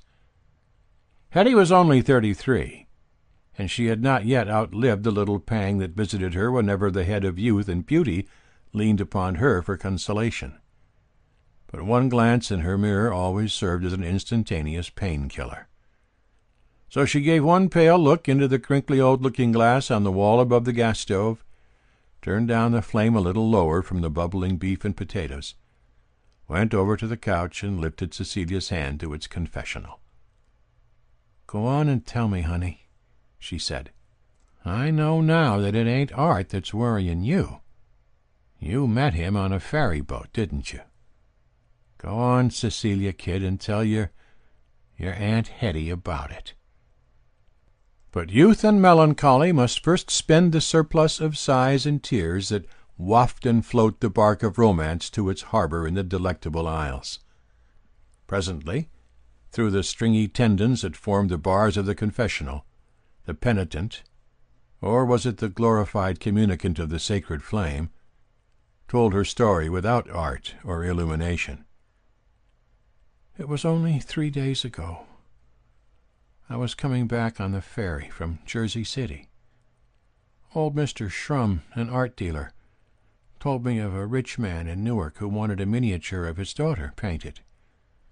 I went to see him and showed him some of my work. When I told him the price would be $50, he laughed at me like a hyena. He said an enlarged crayon 20 times the size would cost him only $8. I had just enough money to buy my ferry ticket back to New York. I felt as if I didn't want to live another day. I must have looked as I felt, for I saw him on the row of seats opposite me, looking at me as if he understood. He was nice-looking, but, above everything else he looked kind. When one is tired or unhappy or hopeless, kindness counts more than anything else. When I got so miserable that I couldn't fight against it any longer, I got up and walked slowly out the rear door of the ferryboat cabin. No one was there, and I slipped quickly over the rail and dropped into the water. Oh, friend Hetty, it was cold, cold. For just one moment I wished I was back in the old Vallombrosa, starving and hoping. But then I got numb and didn't care. And then I felt that somebody else was in the water, close by me, holding me up. He had followed me and jumped in to save me. Somebody threw a thing like a big white donut at us, and he made me put my arms through the hole. Then the ferry boat backed, and they pulled us on board. Oh, Hetty, I was so ashamed of my wickedness and trying to drown myself, and besides, my hair had all tumbled down and was sopping wet, and I was such a sight. And then some men in blue clothes came around, and he gave them his card, and I heard them tell them that he had seen me drop my purse on the edge of the boat outside the rail, and in leaning over to get it, I had fallen overboard. And then I remembered having read in the papers that people who try to kill themselves are locked up in cells with people who try to kill other people. And I was afraid. But some ladies on the boat took me downstairs to the furnace room and got me nearly dry and did up my hair, and when the boat landed he came and put me in a cab. He was all dripping himself, but laughed as if he thought it was all a joke. He begged me, but I wouldn't tell him my name nor where I lived. I was so ashamed. "You were a fool, child," said Hetty kindly. "Wait till I turn the light up a bit. I wish to heaven we had an onion." Then he raised his hat, went on Cecilia, and said, "Very well, but I'll find you anyhow. I'm going to claim my rights of salvage." Then he gave money to the cab driver and told him to take me where I wanted to go, and walked away. "What is salvage, Hetty?" "The edge of a piece of goods that ain't hemmed," said the shop girl. "You must have looked pretty well frazzled out to the little hero boy." "It's been 3 days," moaned the miniature painter, "and he hasn't found me yet." "Extend the time," said Hetty. "This is a big town. Think of how many girls he might have to see soaked in water with their hair down before he could recognize you. The stew's getting on fine, but for an onion. I'd even use a piece of garlic if I had it." The beef and potatoes bubbled merrily, exhaling a mouth-watering savor that yet lacked something, leaving a hunger on the palate, a haunting, wistful desire for some lost and needful ingredient. "I came near to drowning in that awful river," said Cecilia, shuddering. "It ought to have more water in it," said Hetty. "The stew, I mean. I'll go get some at the sink." "Smells good," said the artist. "That nasty old North River?" objected Hetty. "It smells to me like soap factories and wet setter dogs." "Oh, you mean the stew. Well, I wish we had an onion for it. Did he look like he had money?" "First he looked kind," said Cecilia. "I'm sure he was rich, but that matters so little. When he drew out his bill-folder to pay the cabman, you couldn't help seeing hundreds and thousands of dollars in it. And I looked over the cab doors and saw him leave the ferry station in a motor car, and the chauffeur gave him his bearskin to put on, for he was sopping wet. And it was only 3 days ago." "What a fool!" said Hetty shortly. "Oh, the chauffeur wasn't wet," breathed Cecilia. "And he drove the car away very nicely." "I mean you," said Hetty, "for not giving him your address." "I never give my address to chauffeurs," said Cecilia haughtily. "I wish we had one," said Hetty disconsolately. "What for?" "For the stew, of course. Oh, I mean an onion." Hetty took a pitcher and started to the sink at the end of the hall. A young man came down the stairs from above just as she was opposite the lower step. He was decently dressed, but pale and haggard. His eyes were dull with the stress of some burden of physical or mental woe. In his hand he bore an onion, a pink, smooth, solid, shining onion as large, round as a 98-cent alarm clock. Hetty stopped. So did the young man. There was something Joan of Arcish, Herculean and Una-ish in the look and pose of the shop lady.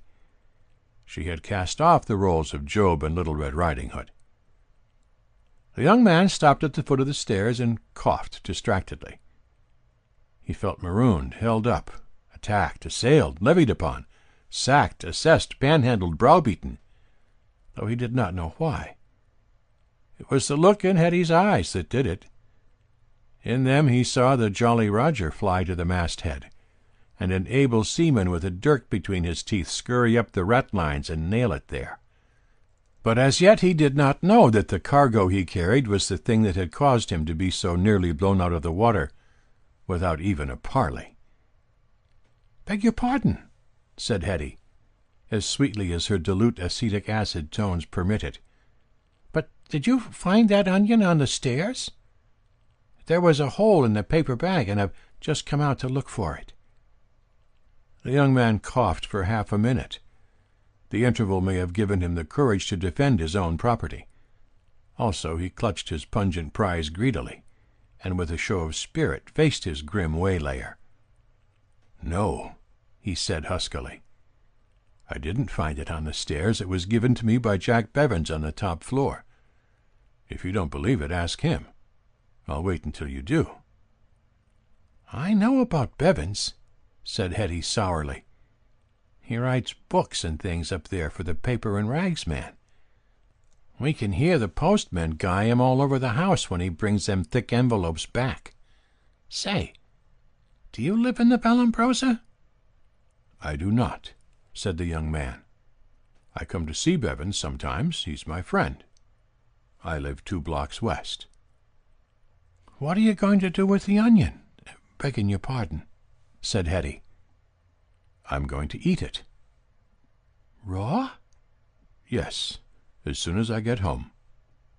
"Haven't you got anything else to eat with it?" The young man considered briefly. "No," he confessed. "There's not another scrap of anything in my diggings to eat. I think old Jack is pretty hard up for grub in his shack, too. He hated to give up the onion, but I worried him into parting with it."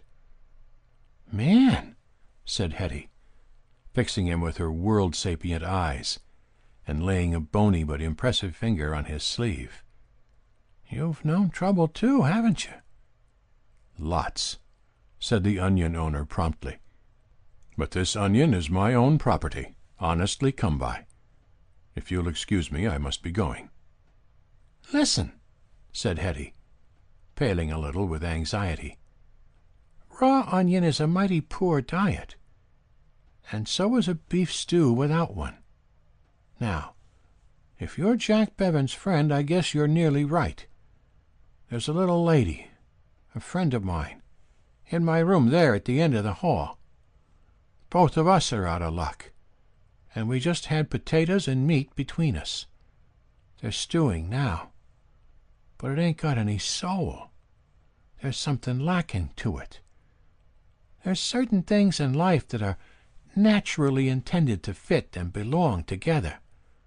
One is pink cheesecloth and green roses, and one is ham and eggs, and one is Irish and trouble, and the other one is beef and potatoes with onions, and still another one is people who are up against it and other people in the same fix." The young man went into a protracted paroxysm of coughing. With one hand he hugged his onion to his bosom. No doubt, said he at length. "But, as I said, I must be going, because—" Hetty clutched his sleeve firmly. "Don't be a dago, little brother. Don't cat raw onions. Chip it in toward the dinner and line yourself inside with the best stew you ever licked a spoon over.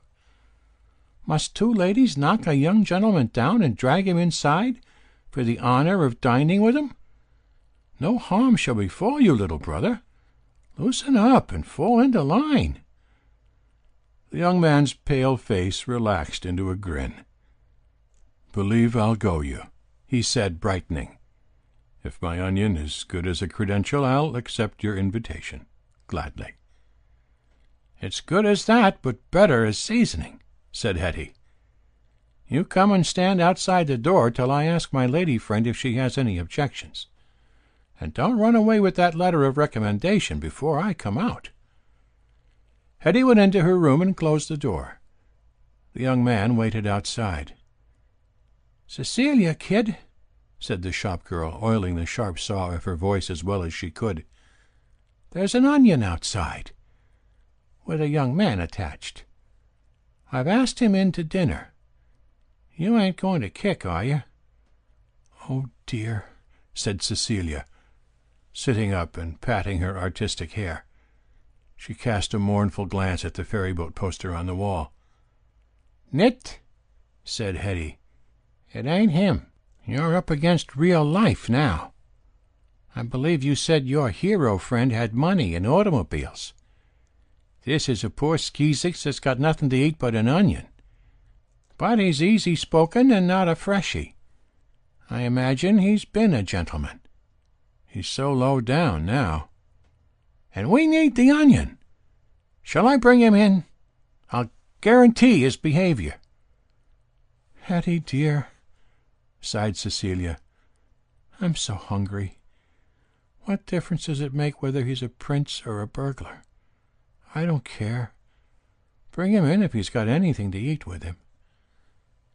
Hetty went back into the hall. The onion man was gone.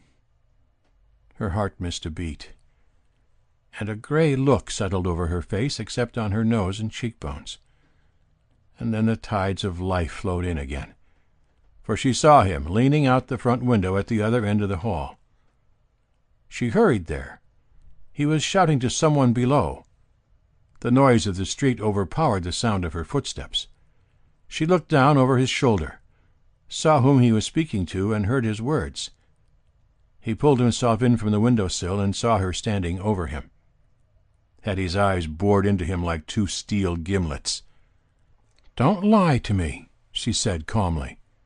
"What were you going to do with that onion?" The young man suppressed a cough and faced her resolutely. His manner was that of one who had been bearded sufficiently. "I was going to eat it," said he with emphatic slowness, "just as I told you before." "And you have nothing else to eat at home?" "Not a thing." "What kind of work do you do?" "I am not working at anything just now." "Then why," said Hetty, with her voice set on its sharpest edge, Do you lean out of windows and give orders to chauffeurs in green automobiles in the street below?" The young man flushed, and his dull eyes began to sparkle. "Because, madam," said he in accelerando tones, "I pay the chauffeur's wages, and I own the automobile, and also this onion. This onion, madam."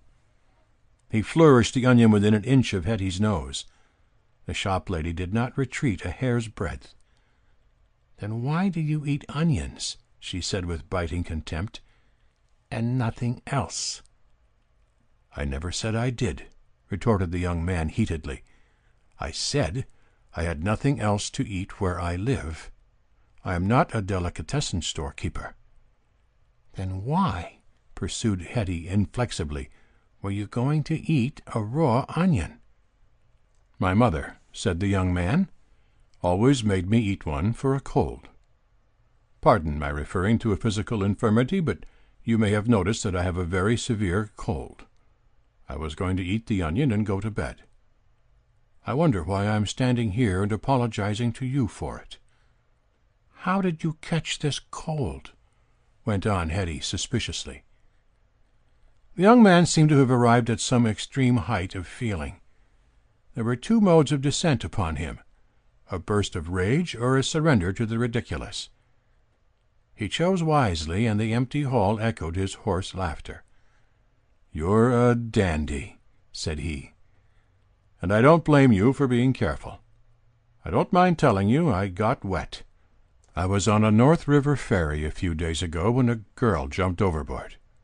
Of course Hetty extended her hand, interrupting his story. "Give me the onion," she said. The young man set his jaw a trifle harder. "Give me the onion," she repeated. He grinned and laid it in her hand. Then Hetty's infrequent, grim, melancholy smile showed itself. She took the young man's arm and pointed with her other hand to the door of her room. "Little brother," she said, "go in there. The little fool you fished out of the river is there waiting for you. Go on in. I'll give you 3 minutes before I come. Potatoes is in there waiting. Go on in, onions." After he had tapped at the door and entered, Hetty began to peel and wash the onion at the sink. She gave a gray look at the gray roofs outside, and the smile on her face vanished by little jerks and twitches. "But it's us," she said grimly to herself. "It's us that furnishes the beef." Bestseller by O. Henry. Read by Bob Tomley. One day last summer I went to Pittsburgh. Well, I had to go there on business. My chair car was profitably well filled with people of the kind one usually sees on chair cars. Most of them were ladies in brown silk dresses, cut with square yokes with lace insertion and dotted veils, who refused to have the windows raised. Then there was the usual number of men who looked as if they might be in almost any business and going almost anywhere. Some students of human nature can look at a man in a Pullman and tell you where he is from, his occupation, and his stations in life, both flag and social. But I never could. The only way I can correctly judge a fellow traveler is when the train is held up by robbers, or when he reaches at the same time I do for the last towel in the dressing-room of the sleeper. The porter came and brushed the collection of soot on the window-sill off to the left knee of my trousers. I removed it with an air of apology. The temperature was 88. One of the dotted-veiled ladies demanded the closing of 2 more ventilators and spoke loudly of Interlaken. I leaned back idly in chair number 7 and looked with the tepidest curiosity at the small black bald-spotted head just visible above the back of number 9. Suddenly number 9 hurled a book to the floor between his chair and the window, and looking I saw that it was The Rose Lady in Trevelyan, one of the best-selling novels of the present day. And then the critic, or Philistine, whichever he was, veered his chair toward the window, and I knew him at once for John A. Pescud, of Pittsburgh. traveling salesman for a plate glass company, an old acquaintance whom I had not seen in 2 years. In 2 minutes we were faced, had shaken hands, and had finished with such topics as rain, prosperity, health, residence, and destination. Politics might have followed next, but I was not so ill-fated. I wish you might know John A. Pescud. He is the stuff that heroes are not often lucky enough to be made of.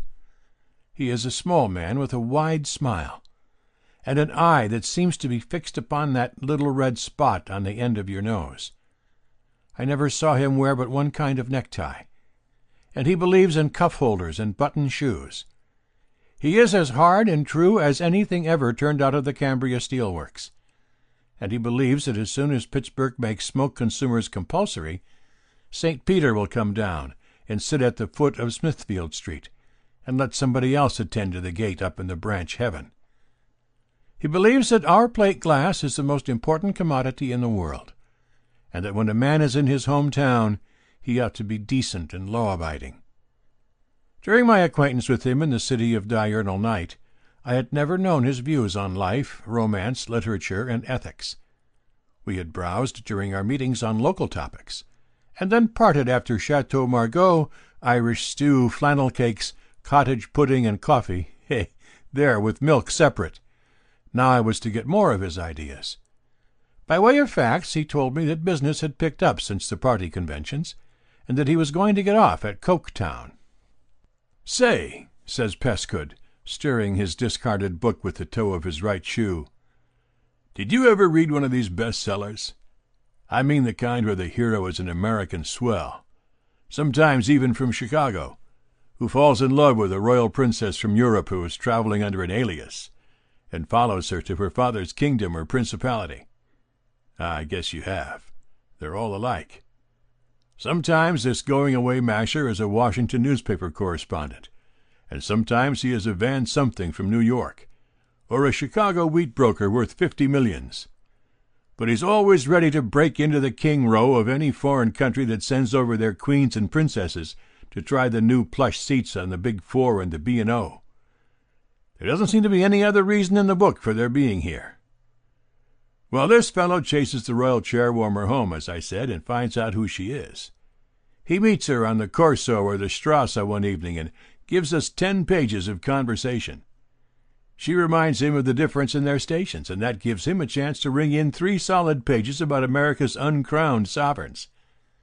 If you'd take his remarks and set 'em to music, and then take the music away from 'em, they'd sound exactly like one of George Cohan's songs. Well, you know how it runs on if you've read any of 'em. He slaps the king's Swiss bodyguards around like everything whenever they get in his way. He's a great fencer, too. Now, I've known of some Chicago men who were pretty notorious fences, but I never heard of any fencers coming from there. He stands on the first landing of the royal staircase in Castle Schutzenfestenstein with a gleaming rapier in his hand, and makes a Baltimore broil of 6 platoons of traitors who come to massacre the said king. And then he has to fight duels with a couple of chancellors and foil a plot by 4 Austrian archdukes to seize the kingdom for a gasoline station. But the great scene is when his rival for the princess's hand, Count Fyodor, attacks him between the portcullis and the ruined chapel, armed with a mitrailleuse, a yataghan, and a couple of Siberian bloodhounds. This scene is what runs the bestseller into the 29th edition before the publishers had time to draw a check for the advance royalties. The American hero shucks his coat and throws it over the heads of the bloodhounds, gives the mitrailleuse a slap with his mitt, says "Yah" to the yataghan, and lands in Kid McCoy's best style on the Count's left eye. Of course, we have a neat little prize fight right then and there. The Count, in order to make the go possible, seems to be an expert at the art of self-defense himself, and here we have the Corbett-Sullivan fight done all over into literature. The book ends with the broker and the princess doing a John Cecil Clay cover under the linden trees on the Gorgonzola Walk. That winds up the love story plenty good enough. But I notice that the book dodges the final issue, Even a bestseller has sense enough to shy at either leaving a Chicago grain broker on the throne of Lobster Potsdam or bringing over a real princess to eat fish and potato salad in an Italian chalet on Michigan Avenue. What do you think about him?" "Why," said I hardly know, John. There's a saying, 'Love levels all ranks,' you know." "Yes," said Pescud, "but these kind of love stories are rank, on the level. I know something about literature, even if I am in plate glass. These kinds of books are wrong, and yet I never go into a train but what they pile 'em up on me. No good can come out of an international clinch between the old-world aristocracy and one of us fresh Americans.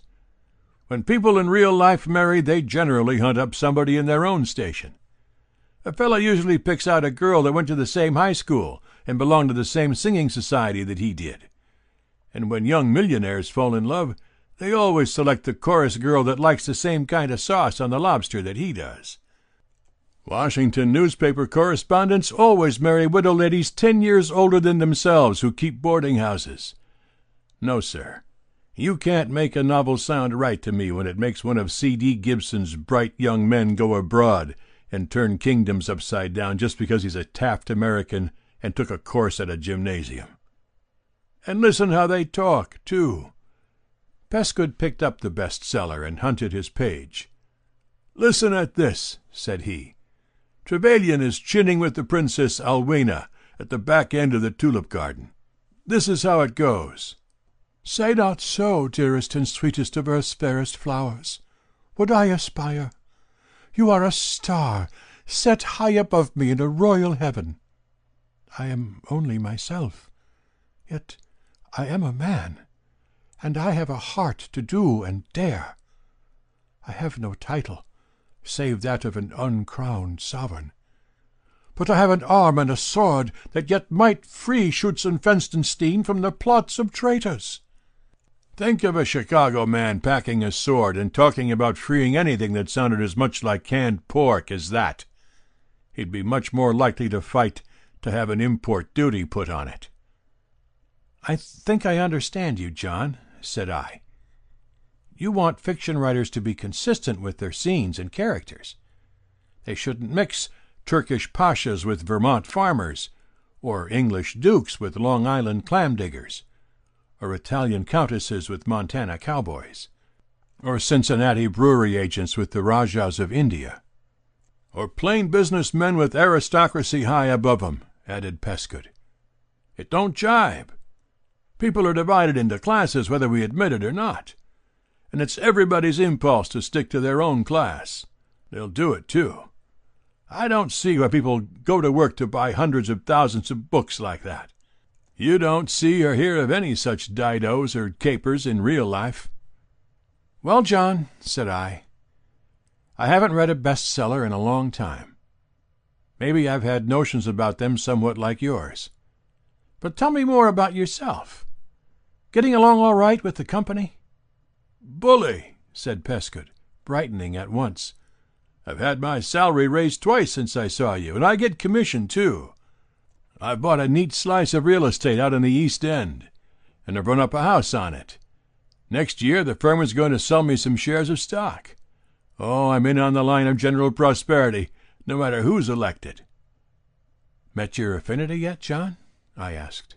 "Oh, I didn't tell you about that, did I?" said Pescud with a broader grin. "Oh-ho," I said. "So you've taken time enough off from your plate glass to have a romance?" No, said John. "No romance, nothing like that. But I'll tell you about it. I was on the southbound going to Cincinnati about 18 months ago, when I saw across the aisle the finest-looking girl I've ever laid eyes on. Nothing spectacular, you know, just the sort you want for keeps. Well, I never was up to the flirtation business, either handkerchief, automobile, postage stamp, or doorstep, and she wasn't the kind to start anything. She read a book and minded her business, which was to make the world prettier and better just by residing on it. I kept on looking out the side doors of my eyes, and finally the proposition got out of the Pullman class into a case of a cottage with a lawn and vines running over the porch. I never thought of speaking to her. but I let the plate glass business go to smash for a while. She changed cars at Cincinnati and took a sleeper to Louisville over the L&N. There she bought another ticket and went on through Shelbyville, Frankfort, and Lexington. Along there I began to have a hard time keeping up with her. The trains came along when they pleased, and didn't seem to be going anywhere in particular, except to keep on the track and the right-of-way as much as possible. Then they began to stop at junctions instead of towns, and at last they stopped altogether. I'll bet Pinkerton would outbid the plate glass people for my services any time if they knew how I managed to shadow that young lady. I contrived to keep out of her sight as much as I could, but I never lost track of her. The last station she got off of was away down in Virginia, about 6 in the afternoon. There were about 50 houses and 400 Negroes in sight. The rest was red mud, mules, and speckled hounds. A tall old man with a smooth face and white hair, looking as proud as Julius Caesar and Roscoe Conkling on the same postcard, was there to meet her. His clothes was frazzled, but I didn't notice that till later. He took her little satchel, and they started over the plank walks and went up a road along the hill. I kept along a piece behind him, trying to look like I was hunting a garnet ring in the sand that my sister had lost at a picnic the previous Saturday. They went in a gate at the top of the hill.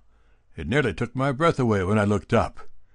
Up there in the biggest grove I ever saw was a tremendous house with round white pillars about 1,000 feet high, and the yard was so full of rose bushes and box bushes and lilacs that you couldn't have seen the house if it hadn't been as big as the Capitol at Washington. Here's where I have to trail, says I to myself. I thought before that she seemed to be in moderate circumstances at least. This must be the governor's mansion or the agricultural building of a New World's Fair, anyhow. I'd better go back to the village and get posted by the postmaster or drug the druggist for some information. In the village I found a pine hotel called the Bayview House. The only excuse for the name was a bay horse grazing in the front yard. I set my sample case down and tried to be ostensible. I told the landlord I was taking orders for plate glass. "I don't want no plates," says he, "but I do need another glass molasses pitcher." By and by I got him down to local gossip and answering questions. "Why," says he, "I thought everybody knowed who lived in the big white house on the hill. It's Colonel Allen, the biggest man in the finest quality in Virginia or anywhere else. They're the oldest family in the state. That was his daughter that got off the train. She's been up to Illinois to see her aunt who was sick." I registered at the hotel, and on the 3rd day I caught the young lady walking in the front yard, down next to the Palin fence. I stopped and raised my hat. There wasn't any other way. "Excuse me," says I. "Can you tell me where Mr. Hinkle lives?" She looked at me as cool as if I was the man come to see about the weeding of the garden. But I thought I saw just a slight twinkle of fun in her eyes. "No one of that name lives in Birchton," says she. "That is," she goes on, "as far as I know. Is the gentleman you are seeking white?" Well, that tickled me. "No kidding," says I. "I'm not looking for smoke, even if I do come from Pittsburgh." "You are quite a distance from home," says she. "I'd have gone 1,000 miles farther," says I. "Not if you hadn't waked up when the train started in Shelbyville," says she, and then she turned almost as red as one of the roses on the bushes in the yard. I remembered I had dropped off to sleep on a bench in the Shelbyville station, waiting to see which train she took, and only just managed to wake up in time. And then I told her why I had come, as respectful and earnest as I could. And I told her everything about myself and what I was making, and how that all I asked was just to get acquainted with her and try to get her to like me. She smiles a little and blushes some, but her eyes never get mixed up. They look straight at whatever she's talking to. "I never had anyone talk like this to me before, Mr. Pescud," says she. "What did you say your name is? John?" "John A.," says I. "And you came mighty near missing the train at Powhatan Junction, too," says she, with a laugh that sounded as good as a mileage book to me. "How did you know?" I asked. "Men are very clumsy," said she. "I knew you were on every train. I thought you were going to speak to me, and I'm glad you didn't." Then we had more talk, and at last a kind of proud, serious look came on her face, and she turned and pointed a finger at the big house. "The Allens," says she, "have lived in Elmcroft for 100 years. We are a proud family. Look at that mansion. It has 50 rooms. See the pillars and porches and balconies. The ceilings in the reception rooms and the ballroom are 28 feet high. My father is a lineal descendant of belted earls." "I belted one of 'em once in the Duquesne Hotel in Pittsburgh," says I, "and he didn't offer to resent it. He was there dividing his attentions between Monongahela whiskey and heiresses, and he got fresh." "Of course," she goes on, "my father wouldn't allow a drummer to set his foot in Elmcroft. If he knew that I was talking to one over the fence, he would lock me in my room." "Would you let me come there?" says I. "Would you talk to me if I was to call for—" I go on. "If you said I might come and see you, the earls might be belted or suspended or pinned up with safety pins as far as I'm concerned." "I must not talk to you," she says, "because we have not been introduced. It is not exactly proper. So I will say good-bye, Mr.—" "Say the name," says I. "You haven't forgotten it." "Pescud," says she, a little mad. "The rest of the name," I demands, as cool as it could be. "John," says she. "John what?" I says. "John A.," says she, with her head held high. "Are you through now?" "I'm coming to see the belted earl tomorrow," I says. "He'll feed you to his foxhounds," says she, laughing. "If he does, it'll improve their running," says I. "I'm something of a hunter myself." "I must be going in now," says she. "I oughtn't to have spoken to you at all. I hope you'll have a pleasant trip back to Minneapolis or Pittsburgh, was it? Good-bye." "Good night," says I. And it wasn't Minneapolis. "What's your name first, please?" She hesitated. Then she pulled a leaf off a bush and says, "My name is Jessie," says she. "Good night, Miss Allen," says I. The next morning at 11 sharp I rang the doorbell of that World's Fair main building. After about 3/4 of an hour an old black man about 80 showed up and asked what I wanted. I gave him my business card and said I wanted to see the colonel. He showed me in. Say, did you ever crack open a wormy English walnut? That's what that house was like. There wasn't enough furniture in it to fill an $8 flat. Some old horsehair lounges and some 3-legged chairs, and some framed ancestors on the walls were all that met the eye.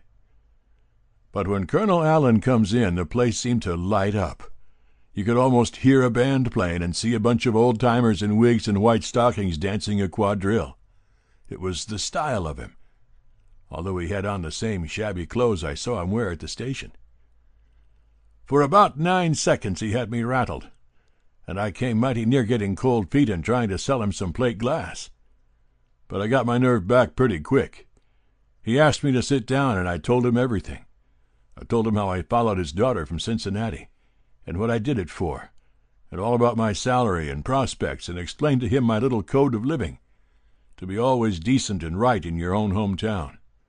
And when you're on the road, never take more than 4 glasses of beer a day, or play higher than a 25-cent limit. At first I thought he was going to throw me out the window, but I kept on talking. Pretty soon I got a chance to tell him that story about the Western congressman who had lost his pocketbook and the grass widow. You remember that story?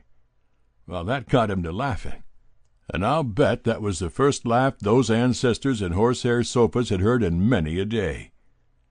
We talked for 2 hours. I told him everything I knew, and then he began to ask questions, and I told him the rest.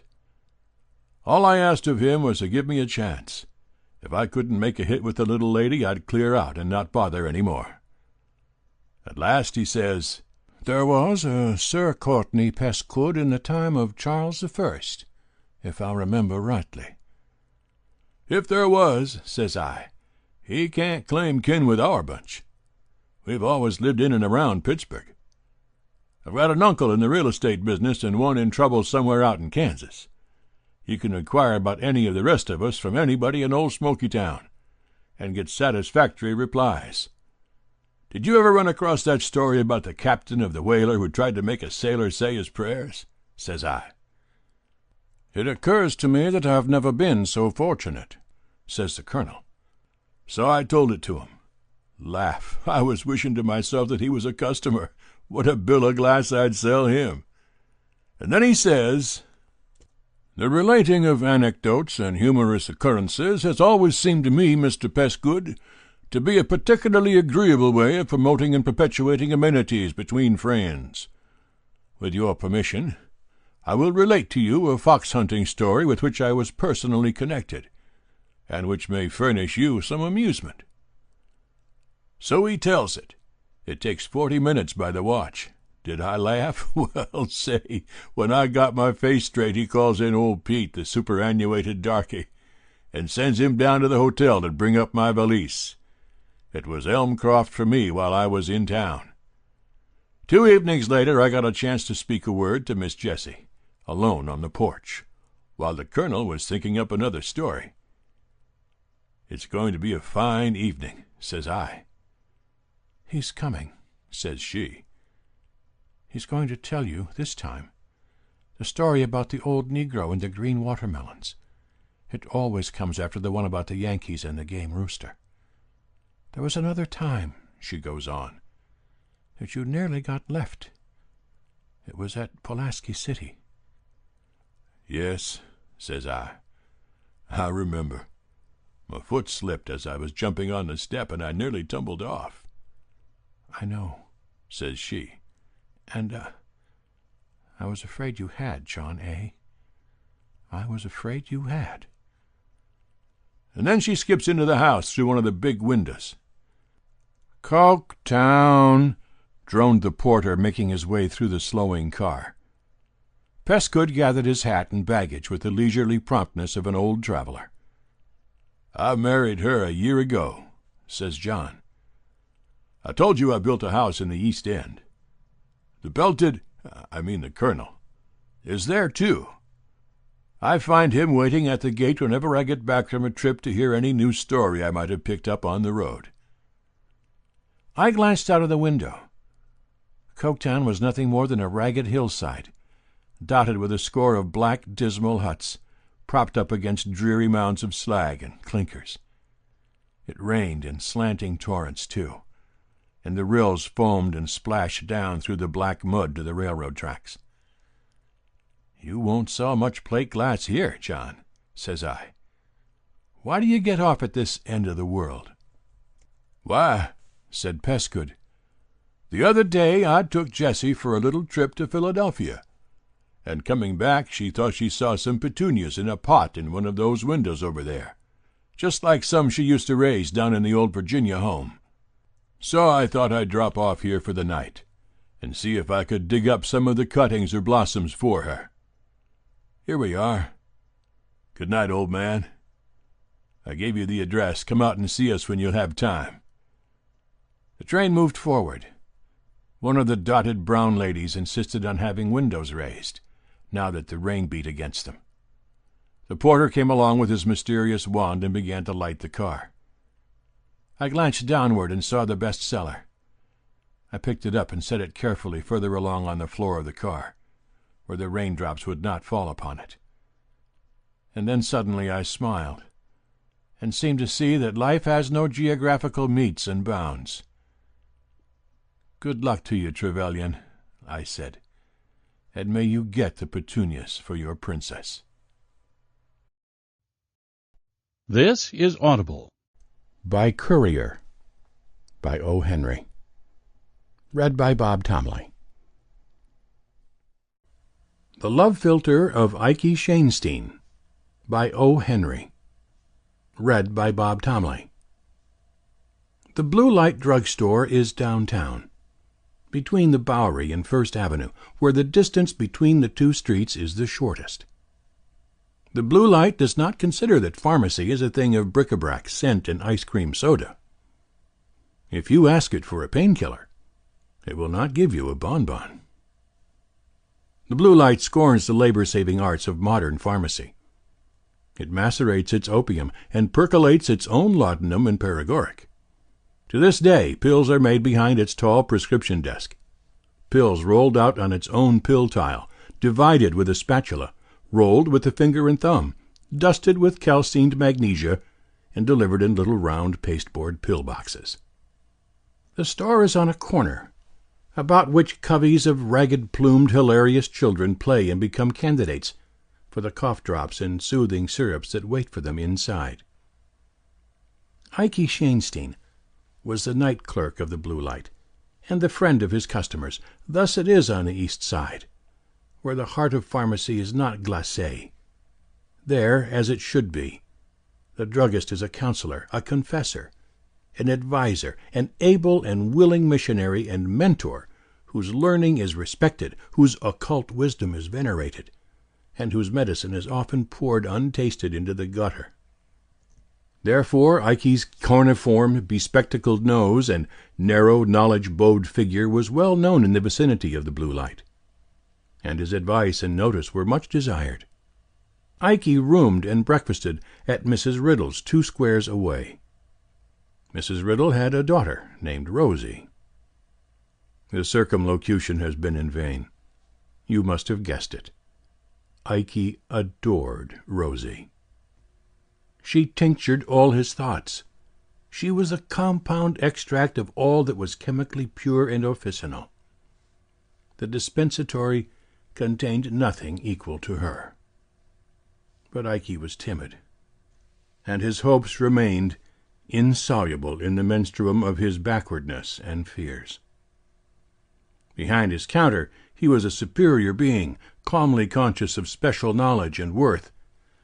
Outside he was a weak-kneed, purblind, mortarman-cursed rambler, with ill-fitting clothes stained with chemicals, and smelling of socratine aloes and valerianate of ammonia. The fly in Ike's ointment, thrice welcome, Pat Trope, was Chunk McGowan.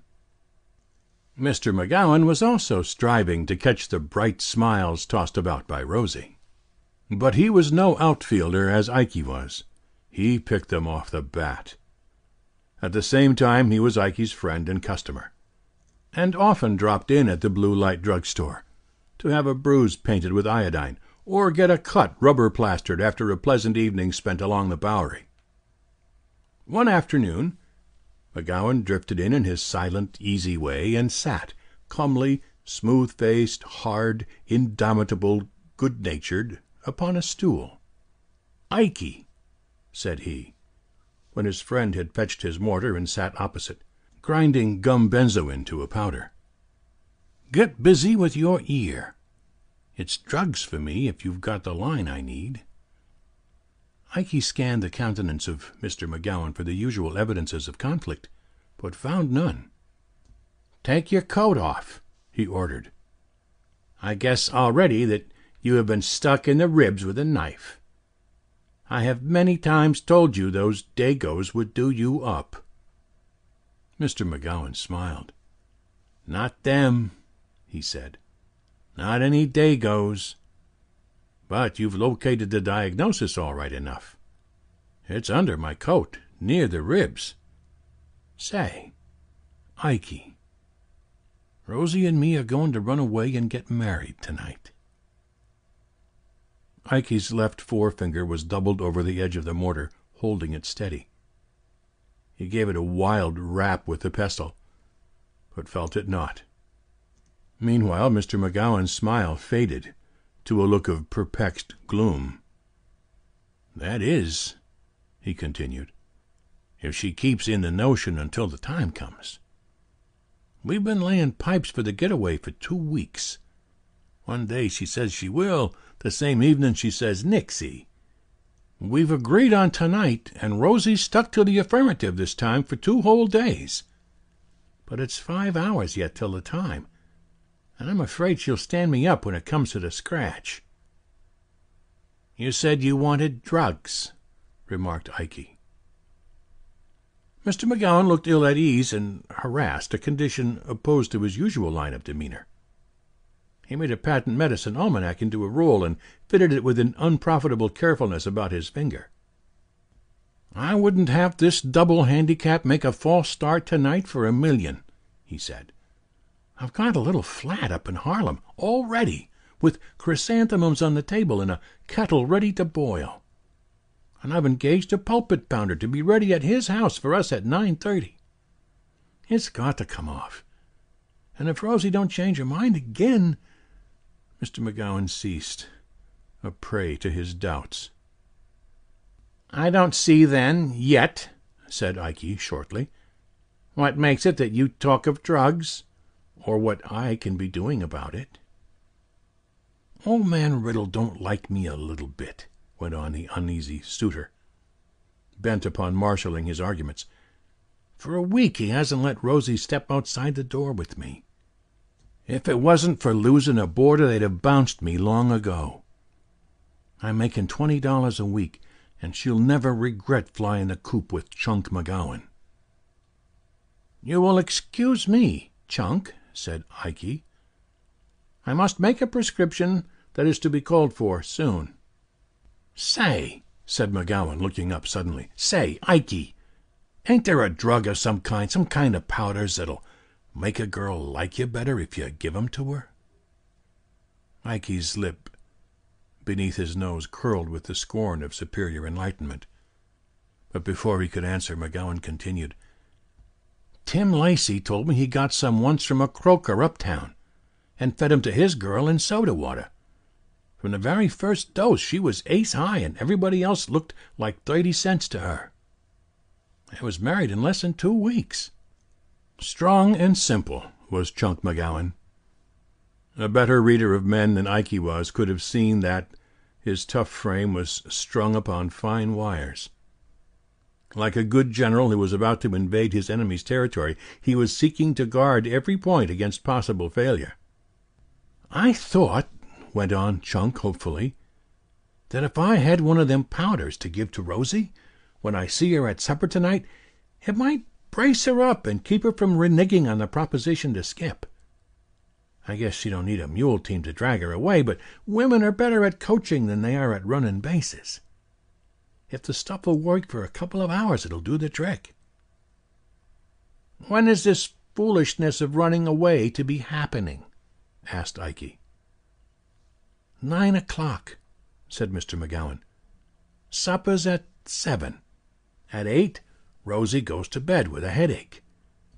At 9, old Parvenzano lets me through to his backyard, where there's a board off Riddle's fence next door. I go under her window and help her down the fire escape. We've got to make it early on the preacher's account. It's all dead easy if Rosie don't balk when the flag drops. Can you mix me one of them powders, Ikey?" Ikey Shanstein rubbed his nose slowly. "Chunk," said he, "it is of drugs of that nature that pharmaceutists must have much carefulness. To you alone of my acquaintance would I entrust a powder like that. But for you, I shall make it, and you shall see how it makes Rosie to think of you." Ikey went behind the prescription desk. There he crushed to a powder 2 soluble tablets, each containing 1/4 grain of morphia.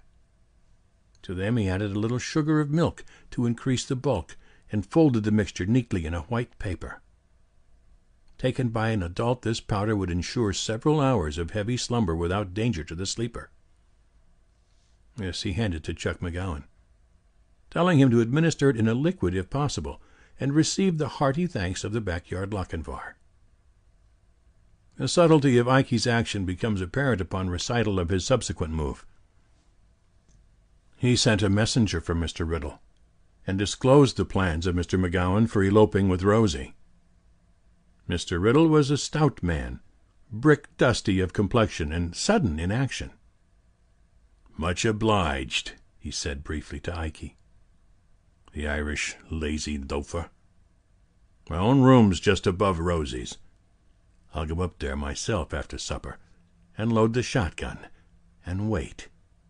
If he comes in my backyard, he'll go away in an ambulance instead of a bridal chaise." With Rosie held in the clutches of Morpheus for many hours' deep slumber, and the bloodthirsty parent waiting, armed and forewarned, Ikey felt that his rival was close, indeed, upon discomfiture.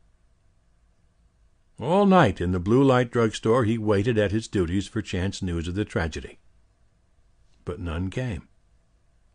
At 8 o'clock in the morning the day clerk arrived, and Ikey started hurriedly for Mrs. Riddle's to learn the outcome. And lo, as he stepped out of the store, who but Chunk McGowan sprang from a passing streetcar and grasped his hand, Chunk McGowan with a victor's smile and flushed with joy. "Pulled it off," said Chunk with Elysium in his grin. "Rosie hit the fire escape on time to a second, and we was under the wire at the Reverend's at 9:30 1/4. She's up at the flat. She cooked eggs this morning in a blue kimono. Wow, how lucky I am. You must pace up some day, Ikey, and feed with us. I got a job down near the bridge, and that's where I'm heading for now." The powder?" stammered Ikey. "Oh, that stuff you gave me," said Chunk, broadening his grin. "Well, it was this way. I sat down at the supper table last night at Riddle's, and I looked at Rosie. And I says to myself, Chunk, if you get the girl, get her on the square. Don't try any hocus-pocus with a thoroughbred like her. And I keeps the paper you give me in my pocket. And then my lamps fall on another party present who, I says to myself, is failin' in a proper affection toward this comin' son-in-law. So I watches my chances and dumps that powder in old man Riddle's coffee, see?"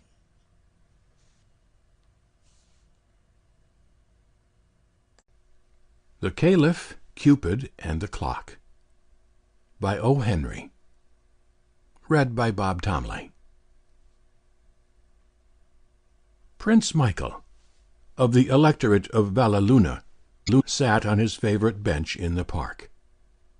The coolness of the September night quickened the life in him like a rare tonic wine. The benches were not filled, for park loungers with their stagnant blood are prompt to detect and fly home from the crispness of early autumn. The moon was just clearing the roofs of the range of dwellings that bounded the quadrangle on the east. Children laughed and played about the fine-sprayed fountain. In the shadowed spots, fauns and hamadryads wooed unconscious of the gaze of mortal eyes. A hand-organ, philomelled by the grace of our stage carpenter Fancy, fluted and droned in a side street. Around the enchanted boundaries of the little park, streetcars spat and mewed, and the stilted trains roared like tigers and lions prowling for a place to enter. And above the trees shone the great, round, shining face of an illuminated clock in the tower of an antique public building. Prince Michael's shoes were wrecked far beyond the skill of the carefulest cobbler. The ragman would have declined any negotiations concerning his clothes. The 2 weeks' stubble on his face was gray and brown and red and greenish yellow, as if it had been made up from individual contributions from the chorus of a musical comedy. No man existed who had money enough to wear so bad a hat as his. Prince Michael sat on his favorite bench and smiled. It was a diverting thought to him that he was wealthy enough to buy every one of those close-ranged, bulky, window-lit mansions that faced him, if he chose. He could have matched gold, equipages, jewels, art treasures, estates, and acres with any Croesus in this proud city of Manhattan, and scarcely have entered upon the bulk of his holdings. He could have sat at table with reigning sovereigns, the social world, the world of art, the fellowship of the elect, adulation, imitation, the homage of the fairest, honors from the highest, praise from the wisest, flattery, esteem, credit, pleasure, fame, all the honey of life was waiting in the comb in the hive of the world for Prince Michael, of the electorate of Valleluna, whenever he might choose to take it. But his choice was to sit in rags and dinginess on a bench in a park. For he had tasted of the fruit of the tree of life, and, finding it bitter in his mouth, had stepped out of Eden for a time to seek distraction close to the unarmored, beating heart of the world. These thoughts strayed dreamily through the mind of Prince Michael as he smiled under the stubble of his polychromatic beard. Lounging thus, clad as the poorest of mendicants in the parks, he loved to study humanity. He found in altruism more pleasure than his riches, his station, and all the grosser sweets of life had given him. It was his chief solace and satisfaction to alleviate individual distress, to confer favors upon worthy ones who had need of succor, to dazzle unfortunates by unexpected and bewildering gifts of truly royal magnificence, bestowed, however, with wisdom and judiciousness. And as Prince Michael's eye rested upon the glowing face of the great clock in the tower, his smile, altruistic as it was, became slightly tinged with contempt. Big thoughts were the prince's, and it was always with a shake of his head that he considered the subjugation of the world to the arbitrary measures of time. The comings and goings of people in hurry and dread, controlled by the little metal moving hands of a clock, always made him sad. By and by came a young man in evening clothes, and sat upon the third bench from the prince. For half an hour he smoked cigars with nervous haste, and then he fell to watching the face of the illuminated clock above the trees. His perturbation was evident, and the prince noted in sorrow that its cause was connected in some manner with the slowly moving hands of the timepiece. His Highness arose and went to the young man's bench. "I beg your pardon for addressing you," he said, "but I perceive that you are disturbed in mind. If it may serve to mitigate the liberty I have taken, I will add that I am Prince Michael, heir to the throne of the electorate of Valleluna. I appear incognito, of course, as you may gather from my appearance. It is a fancy of mine to render aid to others whom I think worthy of it. Perhaps the matter that seems to distress you is one that would more readily yield to our mutual efforts." The young man looked up brightly at the prince. Brightly, but the perpendicular line of perplexity between his brows was not smoothed away. He laughed, and even then it did not. But he accepted the momentary diversion. "Glad to meet you, Prince," he said good-humoredly. "Yes, I'd say you were incog all right. Thanks for your offer of assistance, but I don't see where your butting in would help things any. It's a kind of private affair, you know, but thanks all the same." Prince Michael sat at the young man's side. He was often rebuffed, but never offensively. His courteous manner and words forbade that. "Clocks," said the prince, "are shackles on the feet of mankind. I have observed you looking persistently at that clock. Its face is that of a tyrant. Its numbers are false as those on a lottery ticket. Its hands are those of a bunco steerer who makes an appointment with you to your ruin. Let me entreat you to throw off its humiliating bonds, and to cease to order your affairs by that insensate monitor of brass and steel." "I don't usually," said the young man. "I carry a watch, except when I've got my radiant rags on." "I know human nature as I do the trees and grass," said the prince, with earnest dignity. "I am a master of philosophy, a graduate in art, and I hold the purse of a Fortunatus. There are few mortal misfortunes that I cannot alleviate or overcome. I have read your countenance, and found in it honesty and nobility as well as distress. I beg of you to accept my advice or aid, Do not belie the intelligence I see in your face by judging from my appearance of my ability to defeat your troubles." The young man glanced at the clock again and frowned darkly. When his gaze strayed from the glowing horologe of time, it rested intently upon a 4-story red-brick house in the row of dwellings opposite to where he sat. The shades were drawn, and the lights in many rooms shone dimly through them. 10 minutes to 9, exclaimed the young man with an impatient gesture of despair. He turned his back upon the house, and took a rapid step or two in a contrary direction. "Remain!" commanded Prince Michael, in so potent a voice that the disturbed one wheeled around with a somewhat chagrined laugh.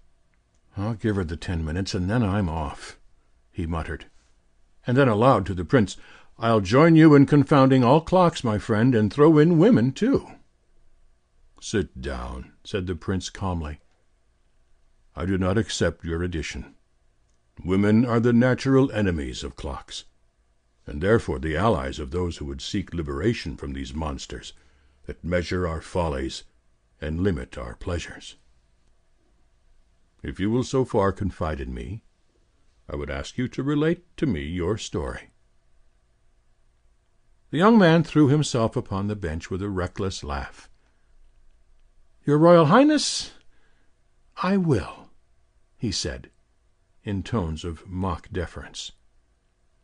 "Do you see yonder house, the one with 3 upper windows lighted? Well, at 6 o'clock I stood in that house with the young lady I was engaged to. I had been doing wrong, my dear prince. I had been a naughty boy, and she had heard of it. I wanted to be forgiven, of course. We are always wanting women to forgive us, aren't we, Prince?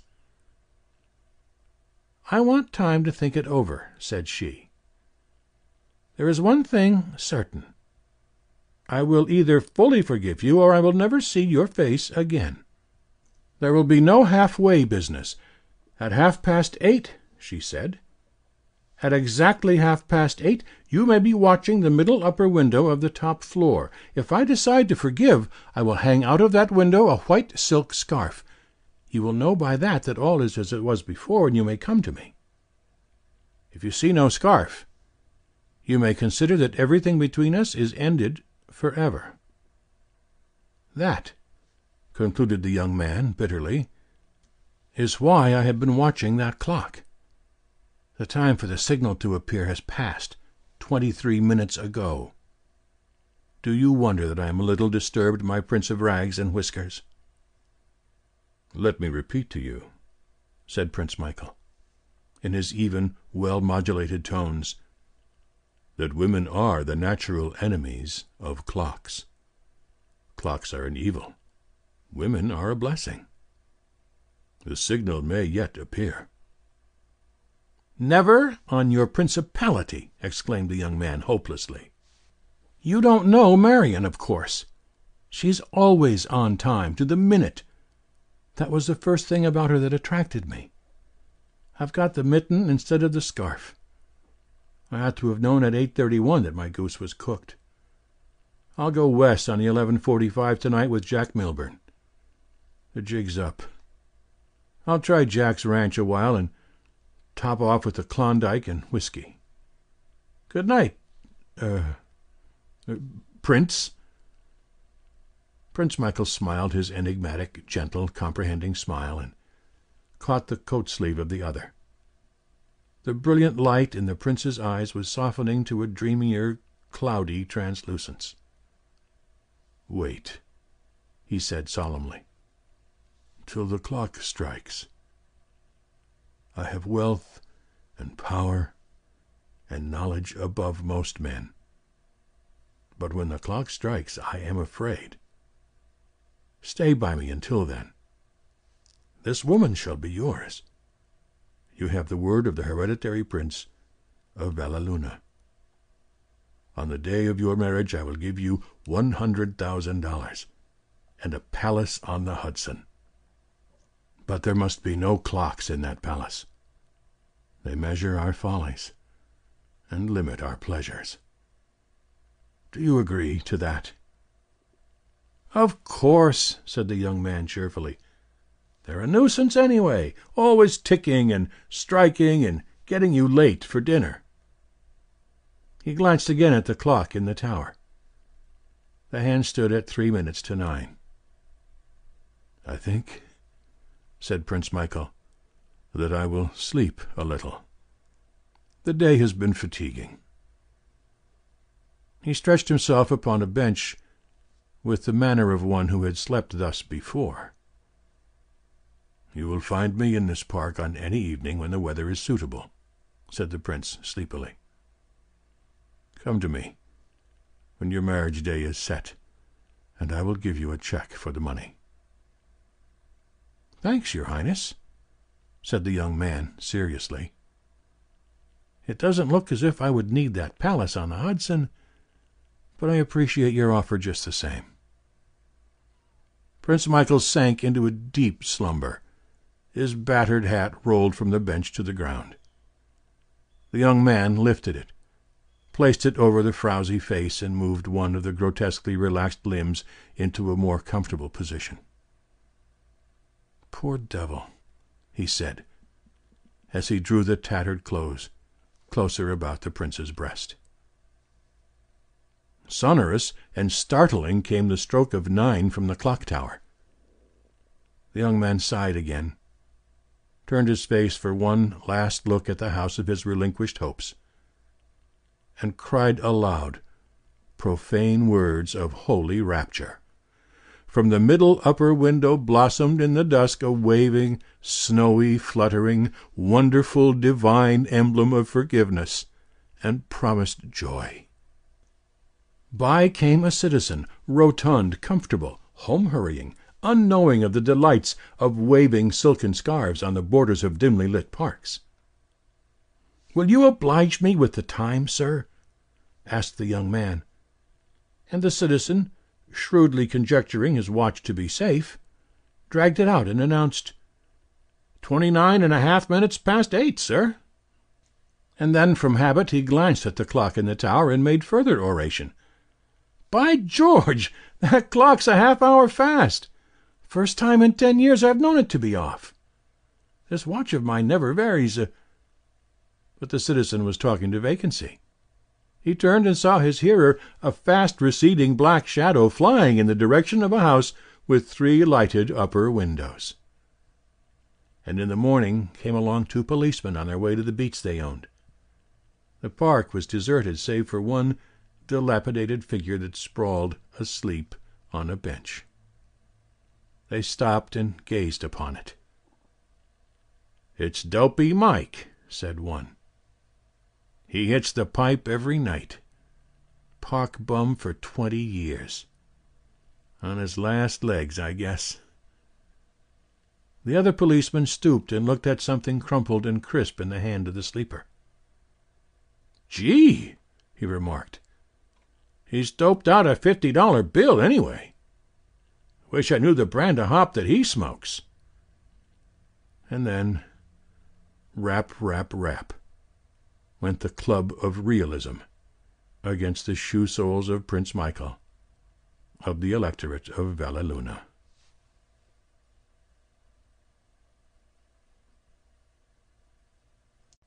The Brief Debut of Tildy by O. Henry. Read by Bob Tomley. If you do not know Boggle's Chop House and Family Restaurant, it is your loss. For if you are one of the fortunate ones who dine expensively, you should be interested to know how the other half consumes provisions. And if you belong to the half to whom waiters' checks are things of moment, you should know Boggle's, for there you get your money's worth, in quantity at least. Boggle's is situated in that highway of bourgeoisie, that boulevard of Brown, Jones, and Robinson, 8th Avenue. There are 2 rows of tables in the room, 6 in each row. On each table is a caster stand, containing cruets of condiments and seasons.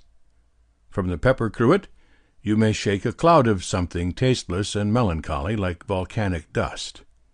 From the salt cruet you may expect nothing. Though a man should extract a sanguinary stream from the pallid turnip, yet will his prowess be balked when he comes to wrest salt from Boggle's cruets. Also upon each table stands the counterfeit of that benign sauce made from the recipe of a nobleman in India. At the cashier's desk sits Boggle, cold, sordid, slow, smoldering, and takes your money. Behind a mountain of toothpicks he makes your change, files your check, and ejects at you like a toad a word about the weather. Beyond a corroboration of his meteorological statement you had better not venture. You are not Boggle's friend. You are a fed, transient customer, and you and he may not meet again until the blowing of Gabriel's dinner horn. So take your change and go to the devil if you like. There you have Boggle's sentiments. The needs of Boggle's customers were supplied by 2 waitresses and a voice. One of the waitresses was named Aileen. She was tall, beautiful, lively, gracious, and learned in parsiflage. Her other name? There was no more necessity for another name at Boggle's than there was for finger bowls. The name of the other waitress was Tildy. Why do you suggest Matilda? Please, listen this time. Tildy. Tildy. Tildy was dumpy, plain-faced, and too anxious to please. Repeat the last clause to yourself once or twice and make the acquaintance of duplicate infinite. The voice at Boggle's was invisible. It came from the kitchen, and did not shine in the way of originality. It was a heathen voice, and contented itself with vain repetitions of exclamations emitted by the waitresses concerning food. Will it tire you to be told again that Aileen was beautiful? Had she donned $100 worth of clothes and joined the Easter parade, and you had seen her, you would have hastened to say so yourself. The customers at Boggle's were her slaves. 6 tables full she could wait upon at once. They who were in a hurry restrained their impatience for the joy of merely gazing upon her swiftly moving, graceful figure. They who had finished eating ate more, that they might continue in the light of her smiles. Every man there, and they were mostly men, tried to make his impression upon her. Aileen could successfully exchange repartee against a dozen at once, and every smile that she sent forth lodged like pellets from a scattergun in as many hearts. And all this while she would be performing astounding feats with orders of pork and beans, pot roasts, ham and sausages and the wheats, and any quantity of things on the iron and in the pan and straight up and on the side. With all this feasting and flirting and merry exchange of wit, Boggle's came mighty near being a salon, with Aileen for its Madame Recamier. If the transients were entranced by the fascinating Aileen, the regulars were her adorers. There was much rivalry among many of the steady customers. Aileen could have had an engagement every evening. At least twice a week someone took her to the theatre or to a dance. One stout gentleman, whom she and Tildy had privately christened the Hog, presented her with a turquoise ring. Another one, known as Fresby, who rode on the traction company's repair wagon, was going to give her a poodle as soon as his brother got the hauling contract in the 9th. And the man who always ate spare ribs and spinach, and said he was a stockbroker, asked her to go to Parsifal with him. "I don't know where this place is," said Aileen, while talking it over with Tildy. "But the wedding ring's got to be on before I put a stitch into a traveling dress, ain't that right? Well, I guess." But Tildy. In steaming, chattering, cabbage-scented Boggle's there was almost a heart tragedy. Tildy, with the blunt nose, the hay-colored hair, the freckled skin, the bag-o'-meal figure, had never had an admirer. Not a man followed her with his eyes when she went to and fro in the restaurant, save now and then when they glared with the beast hunger for food. None of them bantered her gaily to coquettish interchanges of wit. None of them loudly jollied her of mornings as they did Aileen, accusing her, when the eggs were slow in coming, of late hours in the company of envied swains. No one had ever given her a turquoise ring or invited her upon a voyage to mysterious, distant Parsifal. Tildy was a good waitress, and the men tolerated her. They who sat at her table spoke to her briefly, with quotations from the bill of fare, and then raised their voices in honeyed and otherwise flavored accents, eloquently addressed to the fair Aileen. They writhed in their chairs to gaze around and over the impending form of Tildy, that Aileen's pulchritude might season and make ambrosia of their bacon and eggs. And Tildy was content to be the unwooed drudge if Aileen could receive the flattery and the homage. The blunt nose was loyal to the short Grecian. She was Aileen's friend, and she was glad to see her rule hearts and wean the attention of men from smoking pot pie and lemon meringue. But deep below our freckles and hay-colored hair, the unhandsomest of us dream of a prince or a princess, not vicarious, but coming to us alone. There was a morning when Aileen tripped into work with a slightly bruised eye, and Tildy's solicitude was almost enough to heal any optic. "Fresh guy," explained Aileen. "Last night, as I was going home at 23rd and 6th, sashayed up, so he did, and made a break. I turned him down cold, and he made a sneak, but followed me down to 18th, and tried his hot air again. Gee, but I slapped him a good one, side of the face. Then he give me the eye. Does it look real awful, Till? I should hate that Mr. Nicholson should see it when he comes in for his tea and toast at 10. Tildy listened to the adventure with breathless admiration. No man had ever tried to follow her. She was safe abroad at any hour of the 24. What bliss it must have been to have had a man follow one and black one's eye for love.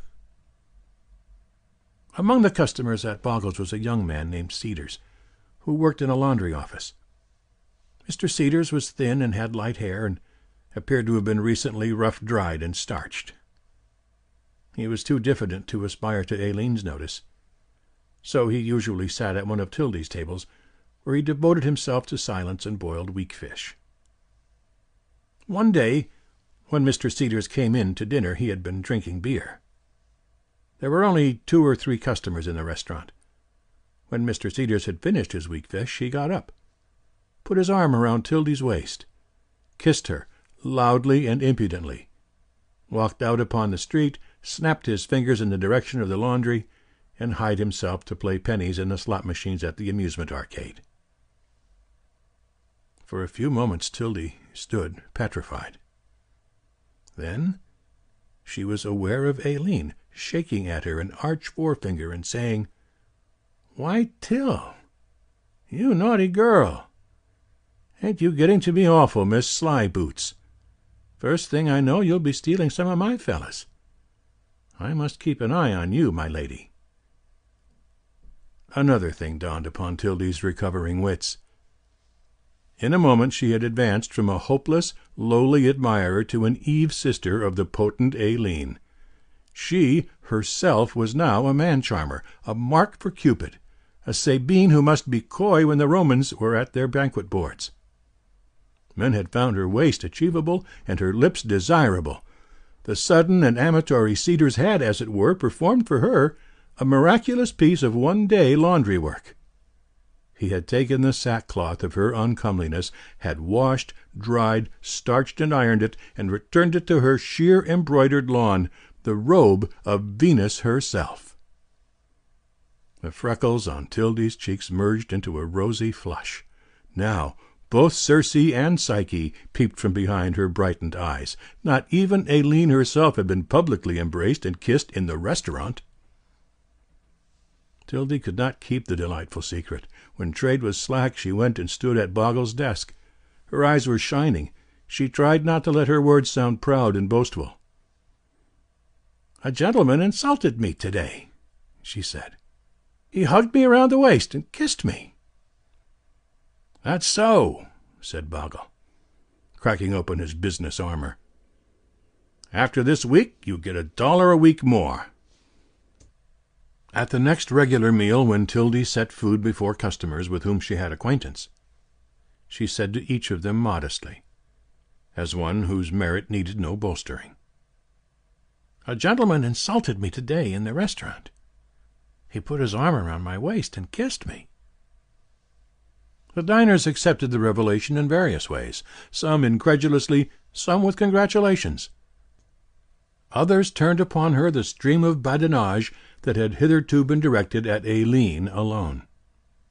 And Tildy's heart swelled in her bosom, for she saw at last the towers of romance rise above the horizon of the grey plain in which she had for so long travelled. For 2 days Mr. Cedars came not again. During that time Tildy established herself firmly as a woman to be wooed. She bought ribbons, and arranged her hair like Aileen's, and tightened her waist 2 inches. She had a thrilling but delightful fear that Mr. Cedars would rush in suddenly and shoot her with a pistol. He must have loved her desperately, and impulsive lovers are always blindly jealous. Even Aileen had not been shot with a pistol. And then Tildy rather hoped that he would not shoot at her, for she was always loyal to Aileen, and she did not want to overshadow her friend. At 4 o'clock on the afternoon of the 3rd day, Mr. Cedars came in. There were no customers at the tables. At the back end of the restaurant Tildy was refilling the mustard pots, and Aileen was quartering pies. Mr. Cedars walked back to where they stood. Tildy looked up and saw him, gasped, and pressed the mustard spoon against her heart. A red hair bow was in her hair. She wore Venus's 8th Avenue badge, the blue bead necklace with the swinging silver symbolic heart. Mr. Cedars was flushed and embarrassed. He plunged one hand into his hip pocket and the other into a fresh pumpkin pie. "Miss Tildy," said he, "I want to apologize for what I done the other evening. Tell you the truth, I was pretty well tanked up, or I wouldn't have done it. I wouldn't do no lady that away when I was sober, so I hope, Miss Tildy, you will accept my apology, and believe that I wouldn't have done it if I'd known what I was doing and hadn't have been drunk." With this handsome plea, Mr. Cedars backed away and departed, feeling that reparation had been made. But behind the convenient screen, Tildy had thrown herself flat upon a table, among the butter chips and the coffee cups, and was sobbing her heart out and back again, to the grey plain, wherein travel they with blunt noses and hay-coloured hair. From her knot she had torn the red hair bow and cast it upon the floor. Cedars she despised utterly, but she had taken his kiss as that of a pioneer and prophetic prince who might have set the clocks going and the pages to running in fairyland. But the kiss had been maudlin and unmeant. The court had not stirred at the false alarm. She must forevermore remain the Sleeping Beauty. Yet not all was lost. Aileen's arm was around her, and Tildy's red hand groped among the butter chips till it found the warm clasp of her friend's. "Don't you fret, Till," said Aileen, who did not understand entirely. "That turnip-faced little clothespin of a Cedars ain't worth it. He ain't anything of a gentleman, or he wouldn't ever have apologized."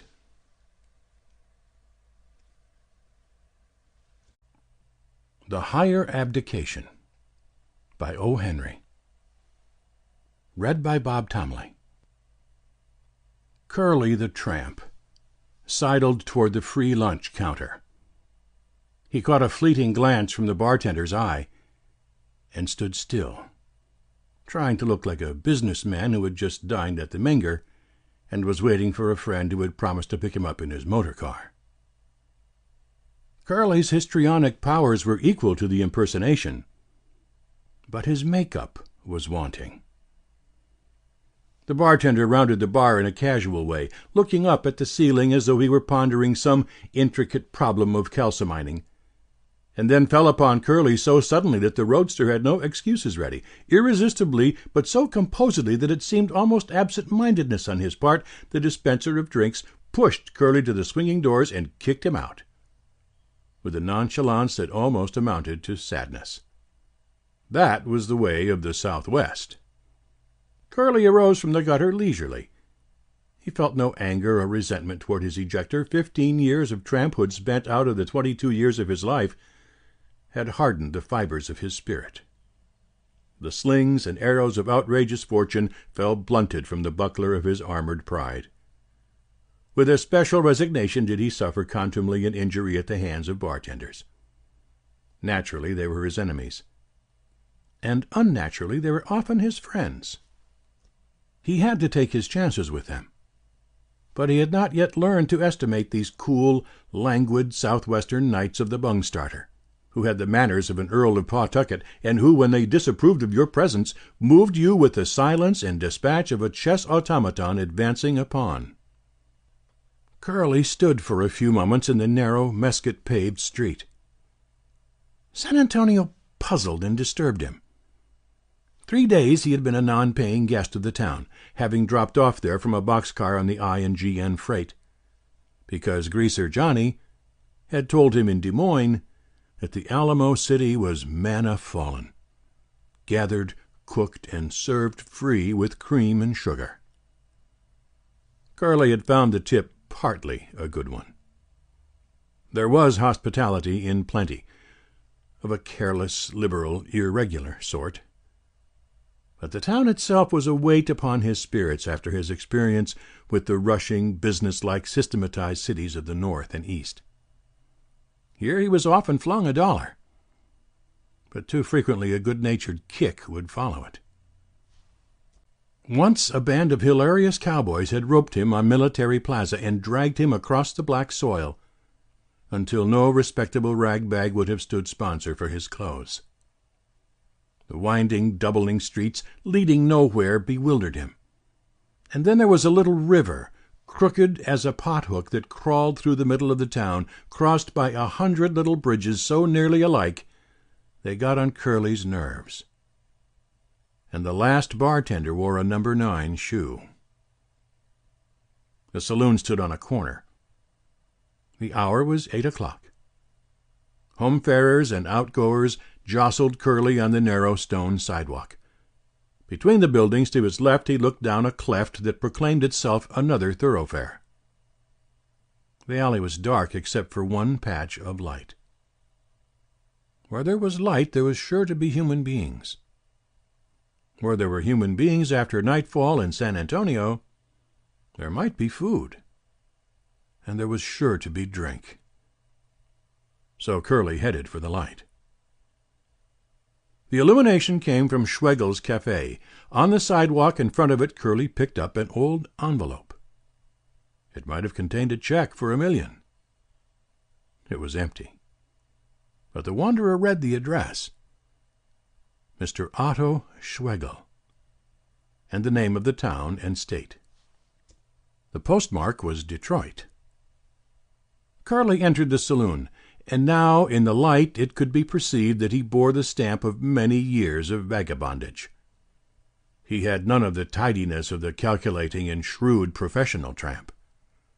His wardrobe represented the cast-off specimens of 6 fashions and eras. 2 factories had combined their efforts in providing shoes for his feet.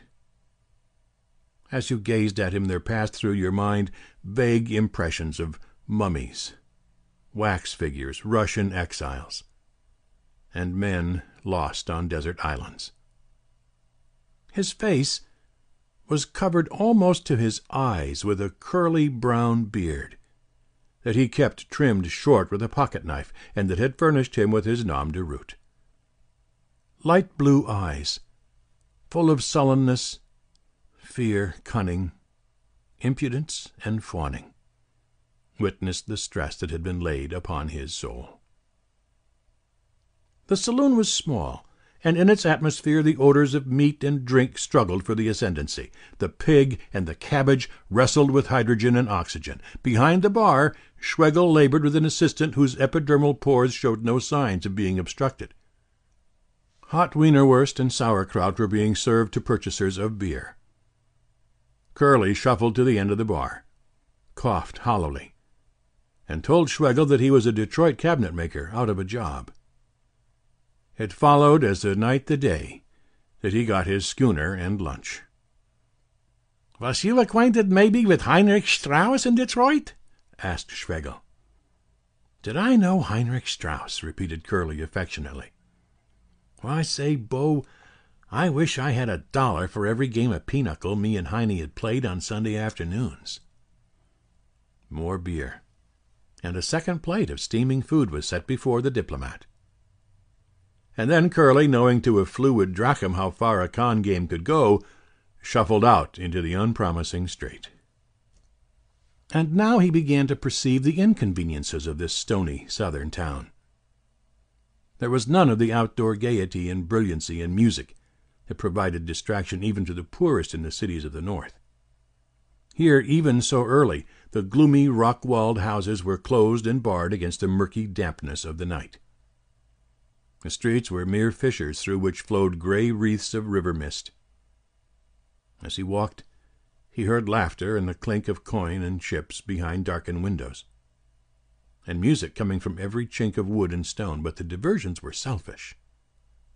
The day of popular pastimes had not yet come to San Antonio. But at length Curly, as he strayed, turned the sharp angle of another lost street and came upon a rollicking band of stockmen from the outlying ranches celebrating in the open in front of an ancient wooden hotel. One great roisterer from the sheep country, who had just instigated a movement toward the bar, swept Curly in like a stray goat with the rest of his flock. The princes of kine and wool hailed him as a new zoological discovery, and uproariously strove to preserve him in the diluted alcohol of their compliments and regards. An hour afterward, Curly staggered from the hotel bar-room, dismissed by his fickle friends, whose interest in him had subsided as quickly as it had risen. Full stoked with alcoholic fuel and cargoed with food, the only question remaining to disturb him was that of shelter and bed. A drizzling, cold Texas rain had begun to fall, an endless, lazy, intermittent downfall that lowered the spirits of men and raised a reluctant steam from the warm stones of the streets and houses. Thus comes the norther, dousing gentle spring and amiable autumn with the chilling salutes and adieus of coming and departing winter. Curly followed his nose down the first tortuous street into which his irresponsible feet conducted him. At the lower end of it, on the bank of the serpentine stream, he perceived an open gate in a cemented rock wall. Inside he saw campfires, and a row of low wooden sheds built against 3 sides of the enclosing wall. He entered the enclosure. Many wagons and buckboards stood about with their teams' harness thrown carelessly upon the shafts and doubletrees. Curly recognized the place as a wagon yard, such as is provided by merchants for their out-of-town friends and customers. No one was in sight. No doubt the drivers of these wagons were scattered about the town, seeing the elephant and hearing the owl. In their haste to become patrons of the town's dispensaries of mirth and good cheer, the last ones to depart must have left the great wooden gate swinging open. Curly had satisfied the hunger of an anaconda and the thirst of a camel. So he was neither in the mood nor the condition of an explorer. He zigzagged his way to the first wagon that his eyesight distinguished in the semi-darkness under the shed. It was a 2-horse wagon with a top of white canvas. The wagon was half filled with loose piles of wool sacks, 2 or 3 great bundles of gray blankets, and a number of bales, bundles, and boxes. A reasoning eye would have estimated the load at once as ranch supplies, bound on the morrow for some outlying hacienda. But to the drowsy intelligence of Curly, they represented only warmth and softness and protection against the cold humidity of the night. After several unlucky efforts, at last he conquered gravity so far as to climb over a wheel and pitch forward upon the best and warmest bed he had fallen upon in many a day. Then he became instinctively a burrowing animal, and dug his way like a prairie dog down among the sacks and blankets, hiding himself from the cold air as snug and safe as a bear in his den. For 3 nights sleep had visited Curly only in broken and shivering doses, so now, when Morpheus condescended to pay him a call, Curly got such a stranglehold on the mythological old gentleman that it was a wonder that anyone else in the whole world got a wink of sleep that night. 6 cowpunchers of the Cibolo Ranch were waiting around the door of the ranch store. Their ponies cropped grass nearby, tied in the Texas fashion, which is not tied at all. Their bridle reins had been dropped to the earth, which is a more effectual way of securing them, such is the power of habit and imagination, than you could devise out of a 1/2-inch rope in a live oak tree. These guardians of the cow lounged about, each with a brown cigarette paper in his hand, and gently but unceasingly cursed Sam Revell, the storekeeper. Sam stood in the door, snapping the red elastic bands on his pink madras shirt-sleeves and looking down affectionately at the only pair of tan shoes within a 40-mile radius. His offense had been serious, and he was divided between humble apology and admiration for the beauty of his raiment. He had allowed the ranch stock of smoking to become exhausted. "I thought sure there was another case of it under the counter, boys," he explained. "But it happened to be cartridges." "You've sure got a case of appendicitis," said Pokey Rogers, fence rider of the Largo Verde Potrero. "Somebody ought to happen to give you a knock on the head with the butt end of a quirt. I've rode in 9 miles for some tobacco, and it don't appear natural and seemly that you ought to be allowed to live." "The boys was smoking cut plug and dried mesquite leaves mixed when I left," sighed Mustang Taylor, horse wrangler of the 3 Elm camp. "They'll be looking for me back by 9. They'll be setting up with their papers ready to roll a whiff of the real thing before bedtime. And I've got to tell 'em that this pink-eyed, sheep-headed, sulphur-footed, shirt-waisted son of a calico bronco, Sam Revell, hasn't no tobacco on hand." Gregorio Falcon, Mexican vaquero and best thrower of the rope on the Cibolo, pushed his heavy silver-embroidered straw sombrero back upon his thicket of jet-black curls, and scraped the bottoms of his pockets for a few crumbs of the precious weed. "Ah, Don Samuel," he said reproachfully, but with his touch of Castilian manners. "Excuse me. They say that the jackrabbit and the sheep have the most little sesos, how you call them, braines. I don't believe that, Don Samuel. Excuse me. I think people who don't keep smoking tobacco, they... But you will excuse me, Don Samuel." "Now what's the use of chewing the rag, boys?" said the untroubled Sam, stooping over to rub the toes of his shoes with a red and yellow handkerchief. "Rance took the order for some more smoking to San Antone with him Tuesday. Pancho rode Rance's horse back yesterday, and Rance is going to drive the wagon back himself. There wasn't much of a load, just some wool sacks and blankets and nails and canned peaches and a few of the things we was out of. I look for Rance to roll in today, sure. He's an early starter and a hell-split driver. He ought to be back here not far from sundown." "What plugs is he driving?" asked Mustang Taylor with a smack of hope in his tones. "The buckboard grays," said Sam. "I'll wait a spell, then. Them plugs eat up a trail like a road-runner swallowing a whip-snake. And you may bust me open a can of green-gauge plums, Sam, while I'm a-waiting for something better." "Open me some yellow clings," ordered Pokey Rogers. "I'll wait, too." The tobacco-less punchers arranged themselves comfortably on the steps of the store. Inside, Sam chopped open with a hatchet the tops of the cans of fruit.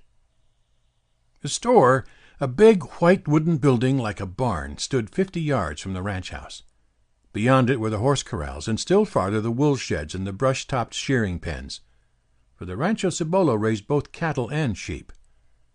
Behind the store, at a little distance, were the grass-thatched jacals of the Mexicans, who bestowed their allegiance upon the Cibolo.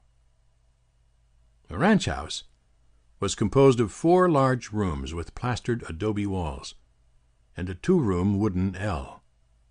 A 20-feet-wide gallery circumvented the structure. It was set in a grove of immense live oaks and water elms near a lake, a long, not very wide and tremendously deep lake in which at nightfall great gars leaped to the surface and plunged with the noise of hippopotamuses frolicking at their bath. From the trees hung garlands and massive pendants of the melancholy gray moss of the south. Indeed, the Cibolo ranch house seemed more of the south than of the west. It looked as if old Kiowa Truesdell might have brought it with him from the lowlands of Mississippi, when he came to Texas with his rifle in the hollow of his arm in '55. But though he did not bring the family mansion, Truesdell did bring something in the way of a family inheritance that was more lasting than brick or stone. He brought one end of the Truesdell-Curtis family feud. And when a Curtis bought the Rancho de los Olmos 16 miles from the Cibolo, there were lively times on the Pear Flats and in the chaparral thickets of the southwest. In those days, Truesdell cleaned the brush of many a wolf and tiger cat and Mexican lion, and 1 or 2 Curtises fell heirs to notches on his rifle stock. Also, he buried a brother with a Curtis bullet in him on the bank of the lake at Cibolo. And then the Kiowa Indians made their last raid upon the ranches between the Frio and the Rio Grande, and Truesdell, at the head of his rangers, rid the earth of them to the last brave, earning his sobriquet. Then came prosperity, in the form of waxing herds and broadening lands, and then old age and bitterness, when he sat with his great mane of hair as white as the Spanish dagger blossoms and his fierce pale blue eyes on the shaded gallery at Cibolo. Growling like the pumas that he had slain, he snapped his fingers at old age. The bitter taste to life did not come from that.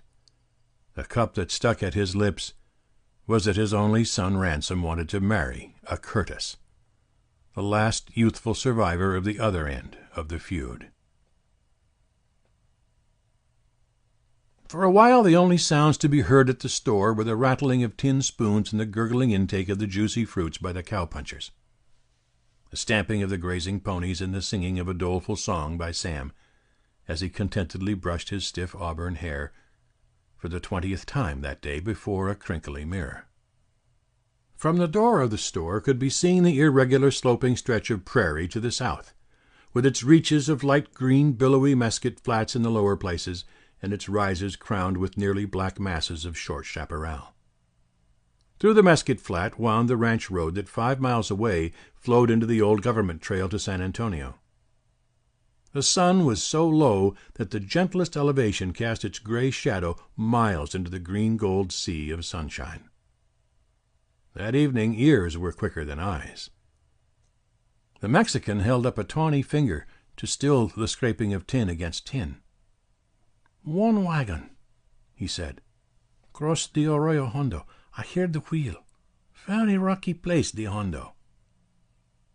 "You've got good ears, Gregorio," said Mustang Taylor. "I never heard nothing but the songbird in the bush and the zephyr scally-hootin' across the peaceful dell."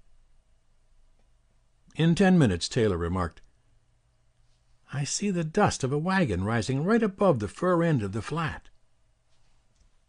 "You have very good eyes, Senor," said Gregorio, smiling. 2 miles away they saw a faint cloud dimming the green ripples of the mesquites.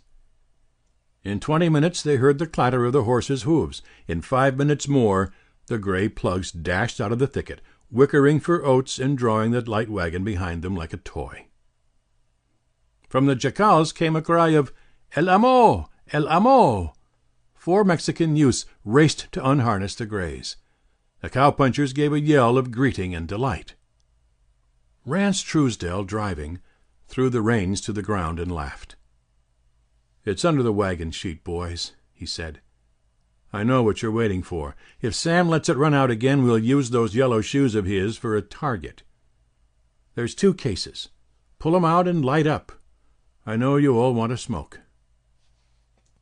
After striking dry country, Rance had removed the wagon sheet from the bows and thrown it over the goods in the wagon. 6 pair of hasty hands dragged it off and grabbed beneath the sacks and blankets for the cases of tobacco. Long Collins, tobacco messenger from the San Gabriel outfit, who rode with the longest stirrups west of the Mississippi, delved with an arm like a tongue of a wagon. He caught something harder than a blanket and pulled out a fearful thing, a shapeless, muddy bunch of leather tied together with wire and twine. From its ragged end, like the head and claws of a disturbed turtle, protruded human toes. "Woo-wee!" yelled Long Collins. "Rance, are you a-packing around of corpuses? Here's a howlin' grasshoppers." Up from his long slumber popped Curly.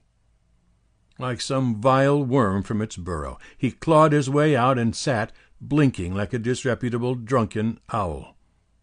His face was as bluish red and puffed and seamed and cross-lined as the cheapest round steak of a butcher. His eyes were swollen slits, his nose a pickled beet. His hair would have made the wildest thatch of the jack-in-the-box look like a satin pole from a Cleo de Merode. The rest of him was a scarecrow done to the life. Rance jumped down from his seat and looked at his strange cargo with wide-open eyes. "Here, you maverick, what are you doing in my wagon? How did you get in there?" The punchers gathered around in delight. For the time they had forgotten tobacco. Curly looked around him, slowly, in every direction. He snarled like a Scotch terrier through his ragged beard. "Where is this?" he rasped through his parched throat. "It's a damn farm in an old field. What'd you bring me here for? Say, did I say I wanted to come here? What are you rubes rubbering at? Hey, go on, or I'll punch some of your faces." "Drag him out, Collins," said Rance. Curly took a slide and felt the ground rise up and collide with his shoulder blades. He got up and sat on the steps of the store, shivering from outraged nerves, hugging his knees and sneering. Taylor lifted out a case of tobacco and wrenched off its top. 6 cigarettes began to glow, bringing peace and forgiveness to Sam. "How did you come in my wagon?" repeated Rance, this time in a voice that drew a reply. Curly recognized the tone.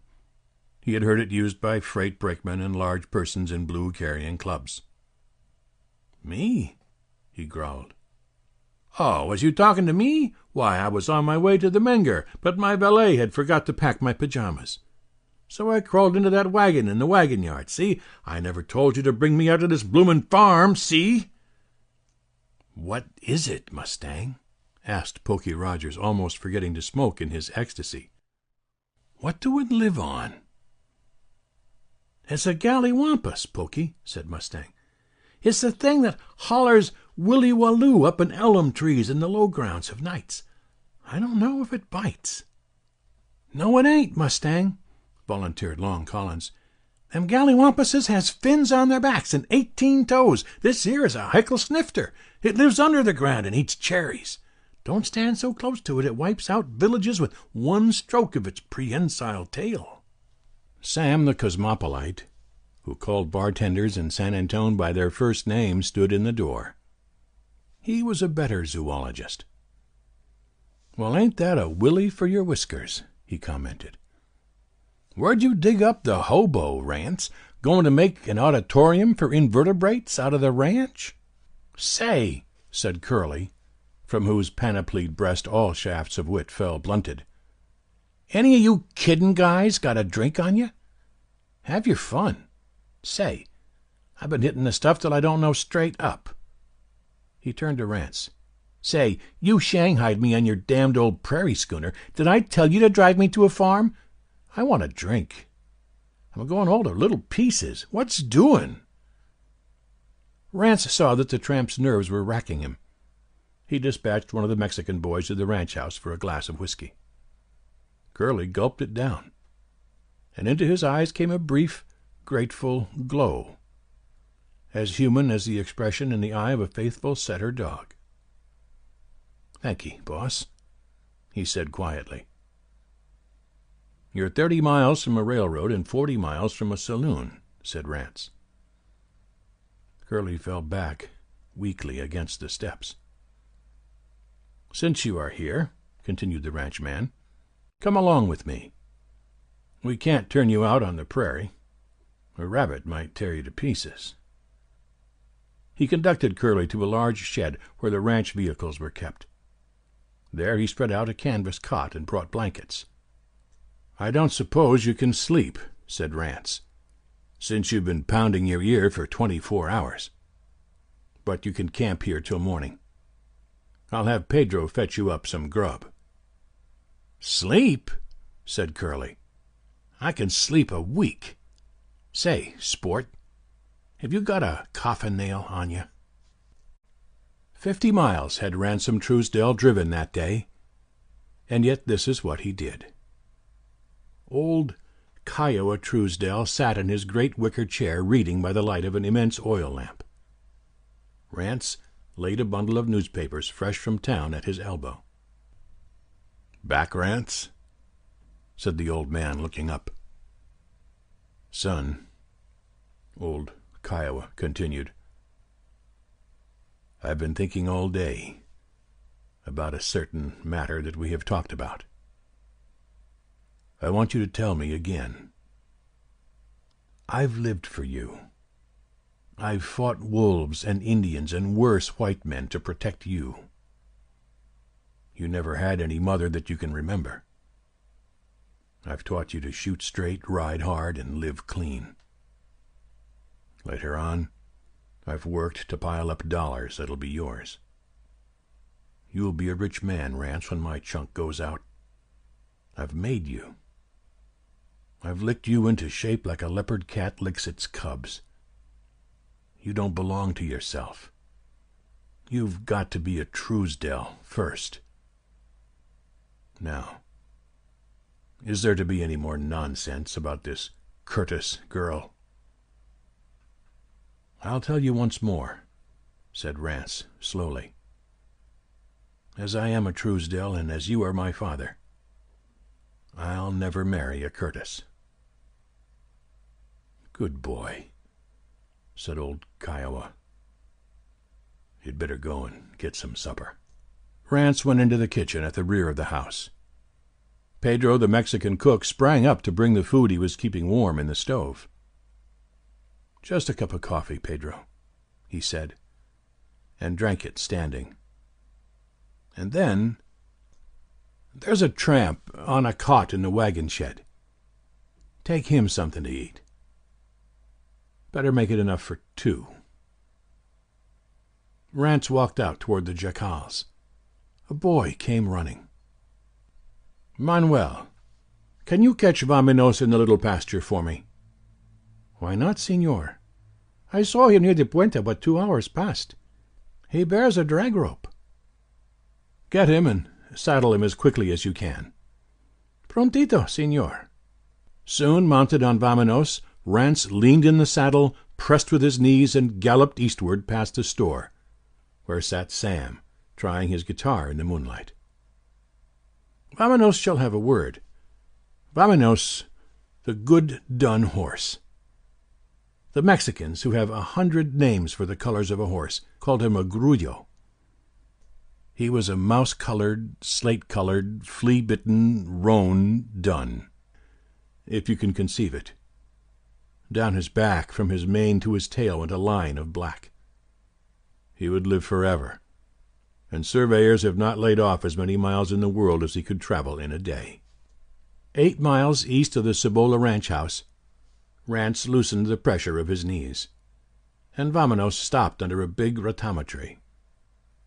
The yellow ratama blossoms showered fragrance that would have undone the roses of France.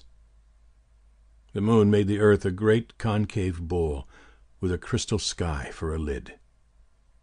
In the glade 5 jackrabbits leaped and played together like kittens. 8 miles farther east shone a faint star. It appeared to have dropped below the horizon. Night riders who often steered their course by it knew it to be the light in the Rancho de los Olmos.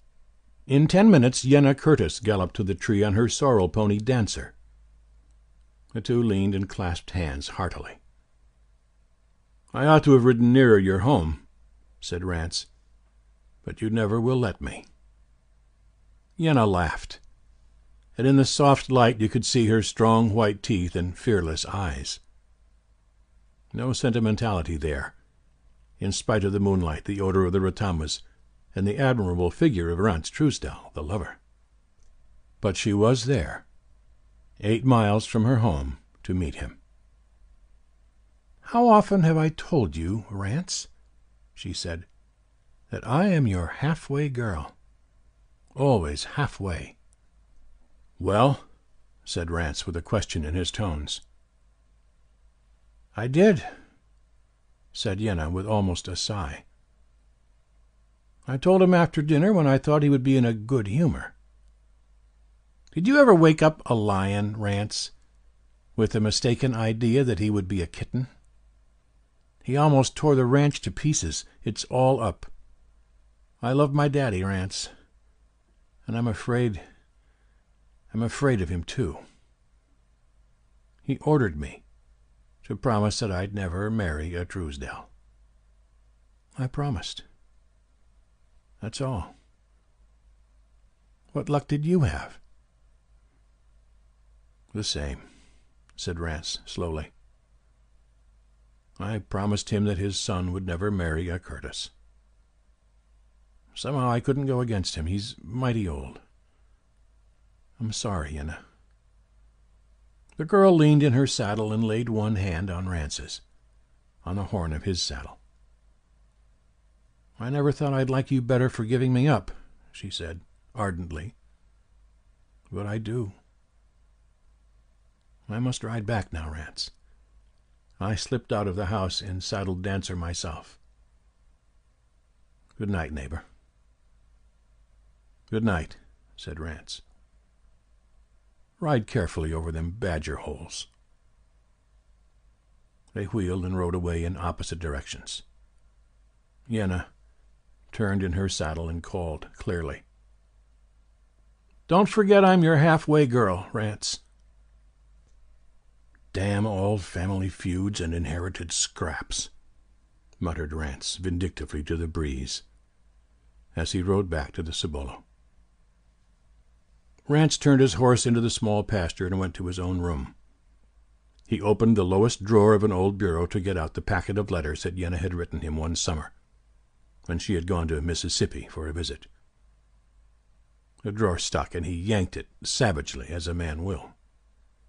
It came out of the bureau and bruised both his shins, as a drawer will. An old, folded yellow letter without an envelope fell from somewhere, probably from where it had lodged in one of the upper drawers. Rance took it to the lamp to read it curiously. Then he took his hat and walked to one of the Mexican jacals. "Tia Juana," he said, "I would like to talk with you a while." An old Mexican woman, white-haired and wonderfully wrinkled, rose from a stool. "Sit down," said Rance, removing his hat and taking the one chair in the jacal. "Who am I, Tia Juana?" he asked, speaking Spanish. "Don Ransom, our good friend and employer. Why do you ask?" answered the old woman wonderingly.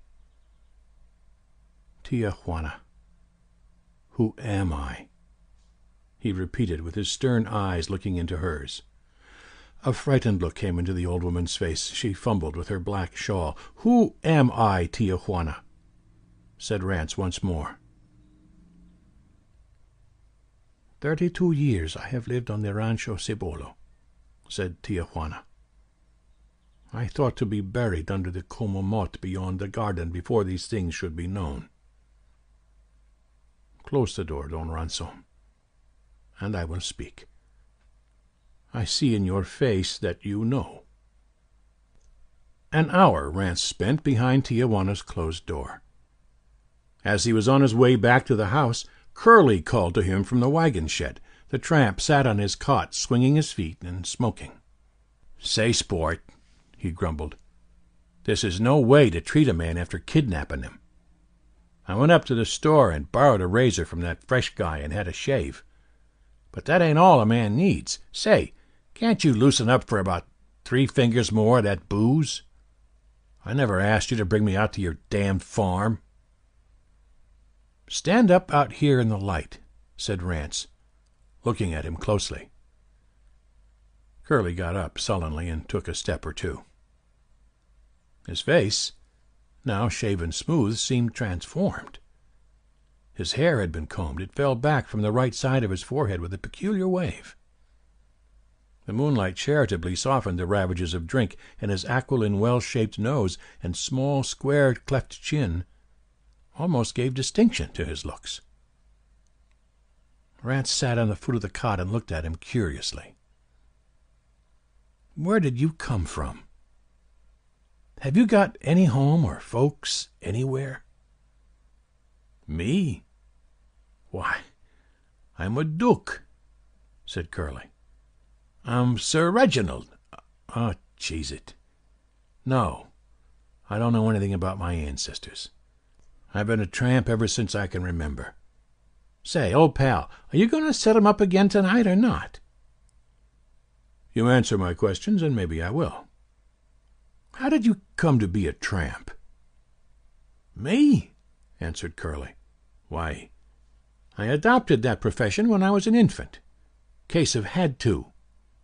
First thing I can remember, I belonged to a big, lazy hobo named Beefsteak Charlie. He sent me around to houses to beg. I wasn't hardly big enough to reach the latch of a gate." "Did he ever tell you how he got you?" asked Rance. "Once when he was sober, he said he bought me for an old 6-shooter and 6 bits from a band of drunken Mexican sheep-shearers. But what's the diff? That's all I know." "All right," said Rance. "I reckon you're a maverick for certain. I'm going to put the Rancho Cibola brand on you. I'll start you to work in one of the camps tomorrow." "Work?" sniffed Curly disdainfully. "What do you take me for? Do you think I'd chase cows and hop, skip, and jump around after crazy sheep like that pink and yellow guy at the store says these rubes do? Forget it." "Oh, you'll like it when you get used to it," said Rance. "Yes, I'll set you up one more drink by Pedro. I think you'll make a first-class cowpuncher before I get through with you." "Me?" said Curly. "I pity the cows you set me to chaperone. They can go chase themselves. Don't forget my nightcap, please, boss." Rance paid a visit to the store before going to the house. Sam Revell was taking off his tan shoes, regretting and preparing for bed. "Any of the boys from the San Gabriel camp riding in early in the morning?" asked Rance. "Long Collins," said Sam briefly, "for the mail." "Tell him," said Rance, "to take that tramp out to camp with him and keep him till I get there." Curly was sitting on his blankets in the San Gabriel camp, cursing talentedly, when Rance Truesdell rode up and dismounted on the next afternoon. The cowpunchers were ignoring the stray. He was grimy, with dust and black dirt. His clothes were making their last stand in favor of the conventions. Rance went up to Buck Rabb, the camp boss, and spoke briefly. "He's a plumb buzzard," said Buck. "He won't work, and he's the low-downest passel of inhumanity I ever see. I didn't know what you wanted done with him, Rance, so I just let him set. That seems to suit him. He's been condemned to death by the boys 12 times, but I told him maybe you was saving him for the torture." Rance took off his coat. "I've got a hard job before me, Buck, I reckon, but it has to be done. I've got to make a man out of that thing. That's what I've come to camp for." He went up to Curly. "Brother," he said, "don't you think if you had a bath it would allow you to take a seat in the company of your fellow man with less injustice to the atmosphere?" "Run away, farmer," said Curly sardonically. "Willie will send for Nicey when he feels like having his tub." The charco, or water-hole, was 12 yards away. Rance took one of Curly's ankles and dragged him like a sack of potatoes to the brink. Then, with the strength and sleight of a hammer throw, he hurled the offending member of society far into the lake.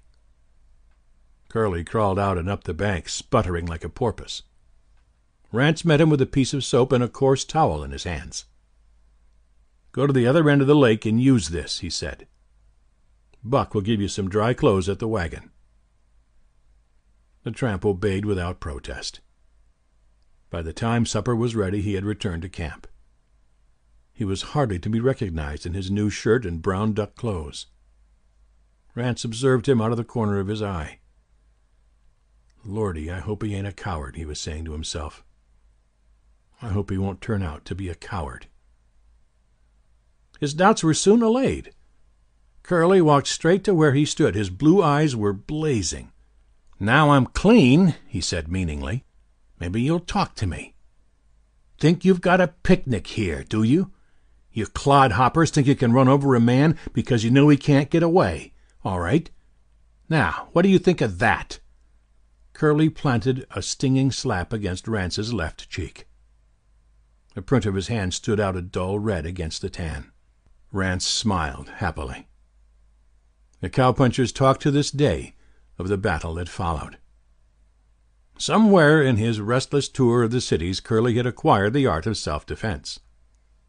The ranchman was equipped only with the splendid strength and equilibrium of perfect health and the endurance conferred by decent living. The two attributes nearly matched. There were no formal rounds. At last the fiber of the clean liver prevailed.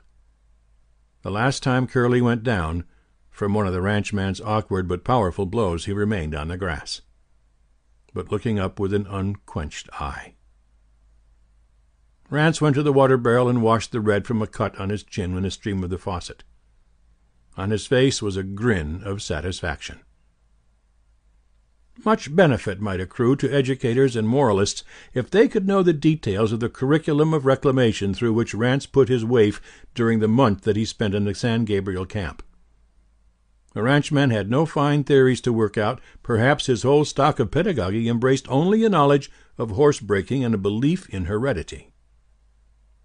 The cowpunchers saw that their boss was trying to make a man out of the strange animal that he had sent among them, and they tacitly organized themselves into a faculty of assistants. But their system was their own. Curly's first lesson stuck. He became on friendly and then on intimate terms with soap and water. And the thing that pleased Rance most was that his subject held his ground at each successive higher step. But the steps were sometimes far apart. Once he got at the quart bottle of whiskey kept sacredly in the grub tent for rattlesnake bites, and spent 16 hours on the grass, magnificently drunk. But when he staggered to his feet, his first move was to find his soap and towel and start for the charco. And once, when a treat came from the ranch in the form of a basket of fresh tomatoes and young onions, Curly devoured the entire consignment before the punchers reached the camp at supper time. And then the punchers punished him in their own way. For 3 days they did not speak to him except to reply to his own questions or remarks. And they spoke with absolute and unfailing politeness. They played tricks on one another. They pounded one another hurtfully and affectionately. They heaped upon one another's heads friendly curses and obloquy. But they were polite to Curly. He saw it, and it stung him as much as Rance hoped it would. Then came a night that brought a cold, wet norther.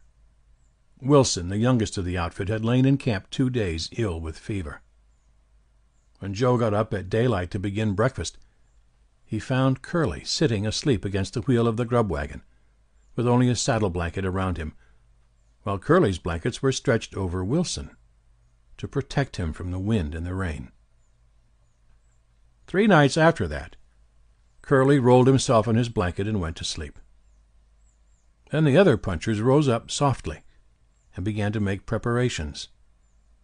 Rance saw Long Collins tie a rope to the horn of a saddle. Others were getting out their 6-shooters. "Boys," said Rance. "I'm much obliged. I was hoping you would, but didn't like to ask." Half a dozen six-shooters began to pop. Awful yells rent the air.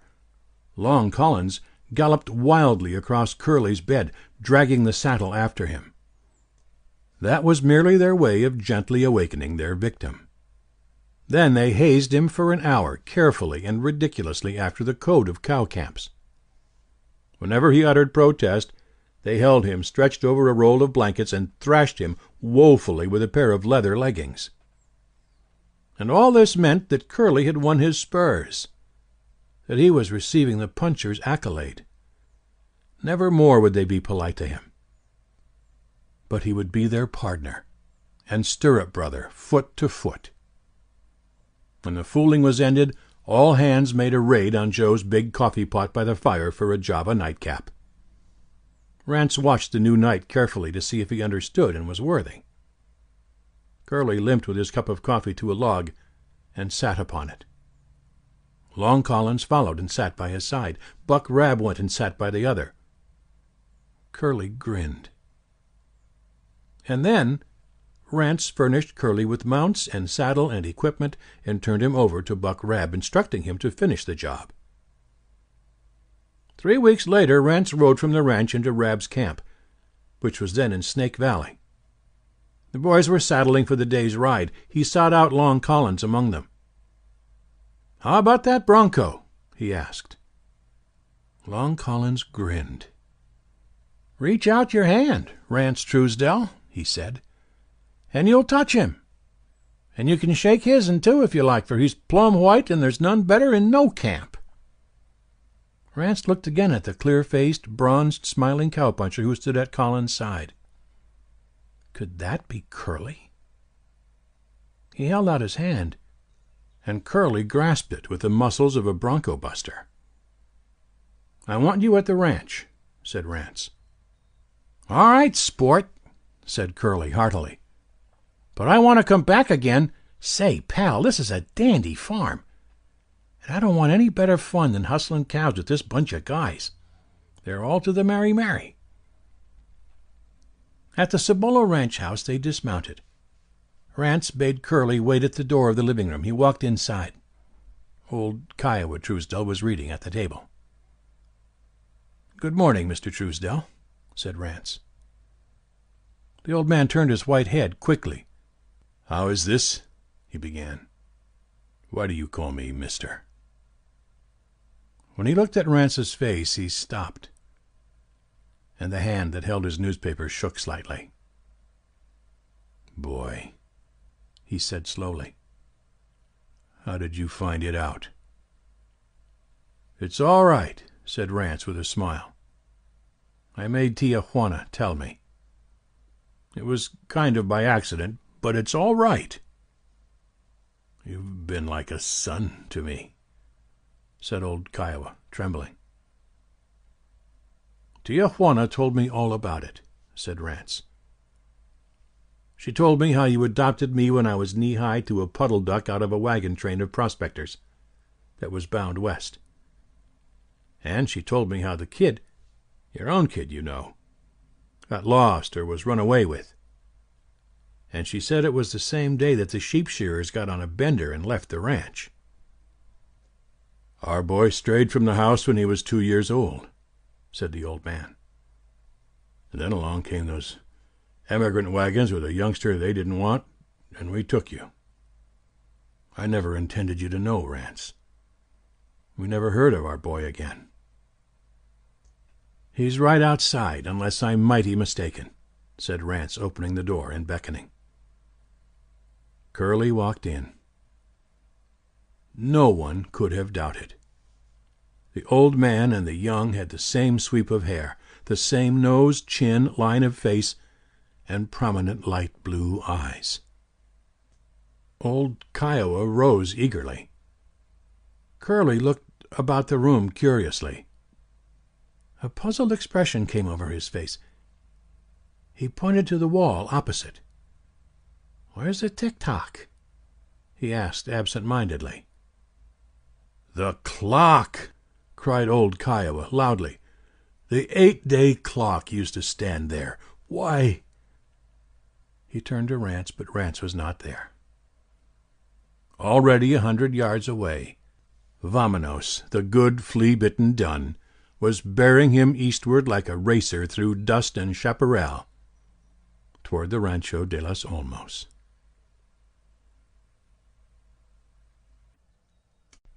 Girl by O. Henry. Read by Bob Tomley. In gilt letters on the ground glass of the door of room 962 were the words Robin and Hartley, brokers. The clerks had gone. It was past 5, and with the solid tramp of a drove of prize percherons, scrub women were invading the cloud-capped 20-story office building. A puff of red-hot air flavored with lemon peelings, soft coal smoke, and train oil came in through the half-open windows. Robbins, 50, something of an overweight beau and addicted to first nights and hotel palm rooms, pretended to be envious of his partner's commuter's joys. "Going to be something doing in the humidity line tonight," he said. "You out-of-town chaps will be the people, with your katydids and moonlight and long drinks and things out on the front porch." Hartley, 29, serious, thin, good-looking, nervous, sighed and frowned a little. "Yes," said he, "we always have cool nights in Floralhurst, especially in the winter." A man with an air of mystery came in the door and went up to Hartley. "I've found where she lives," he announced in a portentous half-whisper that makes the detective at work a marked being to his fellow men. Hartley scowled him into a state of dramatic silence and quietude, but by that time Robbins had got his cane and had set his tie-pin to his liking, and with a debonair nod went out to his metropolitan amusements. "Here is the address," said the detective in a natural tone, being deprived of an audience to foil. Hartley took the leaf torn out of the sleuth's dingy memorandum book. On it were penciled the words, "Vivian Arlington," with a house number and street. "Care of Mrs. McComas." "Moved there a week ago," said the detective. "Now, if you want any shadowing done, Mr. Hartley, I can do you as fine a job in that line as anybody in the city. It'll only be $7 a day in expenses. Can send in a daily typewritten report covering—" "You needn't go on," interrupted the broker. "It isn't a case of that kind. I merely wanted the address. How much shall I pay you?" "1 day's work," said the sleuth. "A tenner will cover it." Hartley paid the man and dismissed him. Then he left the office and boarded a Broadway car. At the first large cross-town artery of travel he took an eastbound car that deposited him in a decaying avenue whose ancient structures once sheltered the pride and glory of the town. Walking a few squares, he came to the building that he sought. It was a new flat house, bearing carved upon its cheap stone portal its sonorous name, the Vallombrosa. Fire escapes zigzagged down its front, these laden with household goods, drying clothes, and squalling children evicted by the midsummer heat. Here and there a pale rubber plant peeped from the miscellaneous mass, as if wondering to what kingdom it belonged, vegetable, animal, or artificial. Hartley pressed the McComas button. The door latch clicked spasmodically, now hospitably, now doubtfully, as though in anxiety whether it might be admitting friends or duns. Hartley entered and began to climb the stairs, after the manner of those who seek their friends in city flat-houses, which is the manner of a boy who climbs an apple-tree, stopping when he comes upon what he wants. On the 4th floor he saw Vivienne, standing in an open door. She invited him inside with a nod and a bright, genuine smile. She placed a chair for him near a window, and poised herself gracefully upon the edge of one of those Jekyll and Hyde pieces of furniture that are masked and mysteriously hooded, unguessable bulks by day and inquisitorial racks of torture by night. Hartley cast a quick, critical, appreciative glance at her before speaking, and told himself that his taste in choosing had been flawless. Vivienne was about 21. She was of the purest Saxon type. Her hair was a ruddy golden, each filament of the neatly gathered mass shining with its own luster and delicate graduation of color. In perfect harmony were her ivory-clear complexion and deep sea-blue eyes that looked upon the world with an ingenuous calmness of a mermaid or a pixie of an undiscovered mountain stream. Her frame was strong, and yet possessed the grace of absolute naturalness, and yet, with all her northern clearness and frankness of line and coloring, there seemed to be something of the tropics in her, something of languor in the droop of her pose, of love of ease in her ingenious complacency of satisfaction and comfort in the mere act of breathing, something that seemed to claim for her a right as a perfect work of nature to exist and be admired equally with a rare flower or some beautiful milk-white dove among its sober-hued companions.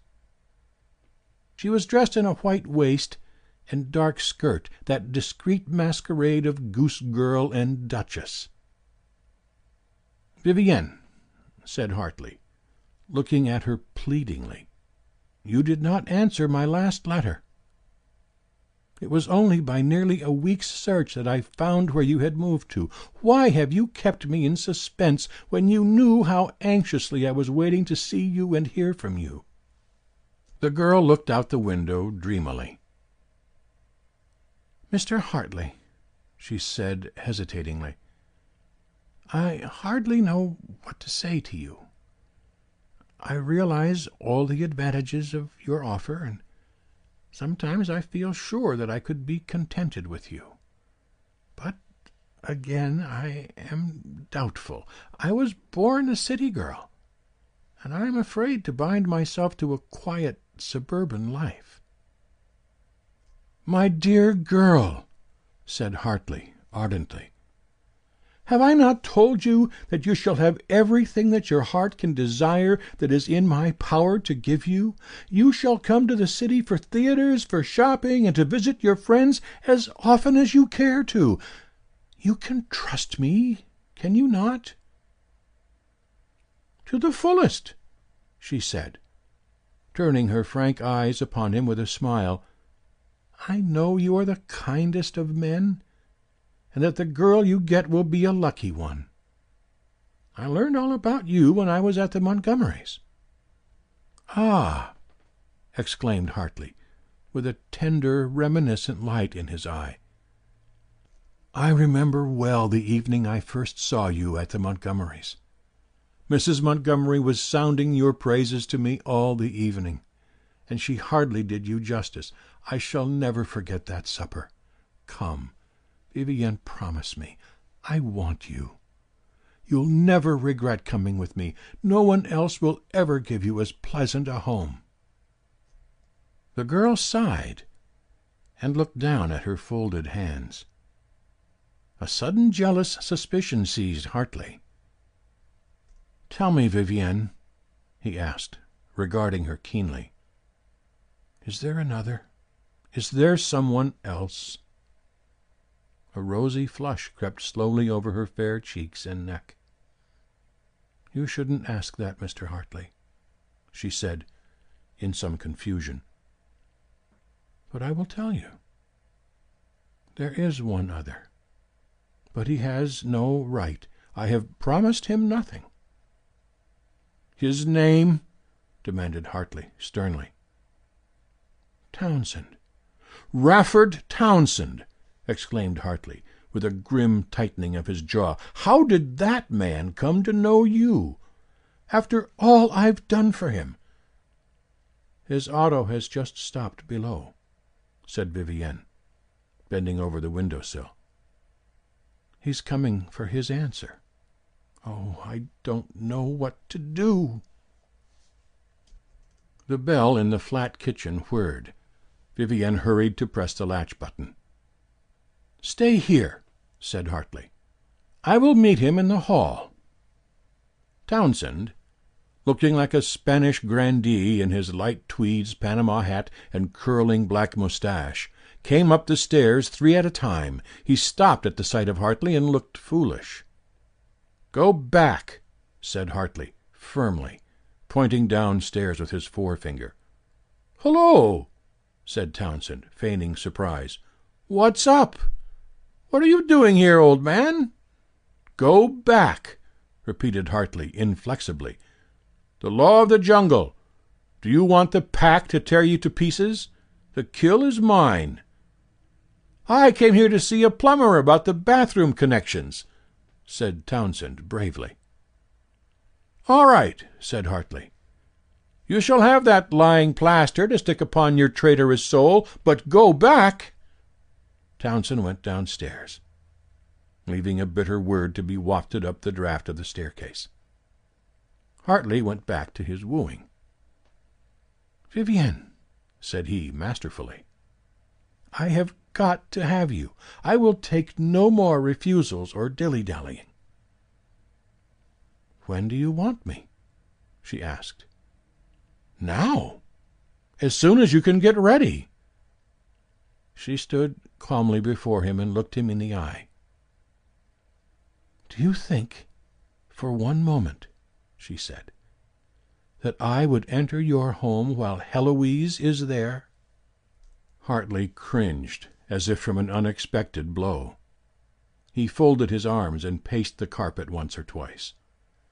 "She shall go," he declared grimly. Drops stood upon his brow. "Why should I let that woman make my life miserable? Never have I seen one day of freedom from trouble since I have known her. You are right, Vivienne.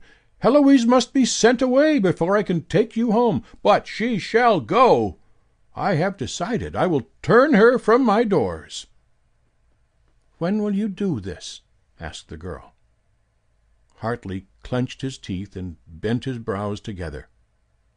"Tonight," he said resolutely. "I will send her away tonight." "Then," said Vivienne, "my answer is yes. Come for me when you will."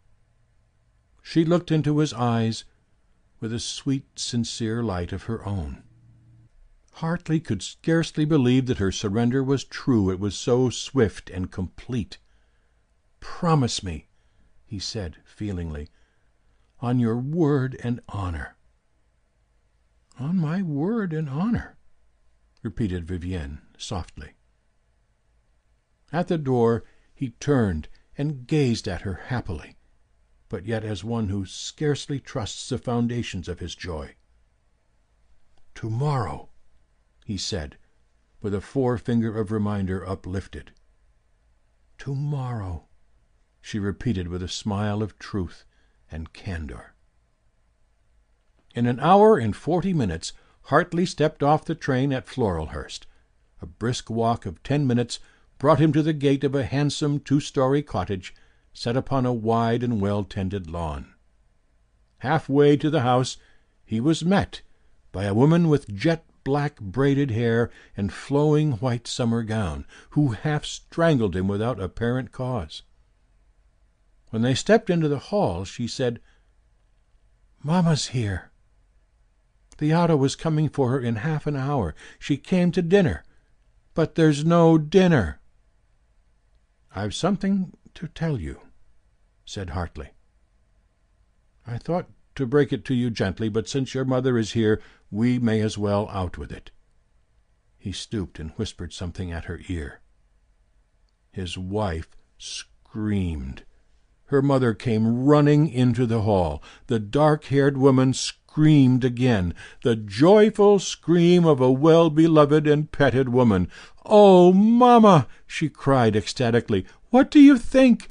Vivienne is coming to cook for us. She is the one that stayed with the Montgomerys a whole year. And now, Billy dear," she concluded, "you must go right down into the kitchen and discharge Heloise. She has been drunk again the whole day long."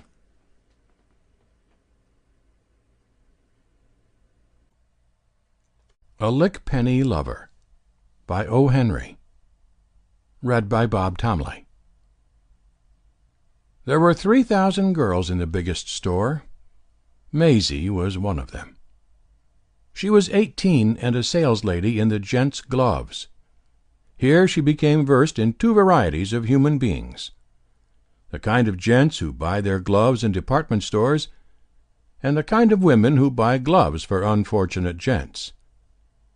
Besides this wide knowledge of the human species, Maisie had acquired other information.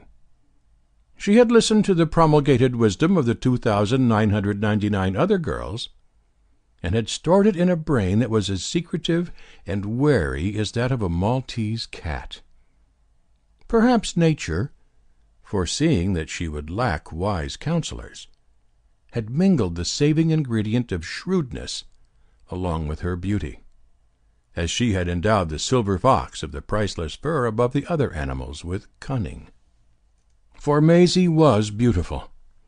She was a deep-tinted blonde, with the calm poise of a lady who cooks butter cakes in a window.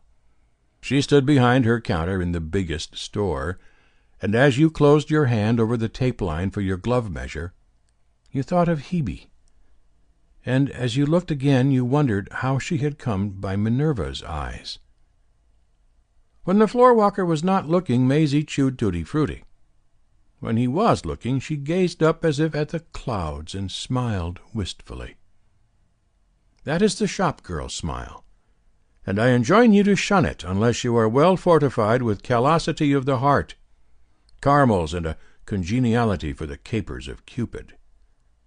This smile belonged to Maisie's recreation hours and not to the store. But the floor-walker must have his own. He is the Shylock of the stores. When he comes nosing around, the bridge of his nose is a toll bridge. It is goo-goo eyes or git when he looks toward a pretty girl. Of course, not all floor-walkers are thus. Only a few days ago the papers printed news of one over 80 years of age. One day, Irving Carter, painter, millionaire, traveler, poet, automobilist, happened to enter the biggest store. It was due to him to add that his visit was not voluntary. Filial duty took him by the collar and dragged him inside, while his mother philandered among the bronze and terracotta statuettes. Carter strolled across to the glove counter in order to shoot a few minutes on the wing. His need for gloves was genuine. He had forgotten to bring a pair with him. But his action hardly calls for apology, because he had never heard of glove-counter flirtations. As he neared the vicinity of his fate, he hesitated, suddenly conscious of this unknown phase of Cupid's less worthy profession. 3 or 4 cheap fellows, sonorously garbed, were leaning over the counters, wrestling with the mediatorial hand-coverings, while giggling girls played vivacious seconds to their lead upon the strident string of coquetry. Carter would have retreated, but he had gone too far. Maisie confronted him behind her counter, with a questioning look in eyes as coldly, beautifully, warmly blue as the glint of summer sunshine on an iceberg drifting in southern seas. And then Irving Carter, painter, millionaire, etc., felt a warm flush rise to his aristocratically pale face. But not from diffidence. The blush was intellectual in origin. He knew in a moment that he stood in the ranks of the ready-made youths who wooed the giggling girls at other counters. Himself leaned against the oaken trysting-place of a Cockney Cupid, with a desire in his heart for the favor of a glove salesgirl. He was no more than Bill and Jack and Mickey. And then he felt a sudden tolerance for them, and an elating, courageous contempt for the conventions upon which he had fed, and an unhesitating determination to have this perfect creature for his own. When the gloves were paid for and wrapped, the Carter lingered for a moment. The dimples at corners of Maisie's damask mouth deepened. All gentlemen who bought gloves lingered in just that way. She curved an arm, showing like Psyche's through her shirt-waist sleeve, and rested an elbow on the showcase edge. Carter had never before encountered a situation of which he had not been perfect master. But now he stood far more awkward than Bill or Jack or Mickey. He had no chance of meeting this beautiful girl socially. His mind struggled to recall the nature and habits of shop-girls as he had read or heard of them. Somehow he had received the idea that they sometimes did not insist too strictly upon the regular channels of introduction. His heart beat loudly at the thought of proposing an unconventional meeting with this lovely and virginal being. But the tumult in his heart gave him courage. After a few friendly and well-received remarks on general subjects, he laid his card by her hand on the counter. "Will you please pardon me," he said, "if I seem too bold, but I earnestly hope you will allow me the pleasure of seeing you again. There is my name. I assure you that it is with the greatest respect that I ask the favor of becoming one of your acquaintances. May I not hope for the privilege?" Maisie knew men, especially men who buy gloves. Without hesitation she looked him frankly and smilingly in the eyes and said, "Sure, I guess you're all right. I don't usually go out with strange gentlemen, though. It ain't quite ladylike. When should you want to see me again?" "As soon as I may," said Carter. "If you would allow me to call at your home, Maisie laughed musically. "Oh, gee, no," she said emphatically. "If you could see our flat once. There's 5 of us living in 3 rooms. I'd just like to see Ma's face if I was to bring a gentleman friend there." "Anywhere, then," said the enamored Carter, "that will be convenient to you."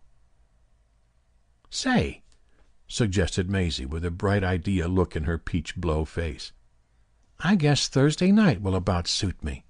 Suppose you come to the corner of 8th Avenue and 48th Street at 7:30. I live right near the corner, but I've got to be back home by 11. Ma never lets me stay out after 11. Carter promised gratefully to keep the tryst, and then hastened to his mother, who was looking about for him to ratify her purchase of a bronze Diana. A salesgirl with small eyes and an obtuse nose strolled near Maisie with a friendly leer. "Did you make a hit with his knobs, Maise?" she asked familiarly. "The gentleman asked permission to call," answered Maisie, with the grand air as she slipped Carter's card into the bosom of her waist. "Permission to call," echoed Small Eyes, with a snicker. "Did he say anything about dinner in the Waldorf and a spin in his auto afterward?" "Oh, cheese it," said Maisie wearily. "You've been used to swell things, I don't think. You've had a swelled head ever since that hose-cart driver took you out to a chop suey joint.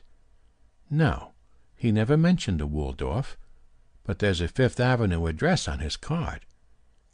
And if he buys the supper, you can bet your life there won't be no pigtail on the waiter what takes the order." As Carter glided away from the biggest store, with his mother in his electric runabout, he bit his lip with a dull pain at his heart.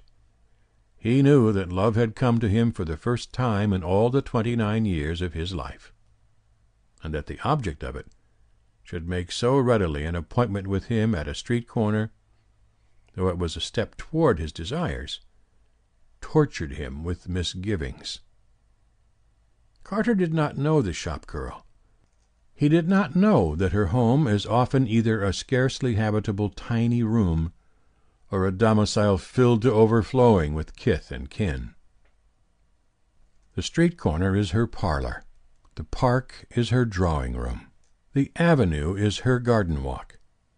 Yet, for the most part, she is as inviolate mistress of herself in them as is my lady inside her tapestried chamber.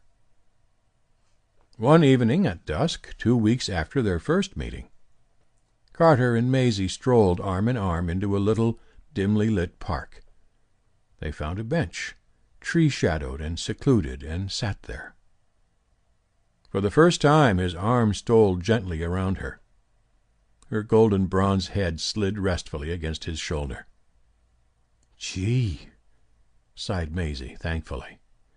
"Why didn't you ever think of that before?" "Maisie," said Carter earnestly, "you surely know that I love you. I ask you sincerely to marry me. You know me well enough by this time to have no doubts of me. I want you, and I must have you. I care nothing for the difference in our stations." "What is the difference?" asked Maisie curiously. "Well, there isn't any," said Carter quickly, "except in the minds of foolish people. It is in my power to give you a life of luxury. My social position is beyond dispute, and my means are ample." "They all say that," remarked Maisie. "It's the kid they all give you. I suppose you really work in a delicatessen or follow the races. I ain't as green as I look." "I can furnish you all the proofs you want," said Carter gently. "And I want you, Maisie. I loved you the first day I saw you." "They all do," said Maisie, with an amused laugh. "To hear 'em talk, if I could meet a man that got stuck on me the third time he'd seen me, I think I'd get mashed on him." "Please don't say such things," pleaded Carter. "Listen to me, dear. Ever since I first looked into your eyes, you have been the only woman in the world for me." "Oh, ain't you the kidder?" smiled Maisie. "How many other girls did you ever tell that?" But Carter persisted, and at length he reached the flimsy, fluttering little soul of the shop-girl that existed somewhere deep down in her lovely bosom. His words penetrated the heart whose very lightness was its safest armor. She looked up at him with eyes that saw, and a warm glow visited her cool cheeks. Tremblingly, awfully, her moth wings closed, and she seemed to settle upon the flower of love. Some faint glimmer of life and its possibilities on the other side of her glove counter dawned upon her. Carter felt the change and crowded the opportunity. "Marry me, Maisie," he whispered softly, "and we will go away from this ugly city to beautiful ones. We will forget work and business, and life will be one long holiday. I know where I should take you. I have been there often. Just think of a shore where summer is eternal, where the waves are always rippling on the lovely beach, and the people are happy and free as children. We will sail to those shores, and remain there as long as you please. In one of those far-away cities there are grand and lovely palaces and towers, full of beautiful pictures and statues. The streets of the city are water, and one travels about in—" "I know," said Maisie, sitting up suddenly. "Gondolas." "Yes," smiled Carter. "I thought so," said Maisie. "And then," continued Carter, "we will travel on and see whatever we wish in the world. After the European cities we will visit India and the ancient cities there, and ride on elephants, and see the wonderful temples of the Hindus and the Brahmins, and the Japanese gardens, and the camel trains and chariot races in Persia, and all the queer sights of foreign countries. Don't you think you'd like it, Maisie?" Maisie rose to her feet. "I think we had better be going home," she said coolly. "It's getting late." Carter humored her. He had come to know her varying, thistledown moods, and that it was useless to combat them. But he felt a certain happy triumph. He had held for a moment, though but by a silken thread, the soul of his wild psyche, and hope was stronger within him. Once she had folded her wings, and her cool hand had closed about his own. At the biggest store the next day, Maisie's chum Lulu waylaid her in an angle of the counter. "How are you and your swell friend making it?" she asked. "Oh, him," said Maisie, patting her side curls. "He ain't in it any more. Say, Lou, what do you think that fella wanted me to do?" "Go on the stage?" guessed Lulu breathlessly. "Nit. He's too cheap a guy for that. He wanted me to marry him and go down to Coney Island for a wedding tour."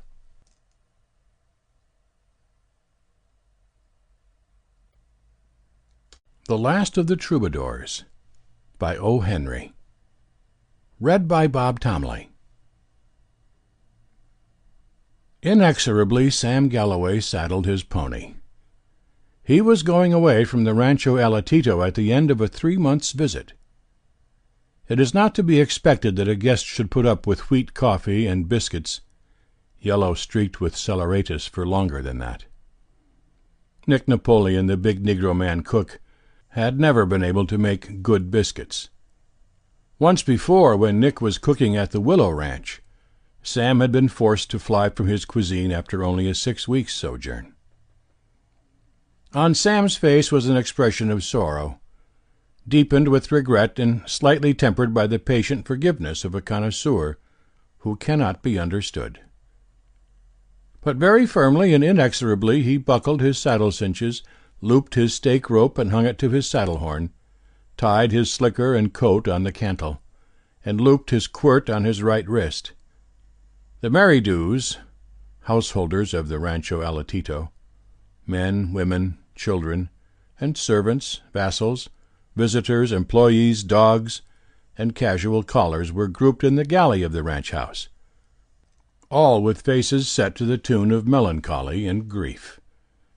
For as the coming of Sam Galloway to any ranch, camp, or cabin between the rivers Frio or Bravo del Norte aroused joy, so his departure caused mourning and distress. And then, during absolute silence, except for the bumping of a hind elbow of a hound dog as he pursued a wicked flea, Sam tenderly and carefully tied his guitar across his saddle on top of his slicker and coat.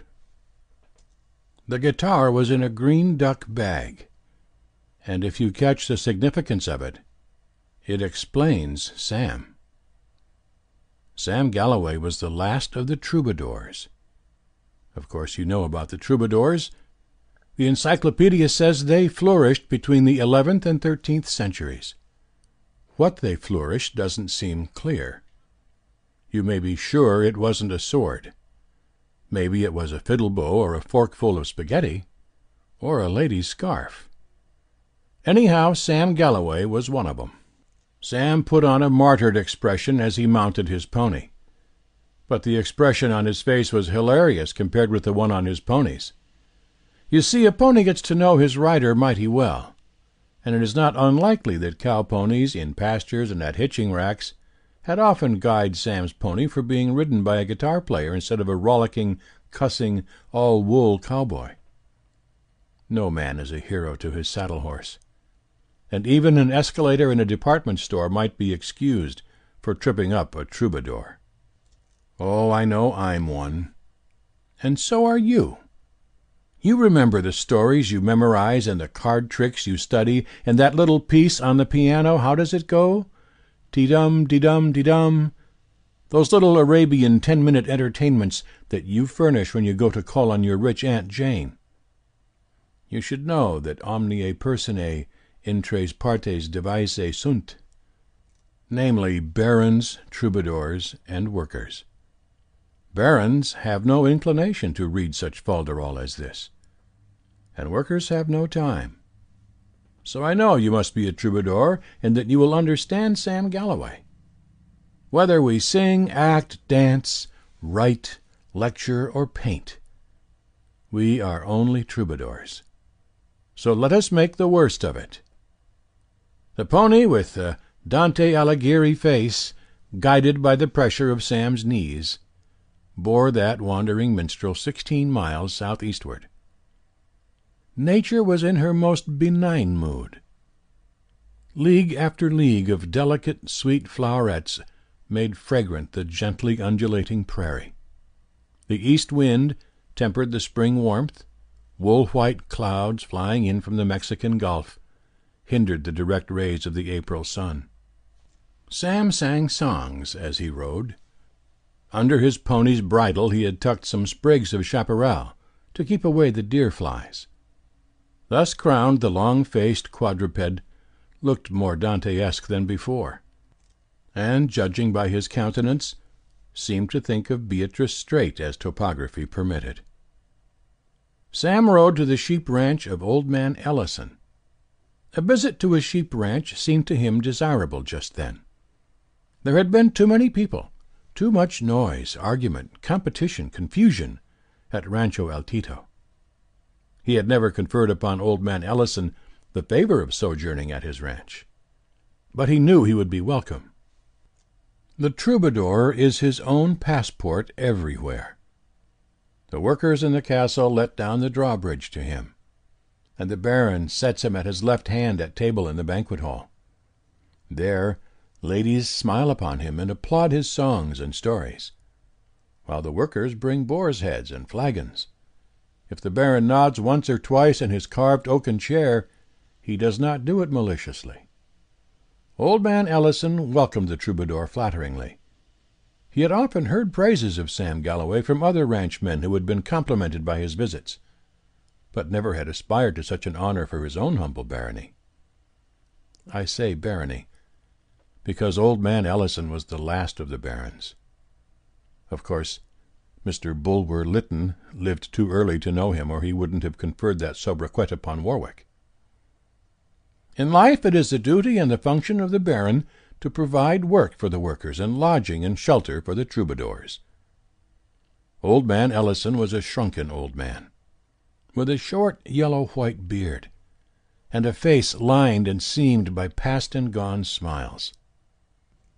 His ranch was a little two-room box house in a grove of hackberry trees, in the lonesomest part of the sheep country. His household consisted of a Kiowa Indian man cook, 4 hounds, a pet sheep, and a half-tamed coyote chained to a fence post. He owned 3,000 sheep, which he ran on 2 sections of leased land and many thousands of acres neither leased nor owned. 3 or 4 times a year, someone who spoke his language would ride up to his gate and exchange a few bald ideas with him. Those were red-letter days to old man Ellison. Then, in what illuminated, embossed, and gorgeously decorated capitals must have been written the day on which a troubadour who, according to the encyclopedia, should have flourished between the 11th and 13th centuries, drew rein at the gates of his baronial castle. Old man Ellison's smiles came back and filled his wrinkles when he saw Sam. He hurried out of the house in his shuffling, limping way to greet him. "Hello, Mr. Ellison," cried Sam cheerfully. "Thought I'd drop over and see you a while. Notice you've had fine rains on your range. They ought to make a good grazing for your spring lambs." "Well, well, well," said old Sam Ellison. "I'm mighty glad to see you, Sam. I never thought you'd take the trouble to ride over to as out-of-the-way old ranch as this. But you're mighty welcome. Light. I've got a sack of new oats in the kitchen. Shall I bring out a feed for your hoss?" "Oats? For him?" said Sam derisively. "No, sirree. He's as fat as a pig now on grass. He don't get rode enough to keep him in condition. I'll just turn him in the horse pasture with a drag rope on, if you don't mind." I am positive that never during the 11th or 13th centuries did baron, troubadour, and worker amalgamate as harmoniously as their parallels did that evening at old man Ellison's sheep ranch. The Kiowa's biscuits were light and tasty, and his coffee strong. Ineradicable hospitality and appreciation glowed on old man Ellison's weather-tanned face. As for the troubadour, he said to himself that he had stumbled upon pleasant places indeed. a well-cooked, abundant meal, a host whom his lightest attempt to entertain seemed to delight far beyond the merits of the exertion, and the reposeful atmosphere that his sensitive soul at that time craved, united to confer upon him a satisfaction and luxurious ease that he had seldom found on his tours of the ranches. After the delectable supper, Sam untied the green duck bag and took out his guitar. Not by way of payment, mind you. Neither Sam Galloway nor any of the other true troubadours are lineal descendants of the late Tommy Tucker.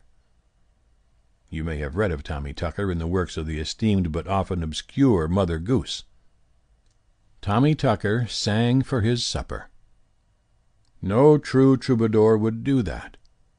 He would have his supper, and then sing for art's sake. Sam Galloway's repertoire comprised about 50 funny stories and between 30 and 40 songs. He by no means stopped there. He could talk through 20 cigarettes on any topic that you brought up, and he never sat up when he could lie down, and he never stood when he could sit. I am strongly disposed to linger with him, for I am drawing a portrait as well as the blunt pencil and tattered thesaurus will allow. I wish you could have seen him. He was small and tough and inactive beyond the power of imagination to conceive. He wore an ultramarine blue woolen shirt, laced down the front with a pearl-gray, exaggerated sort of shoestring, indestructible brown duck clothes, inevitable high-heeled boots with Mexican spurs, and a Mexican straw sombrero. That evening Sam and Old Man Ellison dragged their chairs out under the hackberry trees. They lighted cigarettes, and the troubadour gaily touched his guitar. Many of the songs he sang were the weird, melancholy, minor-keyed canciones that he had learned from the Mexican sheepherders and vaqueros. One in particular charmed and soothed the soul of the lonely baron. It was a favorite song of the sheepherders, beginning "Huile, huile, palomita," which, being translated, means "Fly, fly, little dove." Sam sang it for Old Man Ellison many times that evening. The troubadour stayed on at the old man's ranch. There was peace and quiet and appreciation there, such as he had not found in the noisy camps of the cattle kings. No audience in the world could have crowned the work of poet, musician, or artist with more worshipful and unflagging approval than that bestowed upon his efforts by Old Man Ellison. No visit by a royal personage to a humble woodchopper or peasant could have been received with more flattering thankfulness and joy. On a cool, canvas-covered cot in the shade of the hackberry trees, Sam Galloway passed the greater part of his time. There he rolled his brown paper cigarettes, read such tedious literature as the ranch afforded, and added to his repertoire of improvisations that he played so expertly on his guitar. To him, as a slave ministering to the great lord, the Kiowa brought cool water from the red jar hanging under the brush shelter, and food when he called for it. The prairie zephyrs fanned him mildly. Mockingbirds at morn and eve competed with but scarce equaled the sweet melodies of his lyre. A perfumed stillness seemed to fill all his world. While Old Man Ellison was pottering among his flocks of sheep on his mile-an-hour pony, and while the Kiowa took his siesta in the burning sunshine at the end of the kitchen, Sam would lie on his cot, thinking what a happy world he lived in, and how kind it is to ones whose mission in life is to give entertainment and pleasure. Here he had food and lodging as good as he had ever longed for, absolute immunity from care or exertion or strife, an endless welcome, and a host whose delight at the 16th repetition of a song or a story was as keen as at its initial giving. Was there ever a troubadour of old who struck upon as royal a castle in his wanderings? While he lay thus, meditating upon his blessings, little brown cottontails would shyly frolic through the yard. A covey of white top-knotted blue quail would run past, in single file, 20 yards away. A paisano bird, out hunting for tarantulas, would hop upon a fence and salute him with sweeping flourishes of its long tail. In the 80-acre horse pasture, the pony with the Dante-esque face grew fat and almost smiling. The troubadour was at the end of his wanderings. Old man Ellison was his own vaciero. That means that he supplied his sheep camps with wood, water, and rations by his own labors, instead of hiring a vaciero. On small ranches it is often done.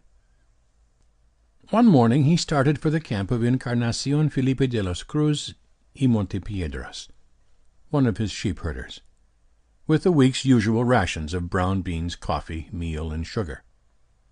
2 miles away, on the trail from old Fort Ewing, he met, face to face, a terrible being called King James, mounted on a fiery, prancing, Kentucky-bred horse. King James' real name was James King, but people reversed it because it seemed to fit him better, and also because it seemed to please His Majesty. King James was the biggest cattleman between the Alamo Plaza in San Antone and Bill Hopper's saloon in Brownsville. Also, he was the loudest and most offensive bully and braggart and bad man in southwest Texas. And he always made good whenever he bragged, and the more noise he made, the more dangerous he was. In the story papers, it is always a quiet, mild-mannered man with light blue eyes and a low voice who turns out to be really dangerous. But in real life, and in this story, such is not the case. Give me my choice between assaulting a large, loud-mouthed roughhouser and an inoffensive stranger with blue eyes sitting quietly in a corner, and you will see something doing in the corner every time. King James, as I intended to say earlier, was a fierce, 200-pound, sunburned blond man, as pink as an October strawberry, and with 2 horizontal slits under shaggy red eyebrows for eyes. On that day he wore a flannel shirt that was tan-colored, with the exception of certain large areas which were darkened by transudations due to the summer sun. There seemed to be other clothing and garnishings about him, such as brown duck trousers stuffed into immense boots, and red handkerchiefs and revolvers, and a shotgun laid across his saddle, and a leather belt with millions of cartridges shining in it. But your mind skidded off such accessories. What held your gaze was just the 2 little horizontal slits that he used for eyes. This was the man that old man Ellison met on the trail. And when you count up in the Baron's favor that he was 65 and weighed 98 pounds, and had heard of King James' record, and that he, the Baron, had a hankering for the vita simplex, and had no gun with him, and wouldn't have used it if he had, you can't censure him if I tell you that the smiles on which the troubadour had filled his wrinkles went out of them and left them plain wrinkles again.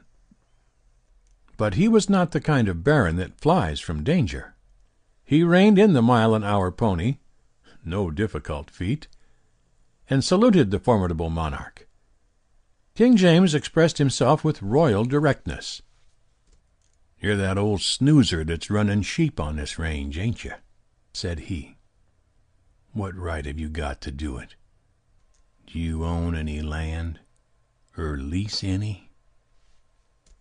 "I have 2 sections leased from the state," said old man Ellison mildly. "Not by no means you haven't," said King James. "Your lease expired yesterday, and I had a man at the land office on the minute to take it up. You don't control a foot of grass in Texas. You sheepmen have got to git. Your time's up. It's a cattle country, and there ain't any room in it for snoozers. This range you've got your sheep on is mine. I'm putting up a wire fence 40 by 60 miles, and if there's a sheep inside of it when it's done, it'll be a dead un. I'll give you a week to move yours away. If they ain't gone by then, I'll send 6 men over here with Winchesters to make mutton out of the whole lot. And if I find you here at the same time, this is what you'll get." King James patted the breech of his shotgun warningly. Old man Ellison rode on to the camp of Encarnacion. He sighed many times, and the wrinkles in his face grew deeper. Rumors that the old order was about to change had reached him before. The end of free grass was in sight. Other troubles, too, had been accumulating upon his shoulders. His flocks were decreasing instead of growing. The price of wool was declining at every clip. Even Bradshaw, the storekeeper at Frio City, at whose store he bought his ranch supplies, was dunning him for his last 6 months' bill, and threatening to cut him off. And so this last greatest calamity, suddenly dealt out to him by the terrible King James, was a crusher. When the old man got back to the ranch at sunset, he found Sam Galloway lying on his cot, propped against a roll of blankets and wool sacks, fingering his guitar. "Hello, Uncle Ben," the troubadour called cheerfully. "You rolled in early this evening. I've been trying a new twist on the Spanish fandango today. I just about got it. Here's how she goes. Listen." "That's fine. That's mighty fine," said old man Ellison, sitting on the kitchen step and rubbing his white Scotch terrier whiskers. "I reckon you've got all the musicians beat east and west, Sam, as far as the roads are cut out." "Oh, I don't know," said Sam reflectively. "But I certainly do get there on variations. I guess I can handle anything in 5 flats about as well as any of 'em." "But you look kind of fagged out, Uncle Ben. Ain't you feeling right well this evening?" "Little tired, that's all, Sam. If you ain't played yourself out, let's have that Mexican piece that starts off with Huile, Huile, Palomita. It seems that song always kind of soothes and comforts me after I've been riding far or anything troubles me." "Why, seguramente, señor," said Sam. "I'll hit her up for you as often as you like. And before I forget about it, Uncle Ben, you want to jerk Bradshaw up about them last hams he sent us. They're just a little bit strong."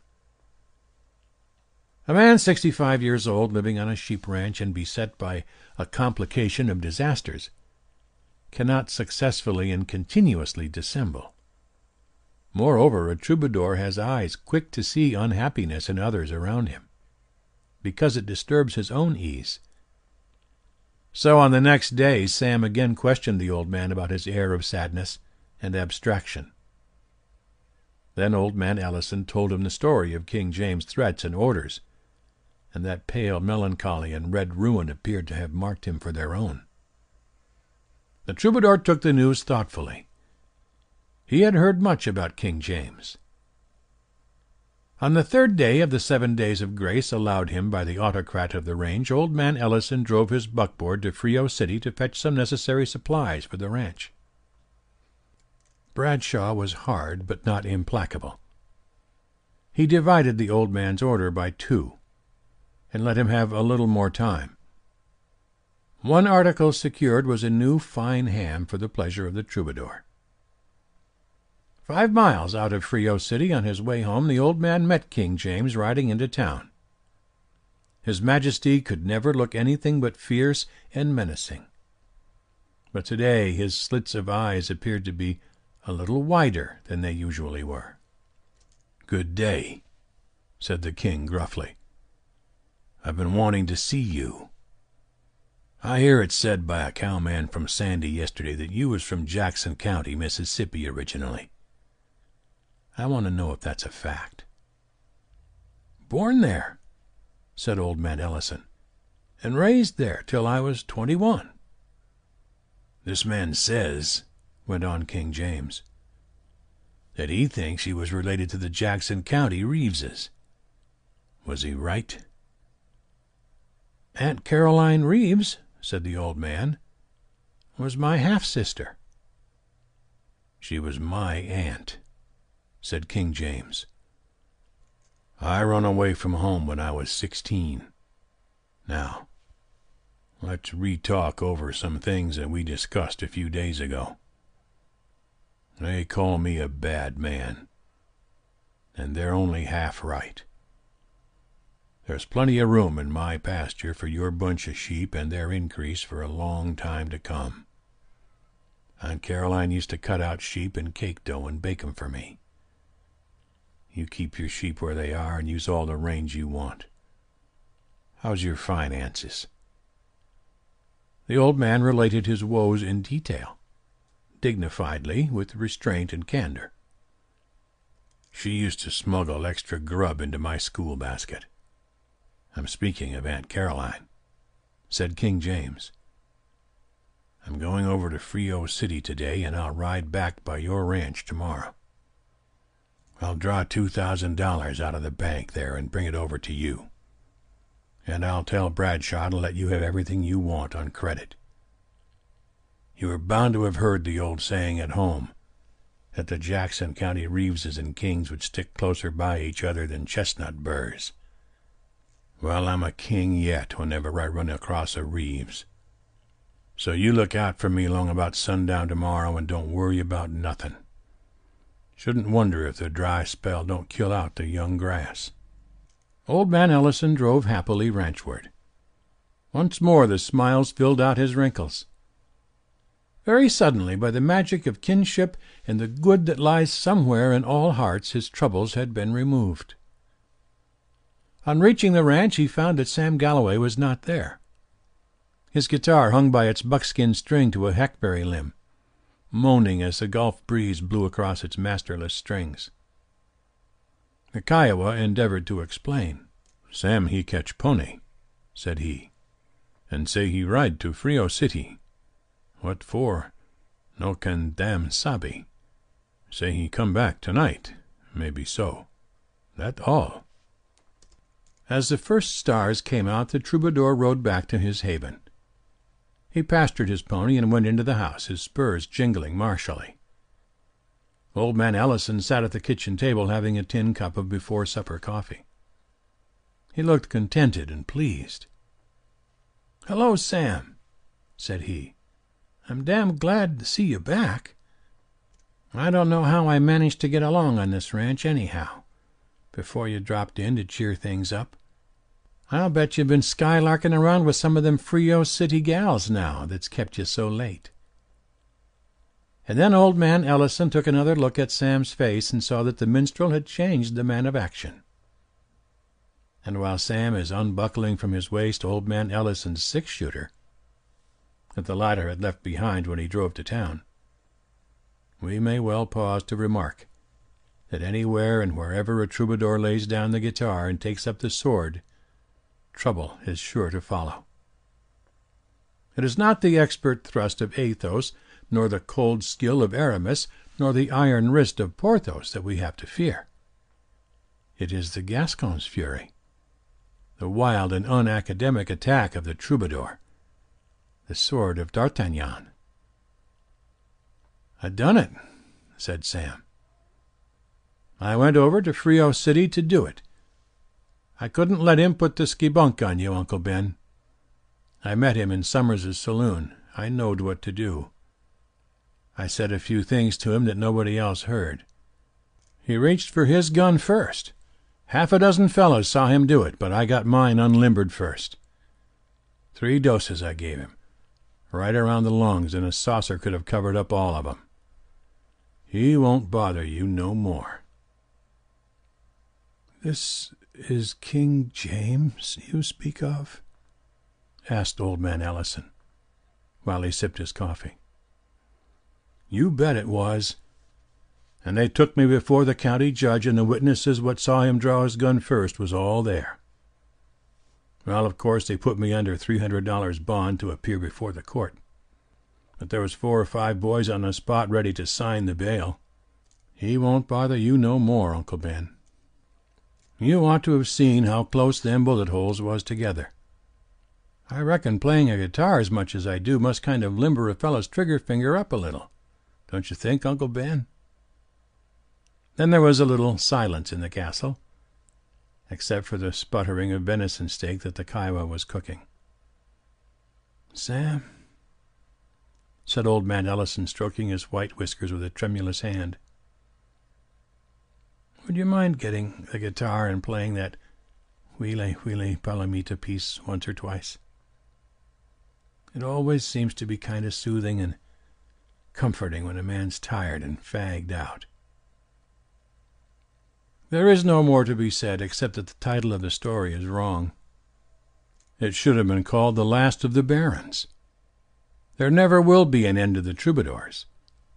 And now and then it does seem that the jingle of their guitars will drown out the sound of the muffled blows of the pickaxes and trip hammers of all the workers in the world.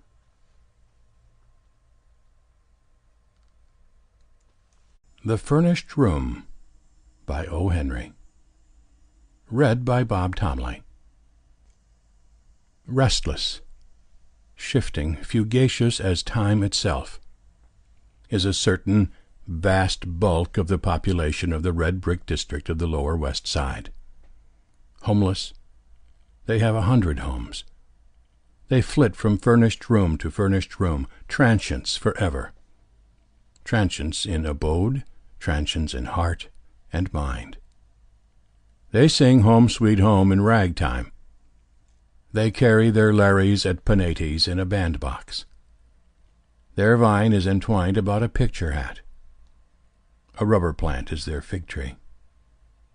Hence the houses of this district, having had 1,000 dwellers, should have 1,000 tales to tell, mostly dull ones, no doubt. But it would be strange if there could not be found a ghost or two in the wake of all these vagrant guests. One evening after dark, a young man prowled among these crumbling red mansions, ringing their bells. At the 12th, he rested his lean hand-baggage upon the step, and wiped the dust from his hatband and forehead. The bell sounded faint and far away in some remote hollow depths. To the door of this, the 12th house whose bell he had rung, came a housekeeper who made him think of an unwholesome surf-eated worm that had eaten its nut to a hollow shell and now sought to fill the vacancy with edible lodgers. He asked if there was a room to let. "Come in," said the housekeeper. Her voice came from her throat. Her throat seemed lined with fur.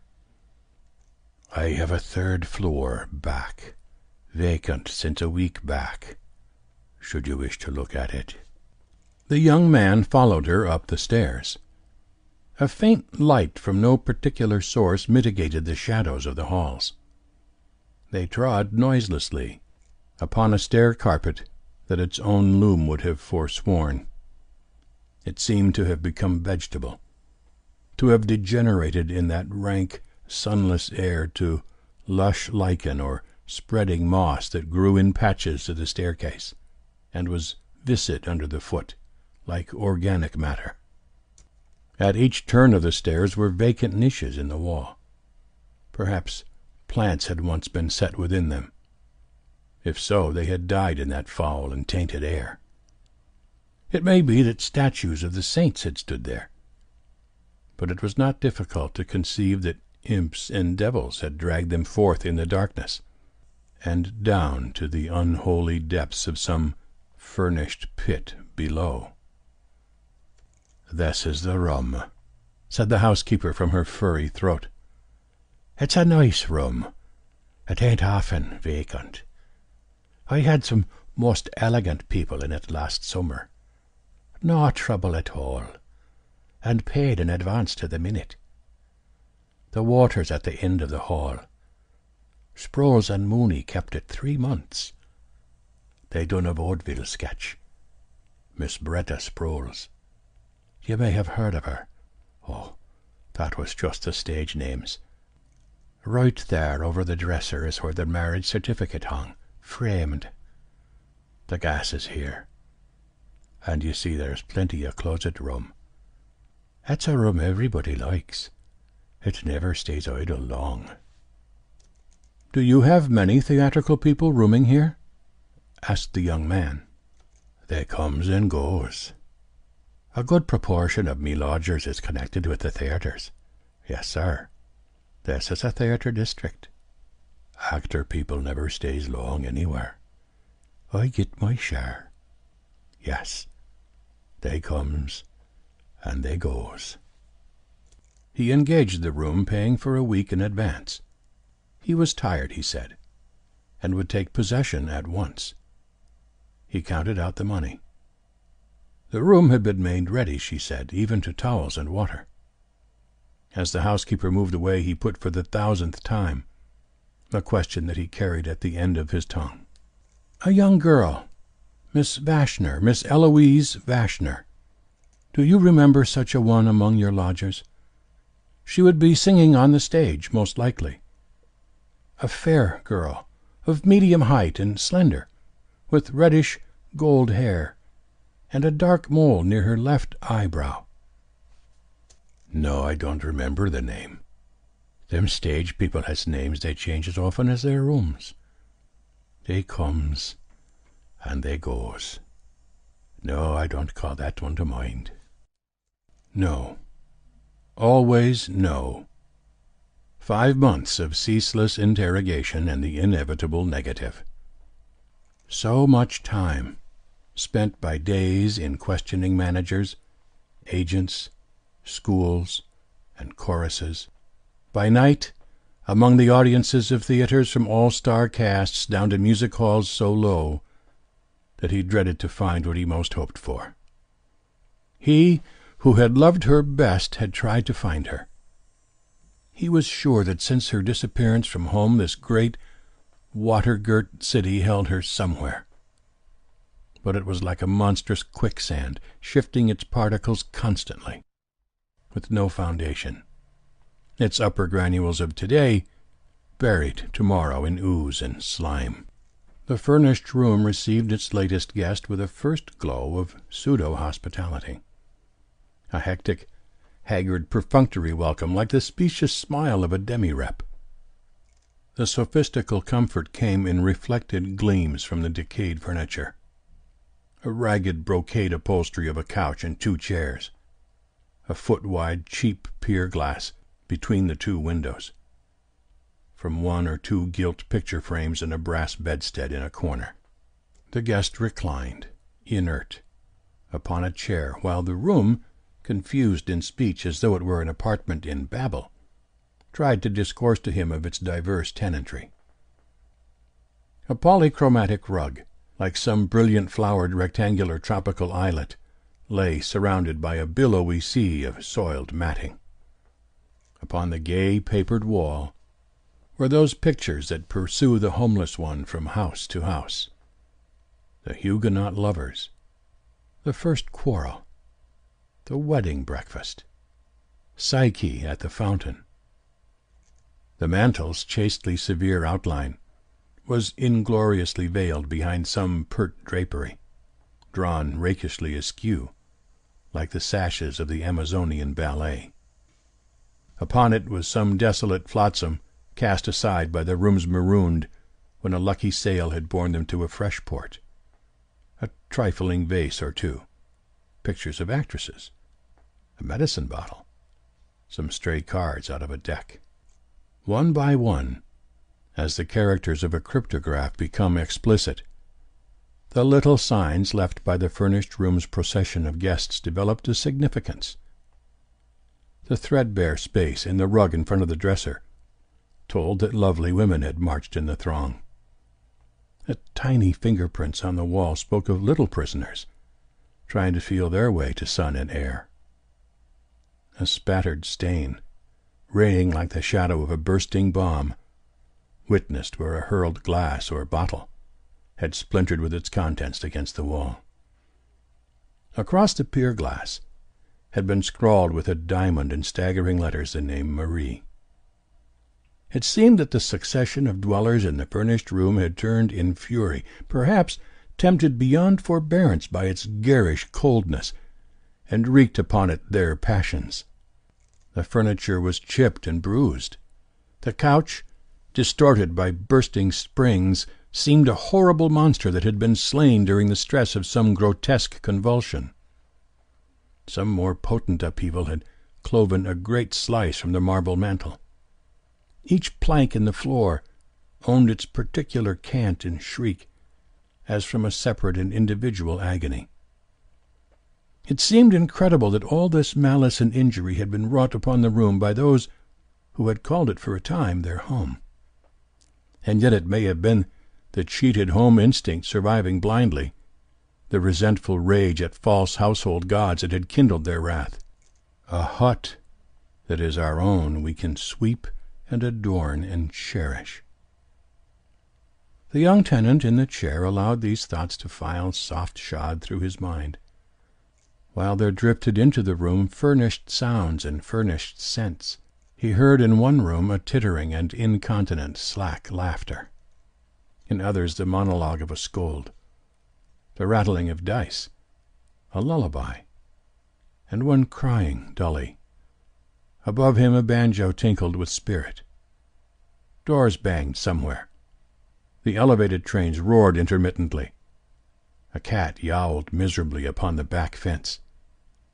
And he breathed the breath of the house, a dank savor rather than a smell, a cold, musty effluvium as from underground vaults mingled with the reeking exhalations of linoleum and mildewed and rotten woodwork. Then, suddenly, as he rested there, the room was filled with the strong, sweet odor of mignonette. It came as upon a single buffet of wind, with such sureness and fragrance and emphasis that it almost seemed a living visitant. And the man cried aloud, "What, dear?" as if he had been called, and sprang up and faced about. The rich odor clung to him and wrapped him around. He reached out his arms for it, all his senses for the time confused and commingled. How could one be peremptorily called by an odor? Surely it must have been a sound. But was it not the sound that had touched, that had caressed him? "She has been in this room," he cried, and he sprang to wrest from it a token, for he knew he would recognize the smallest thing that had belonged to her or that she had touched. This enveloping scent of mignonette, the odor that she had loved and made her own. Whence came it? The room had been but carelessly set in order. Scattered upon the flimsy dresser scarf were half a dozen hairpins, those discreet, indistinguishable friends of womankind, feminine of gender, infinite of mood, and uncommunicative of tense. These he ignored, conscious of their triumphant lack of identity. Ransacking the drawers of the dresser, he came upon a discarded tiny ragged handkerchief. He pressed it to his face. It was racy and insolent with heliotrope. He hurled it to the floor. In another drawer he found odd buttons, a theater program, a pawnbroker's card, 2 lost marshmallows, a book on the divination of dreams. In the last was a woman's black satin hair bow, which halted him, poised between ice and fire. But the black satin hair bow also is femininity's demure, impersonal, common ornament and tells no tales. And then he traversed the room like a hound on the scent, skimming the walls, considering the corners of the bulging matting on his hands and knees, rummaging mantel and tables, the curtains and hangings, the drunken cabinet in the corner, for a visible sign, unable to perceive that she was there, beside, around, against, within, above him, clinging to him, wooing him, calling him so poignantly through the finer senses that even his grosser ones became cognizant of the call. Once again he answered loudly, "Yes, dear," and turned, wild-eyed, to gaze on vacancy, for he could not yet discern form and color and love and outstretched arms in the odor of mignonette. O God, whence that odor? And since when have odors had a voice to call? Thus he groped. He burrowed in crevices and corners and found corks and cigarettes. These he passed in passive contempt. But once he found in a fold of the matting a half-smoked cigar, and this he ground beneath his heel with a green and trenchant oath. He sifted the room from end to end. He found dreary and ignoble small records of many a peripatetic talent.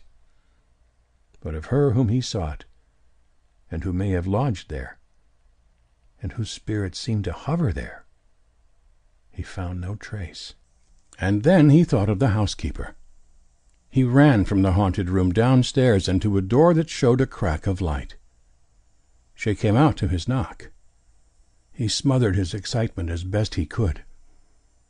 "Will you tell me, madam," he besought her, "who occupied the room I have before I came?" "Yes, sir. I can tell you again. 'Twas Sproles and Mooney, as I said.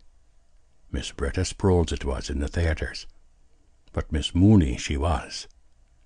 My house is well known for respectability.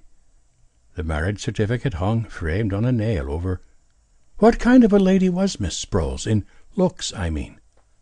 "Why, black-haired, sir, short and stout, with a comical face. They left a week ago Tuesday." "And before they occupied it?" "Why, there was a single gentleman connected with the draying business. He left owing me a week. Before him was Mrs. Crowder and her 2 children. That stayed 4 months. And back of them was old Mr. Doyle, whose sons paid for him. He kept the room 6 months. That goes back a year, sir, and further I do not remember." He thanked her and crept back to his room. The room was dead. The essence that had vivified it was gone. The perfume of mignonette had departed. In its place was the old stale odor of mouldy house furniture, of atmosphere and storage. The ebbing of his hope drained his faith. He sat staring at the yellow singing gaslight. Soon he walked to the bed and began to tear the sheets into strips. With the blade of his knife he drove them tightly into every crevice around windows and door. When all was snug and taut, he turned out the light, turned the gas full on again, and laid himself gratefully upon the bed. It was Mrs. McCool's night to go with the can for beer. So she fetched it and sat with Mrs. Purdy, in one of those subterranean retreats where housekeepers foregather and the worm dieth seldom.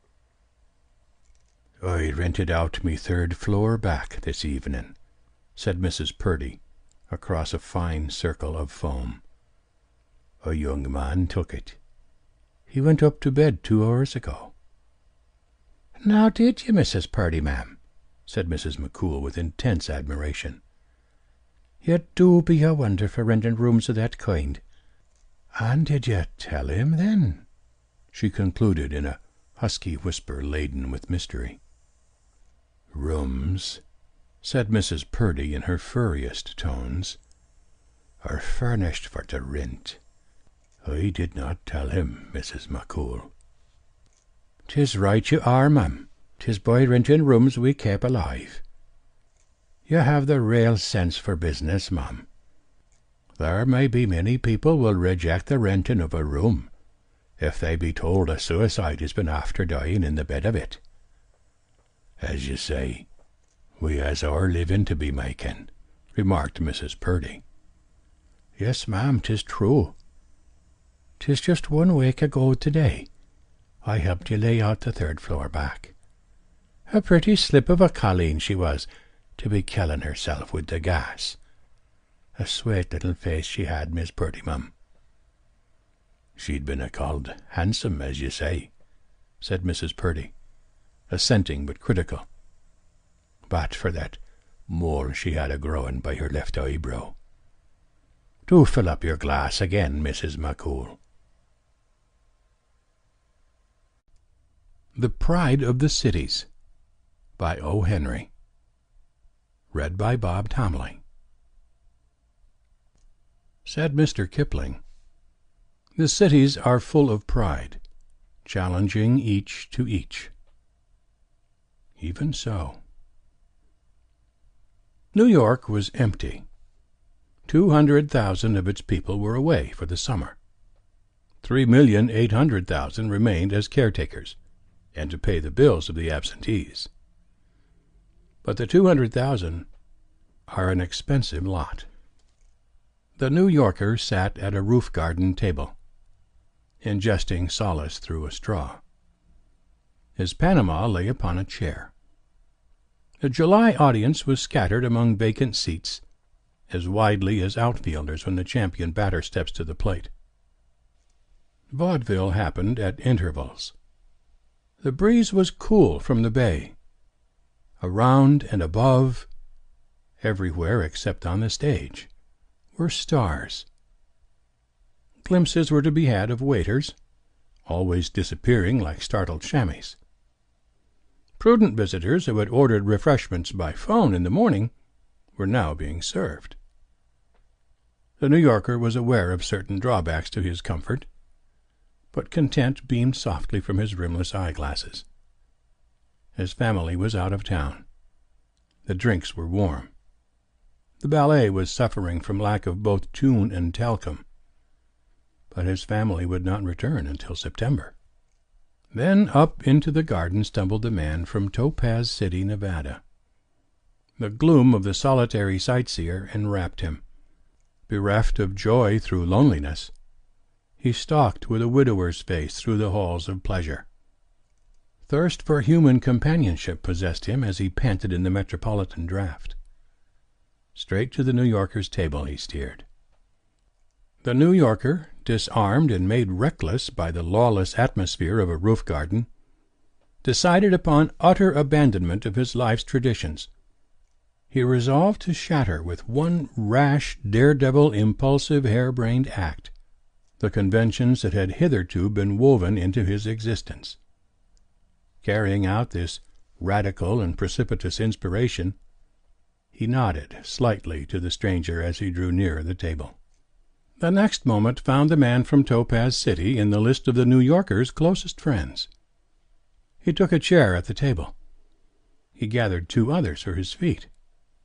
He tossed his broad-brimmed hat upon a fourth, and told his life's history to his new-found pard.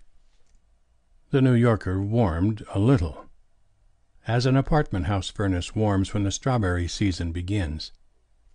A waiter who came within hail in an unguarded moment was captured and paroled on an errand to the Dr. Wiley experimental station. The ballet was now in the midst of a musical vagary, and danced upon the stage programmed as Bolivian peasants, clothed in some portions of its anatomy as Norwegian fisher-maidens, in others as ladies-in-waiting of Marie Antoinette, historically denuded in other portions so as to represent sea-nymphs, and presenting the tout ensemble as a social club of Central Park West housemaids at a fish-fry. "Been in the city long?" inquired the New Yorker, getting ready the exact tip against the waiter's coming with a large change from the bill. "Me?" said the man from Topaz City. 4 days. Never in Topaz City, was you?" "I?" said the New Yorker. "I was never further west than 8th Avenue. I had a brother who died on 9th, but I met the cortege at 8th. There was a bunch of violets on the hearse, and the undertaker mentioned the incident to avoid mistake. I cannot say that I am familiar with the West." "Topaz City," said the man who occupied 4 chairs, "is one of the finest towns in the world." "I presume that you have not seen the sights of the metropolis," said the New Yorker. 4 days is not a sufficient length of time in which to view even the most salient points of interest. But one can possibly form a general impression. Our architectural supremacy is what generally strikes visitors to our city most forcibly. Of course, you have seen our Flatiron building. It is considered— "Saw it," said the man from Topaz City. "But you ought to come out to our way. It's mountainous, you know, and the ladies all wear short skirts for climbing and—" "Excuse me," said the New Yorker, "but that isn't exactly the point. New York must be a wonderful revelation to a visitor from the West. Now, as to our hotels—" "Say," said the man from Topaz City, "that reminds me. There were 16 stage robbers shot last year within 20 miles of—" "I was speaking of hotels," said the New Yorker. "We lead Europe in that respect. And as far as our leisure class is concerned, we are far—" "Oh, I don't know," interrupted the man from Topaz City.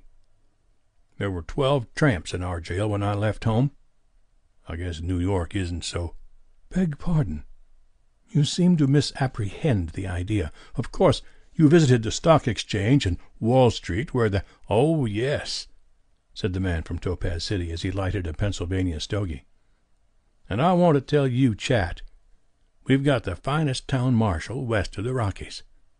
Bill Rayner, he took in 5 pickpockets out of the crowd when Red-Nosed Thompson laid the cornerstone of his new saloon.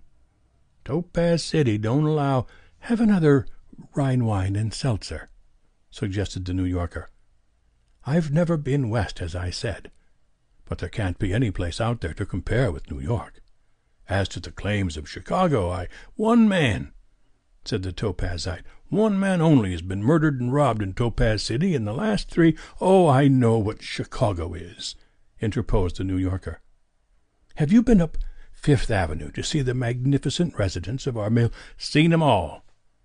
You ought to know Rube Stegall, the assessor of Topaz, an old man Tilbury that owns the only 2-story house in town. Tried to swear his taxes from $6,000 down to $450.75. Rube bucked on his 45 and went down to see—" Yes. But speaking of our great city, one of its greatest features is our superb police department. There is no body of men in the world that can equal it, for that waiter gets around like a Langley flying machine," remarked the man from Topaz City thirstily. "We've got men in our town, too, worth $400,000. There's old Bill Withers and Colonel Metcalf and—" "Have you seen Broadway at night?" asked the New Yorker courteously. "There are few streets in the world that can compare with it. When the electrics are shining and the pavements are alive with 2 hurrying streams of elegantly clothed men and beautiful women, attired in the costliest costumes, that wind in and out in a close maze of expensively—" "Never knew but one case in Topaz City," said the man from the West. "Jim Bailey, our mayor, had his watch and chain and $235 in cash taken from his pocket while—" "That's another matter," said the New Yorker. "While you are in our city, you should avail yourself of every opportunity to see its wonders. Our rapid transit system—" "If you was out in Topaz," broke in the man from there, "I could show you a whole cemetery full of people that got killed accidentally. Talking about mangling folks up, why, when Barry Rogers turned loose that old double-barrel shotgun of his loaded with slugs at anybody—" "Here, waiter," called the New Yorker. "2 more of the same." "It is acknowledged by everyone that our city is the center of art and literature and learning. Take, for instance, our after-dinner speakers. Where else in the country would you find such wit and eloquence as emanate from Depew and Ford and—" "If you take the papers," interrupted the Westerner, "you must have read of Pete Webster's daughter. The Websters live 2 blocks north of the courthouse in Topaz City.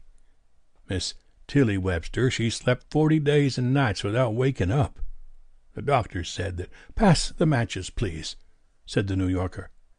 "Have you observed the expedition with which new buildings are being run up in New York? Improved inventions in steel framework and—" "I noticed," said the Nevadian, "that the statistics of Topaz City showed only 1 carpenter crushed by falling timbers last year, and he was caught in a cyclone." "They abuse our skyline," continued the New Yorker, "and it is likely that we are not yet artistic in the construction of our buildings. But I can safely assert that we lead in pictorial and decorative art. In some of our houses can be found masterpieces in the way of paintings and sculpture. One who has the entree to our best galleries will find—" "Back up," exclaimed the man from Topaz City. "There was a game last month in our town in which $90,000 changed hands on a pair of—" "Turump-turah," went the orchestra. The stage curtain, blushing pink at the name asbestos inscribed upon it, came down with a slow, midsummer movement. The audience trickled leisurely down the elevator and stairs. On the sidewalk below, the New Yorker and the man from Topaz City shook hands with alcoholic gravity. The elevator crashed raucously, surface cars hummed and clanged, cabmen swore, newsboys shrieked, wheels clattered ear-piercingly. The New Yorker conceived a happy thought, with which he aspired to clinch the preeminence of his city. "You must admit," said he, "that in the way of noise New York is far ahead of any other—" "Back to the Everglades," said the man from Topaz City. "In 1900, when Sousa's band and the repeating candidate were in our town, you couldn't—" The rattle of an express wagon drowned the rest of the words.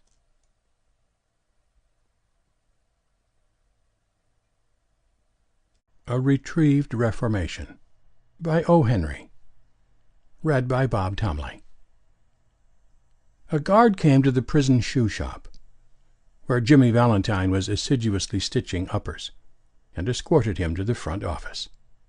There, the warden handed Jimmy his pardon, which had been signed that morning by the governor. Jimmy took it in a tired kind of way. He had served nearly 10 months of a 4-year sentence. He expected to stay only about 3 months at the longest. When a man with as many friends on the outside as Jimmy Valentine had is received in a stir, it is hardly worth while to cut his hair. "Now, Valentine," said the warden, "you'll go out in the morning. Brace up, and make a man of yourself. You're not a bad fellow at heart. Stop cracking safes and live straight." "Me?" said Jimmy in surprise. "Why, I never cracked a safe in my life." "Oh, no," laughed the warden. "Of course not. Let's see now. How was it you happened to get sent up on that Springfield job? Was it because you wouldn't prove an alibi for fear of compromising somebody in extremely high-toned society? Or was it simply a case of a mean old jury that had it in for you? It's always one or the other with you innocent victims." "Me?" said Jimmy, still blankly virtuous. "Why, warden, I never was in Springfield in my life." "Take him back, Cronin," said the warden, "and fix him up without going clothes. Unlock him at 7 in the morning, and let him come to the bullpen. Better think over my advice, Valentine." At 7:15 on the next morning, Jimmy stood in the warden's outer office. He had on a suit of the villainously fitting, ready-made clothes and a pair of the stiff, squeaky shoes that the state furnishes to its discharged compulsory guests. The clerk handed him a railroad ticket and a $5 bill with which the law expected him to rehabilitate himself into good citizenship and prosperity. The warden gave him a cigar and shook hands. Valentine 9762 was chronicled on the books, pardoned by governor, and Mr. James Valentine walked out into the sunshine. Disregarding the song of the birds, the waving green trees, and the smell of the flowers, Jimmy headed straight for a restaurant. There he tasted the first sweet joys of liberty, in the shape of a broiled chicken and a bottle of white wine, followed by a cigar a grade better than the one the warden had given him. From there he proceeded leisurely to the depot. He tossed a quarter into the hat of a blind man sitting by the door and boarded his train. 3 hours set him down in a little town near the state line. He went to the cafe of one Mike Dolan, and shook hands with Mike, who was alone behind the bar. "Sorry we couldn't make it sooner, Jimmy, me boy," said Mike. "But we had that protest from Springfield to buck against, and the governor nearly balked. Feeling all right?" "Fine," said Jimmy. "Got my key?" He got his key and went upstairs, unlocking the door of a room at the rear. Everything was just as he had left it. There, on the floor, was still Ben Price's collar button, that had been torn from that eminent detective's shirt-band when they had overpowered Jimmy to arrest him. Pulling out from the wall a folding bed, Jimmy slid back a panel in the wall and dragged out a dust-covered suitcase. He opened this and gazed fondly at the finest set of burglar tools in the East. It was a complete set, made of specially tempered steel. The latest designs in drills, punches, braces and bits, jimmies, clamps and augers, with 2 or 3 novelties invented by Jimmy himself, in which he took pride. Over $900 they had cost him to have made at a place where they make such things for the profession. In half an hour Jimmy went downstairs and through the cafe. He was now dressed in tasteful and fine-fitting clothes, and he carried his dusted and clean suitcase in his hand. "Got anything on?" asked Mike Dolan genially. "Me?" said Jimmy in a puzzled tone. "I don't understand. I'm representing the New York Amalgamated Short Snap Biscuit Cracker and Frazzled Wheat Company." This statement delighted Mike to such an extent that Jimmy had to take a seltzer and milk on the spot. He never touched hard drinks. A week after the release of Valentine 9762, there was a neat job of safe burglary done in Richmond, Indiana, with no clue to the author. A scant $800 was all that was secured. 2 weeks after that, a patented, improved, burglar-proof safe in Logansport was opened, like a cheese, to the tune of $1,500, currency, securities and silver untouched. That began to interest the rogue catchers. Then an old-fashioned bank safe in Jefferson City became active and threw out of its crater an eruption of banknotes amounting to $5,000. The losses were now high enough to bring the matter up into Ben Price's class of work. By comparing notes, a remarkable similarity in the methods of the burglaries was noticed.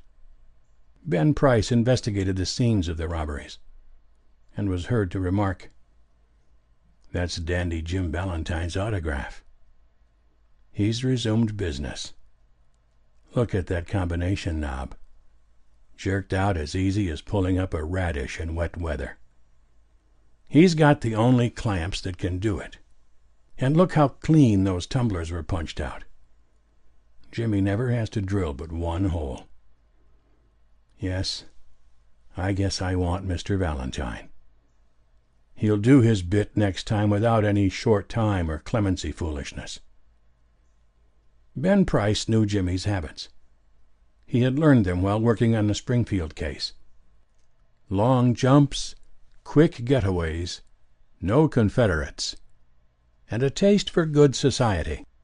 These ways had helped Mr. Valentine to become noted as a professional dodger of retribution. It was given out that Ben Price had taken up the trail of the elusive cracksman, and other people with burglar-proof safes felt more at ease. One afternoon Jimmy Valentine and his suitcase climbed out of the mail hack in Elmore, a little town 5 miles off the railroad down in the blackjack country of Arkansas. Jimmy, looking like an athletic young senior just home from college, went down the board sidewalk toward the hotel. A young lady crossed the street, passed him at the corner, and entered a door over which was the sign, "The Elmore Bank." Jimmy Valentine looked into her eyes, forgot what he was, and became another man. She lowered her eyes and colored slightly. Young men of Jimmy's style and looks were scarce in Elmore. Jimmy collared a boy that was loafing on the steps of the bank as if he were one of the stockholders, and began to ask him questions about the town, feeding him dimes at intervals. By and by the young lady came out, looking royally unconscious of the young man with the suitcase, and went her way. "Isn't that young lady Polly Simpson?" asked Jimmy with specious guile. "Nah," said the boy. "She's Annabelle Adams. Her pa owns this bank. Why'd you come to Elmore for? Is that a gold watch chain? I'm going to get a bulldog. Got any more dimes?" Jimmy went to the Planters Hotel, registered as Ralph D. Spencer, and engaged a room. He leaned on the desk and declared his platform to the clerk. He said he had come to Elmore to look for a location to go into business. How was the shoe business now in the town? He had thought of the shoe business. Was there an opening? The clerk was impressed by the clothes and manner of Jimmy. He himself was something of a pattern of fashion to the thinly gilded youth of Elmore, but he now perceived his shortcomings. While trying to figure out Jimmy's manner of tying his four-in-hand, he cordially gave information. Yes, there ought to be a good opening in the shoe line. There wasn't an exclusive shoe store in the place. The dry goods and general stores handled them. Business in all lines was fairly good. Hoped Mr. Spencer would decide to locate in Elmore. He would find it a pleasant town to live in, and the people very sociable. Mr. Spencer thought he would stop over in the town a few days and look over the situation. No, the clerk needn't call the boy. He would carry up his suitcase himself. It was rather heavy. Mr. Ralph Spencer, the phoenix that arose from Jimmy Valentine's ashes. Ashes left by the flame of a sudden and alternative attack of love, remained in Elmore and prospered. He opened a shoe store and secured a good run of trade. Socially he was also a success, and he made many friends. And he accomplished the wish of his heart. He met Miss Annabel Adams, and became more and more captivated by her charms. At the end of a year the situation of Mr. Ralph Spencer was this. He had won the respect of the community. His shoe store was flourishing, and he and Annabel were engaged to be married in 2 weeks. Mr. Adams, the typical plodding country banker, approved of Spencer. Annabel's pride in him almost equaled her affection. He was as much at home in the family of Mr. Adams and that of Annabel's married sister as if he were already a member. One day Jimmy sat down in his room and wrote this letter, which he mailed to the safe address of one of his old friends in St. Louis. Dear old pal, I want you to be at Sullivan's place in Little Rock next Wednesday night at 9 o'clock. I want you to wind up some little matters for me. And also I want to make you a present of my kit of tools. I know you'll be glad to get them. You couldn't duplicate the lot for $1,000. Say, Billy, I've quit the old business. A year ago. I've got a nice store. I'm making an honest living. And I'm going to marry the finest girl on earth 2 weeks from now. It's the only life, Billy. The straight one. I wouldn't touch $1 of another man's money now for $1,000,000. After I get married, I'm going to sell out and go west, where there won't be so much danger of having old scores brought up against me. I tell you, Billy, she's an angel. She believes in me, and I wouldn't do another crooked thing for the whole world. Be sure to be at Sully's, for I must see you. I'll bring along the tools with me. Your old friend, Jimmy. On the Monday night after Jimmy wrote this letter, Ben Price jogged unobtrusively into Elmore in a livery buggy. He lounged about town in his quiet way until he found out what he wanted to know. From the drugstore across the street from Spencer's shoe store he got a good look at Ralph D. Spencer. "Going to marry the banker's daughter, are you, Jimmy?" said Ben to himself softly. "Well, I don't know." The next morning Jimmy took breakfast at the Adamses. He was going to Little Rock that day to order his wedding suit and buy something nice for Annabel. That would be the first time he had left town since he came to Elmore. It had been more than a year now since those last professional jobs, and he thought he could safely venture out. After breakfast, quite a family party went downtown together. Mr. Adams, Annabel, Jimmy, and Annabel's married sister and her 2 little girls, aged 5 and 9. They came by the hotel, where Jimmy still boarded, and he ran up to his room and brought along his suitcase. Then they went on to the bank. There stood Jimmy's horse and buggy and Dolph Gibson, who was going to drive him over to the railroad station. All went inside the high, carved oak railings into the bank room, Jimmy included, for Mr. Adams' future son-in-law was welcome anywhere. The clerks were pleased to be greeted by the good-looking, agreeable young man who was going to marry Miss Annabel. Jimmy set his suitcase down. Annabel, whose heart was bubbling with happiness and lively youth, put on Jimmy's hat and picked up the suitcase. "Wouldn't I make a nice drummer?" said Annabel. "My, Ralph, how heavy it is. Feels like it was full of gold bricks." "Lot of nickel-plated shoehorns in there," said Jimmy coolly, "that I'm going to return. Thought I'd save some express charges by taking them up. I'm getting awfully economical." The Elmore Bank had just put in a new safe and vault. Mr. Adams was very proud of it, and insisted on an inspection by everyone. The vault was a small one, but it had a new patented door.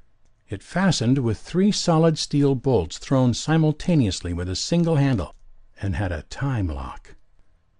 Mr. Adams beamingly explained its workings to Mr. Spencer, who showed a courteous but not too intelligent interest.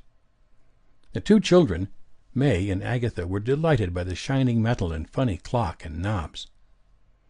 While they were thus engaged, Ben Price sauntered in, and leaned on his elbow, looking casually inside between the railings. He told the teller that he didn't want anything. He was just waiting for a man he knew. Suddenly there was a scream or two from the women, and a commotion, unperceived by the elders. May, the 9-year-old girl, in a spirit of play, had shut Agatha in the vault. She had then shot the bolts and turned the knob of the combination as she had seen Mr. Adams do. The old banker sprang to the handle and tugged at it for a moment. "The door can't be opened," he groaned. "The clock hasn't been wound nor the combination set." Agatha's mother screamed again hysterically. "Hush!" said Mr. Adams, raising his trembling hand. "All be quiet for a moment. Agatha!" he called as loudly as he could. "Listen to me." During the following silence, they could just hear the faint sound of the child, wildly shrieking in the dark vault in a panic of terror. "My precious darling," wailed the mother.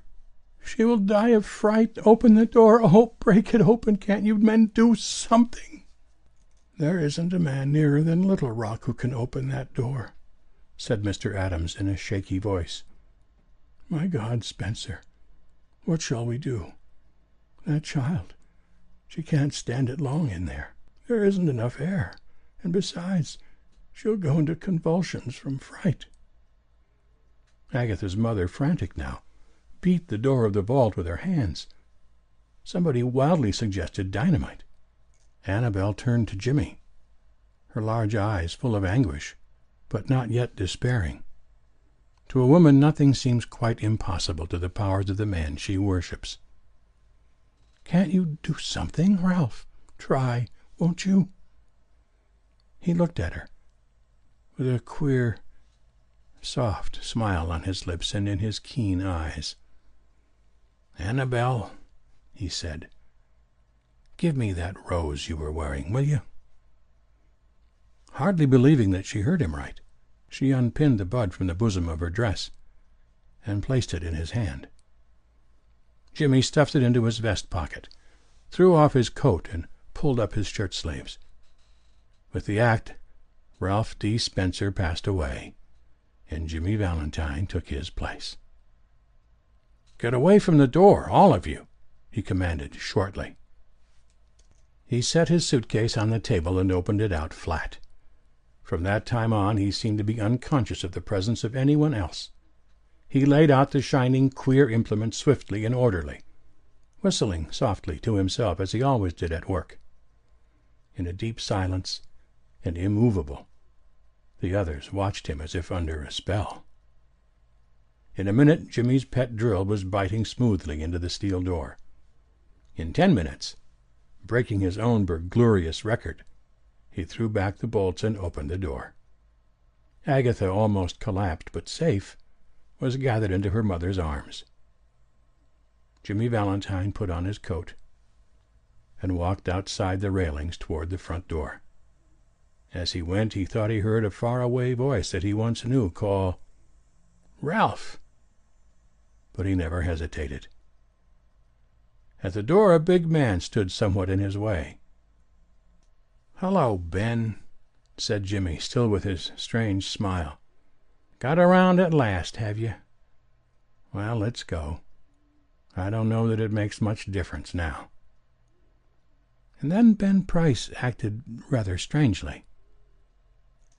"Guess you're mistaken, Mr. Spencer," he said. "Don't believe I recognize you.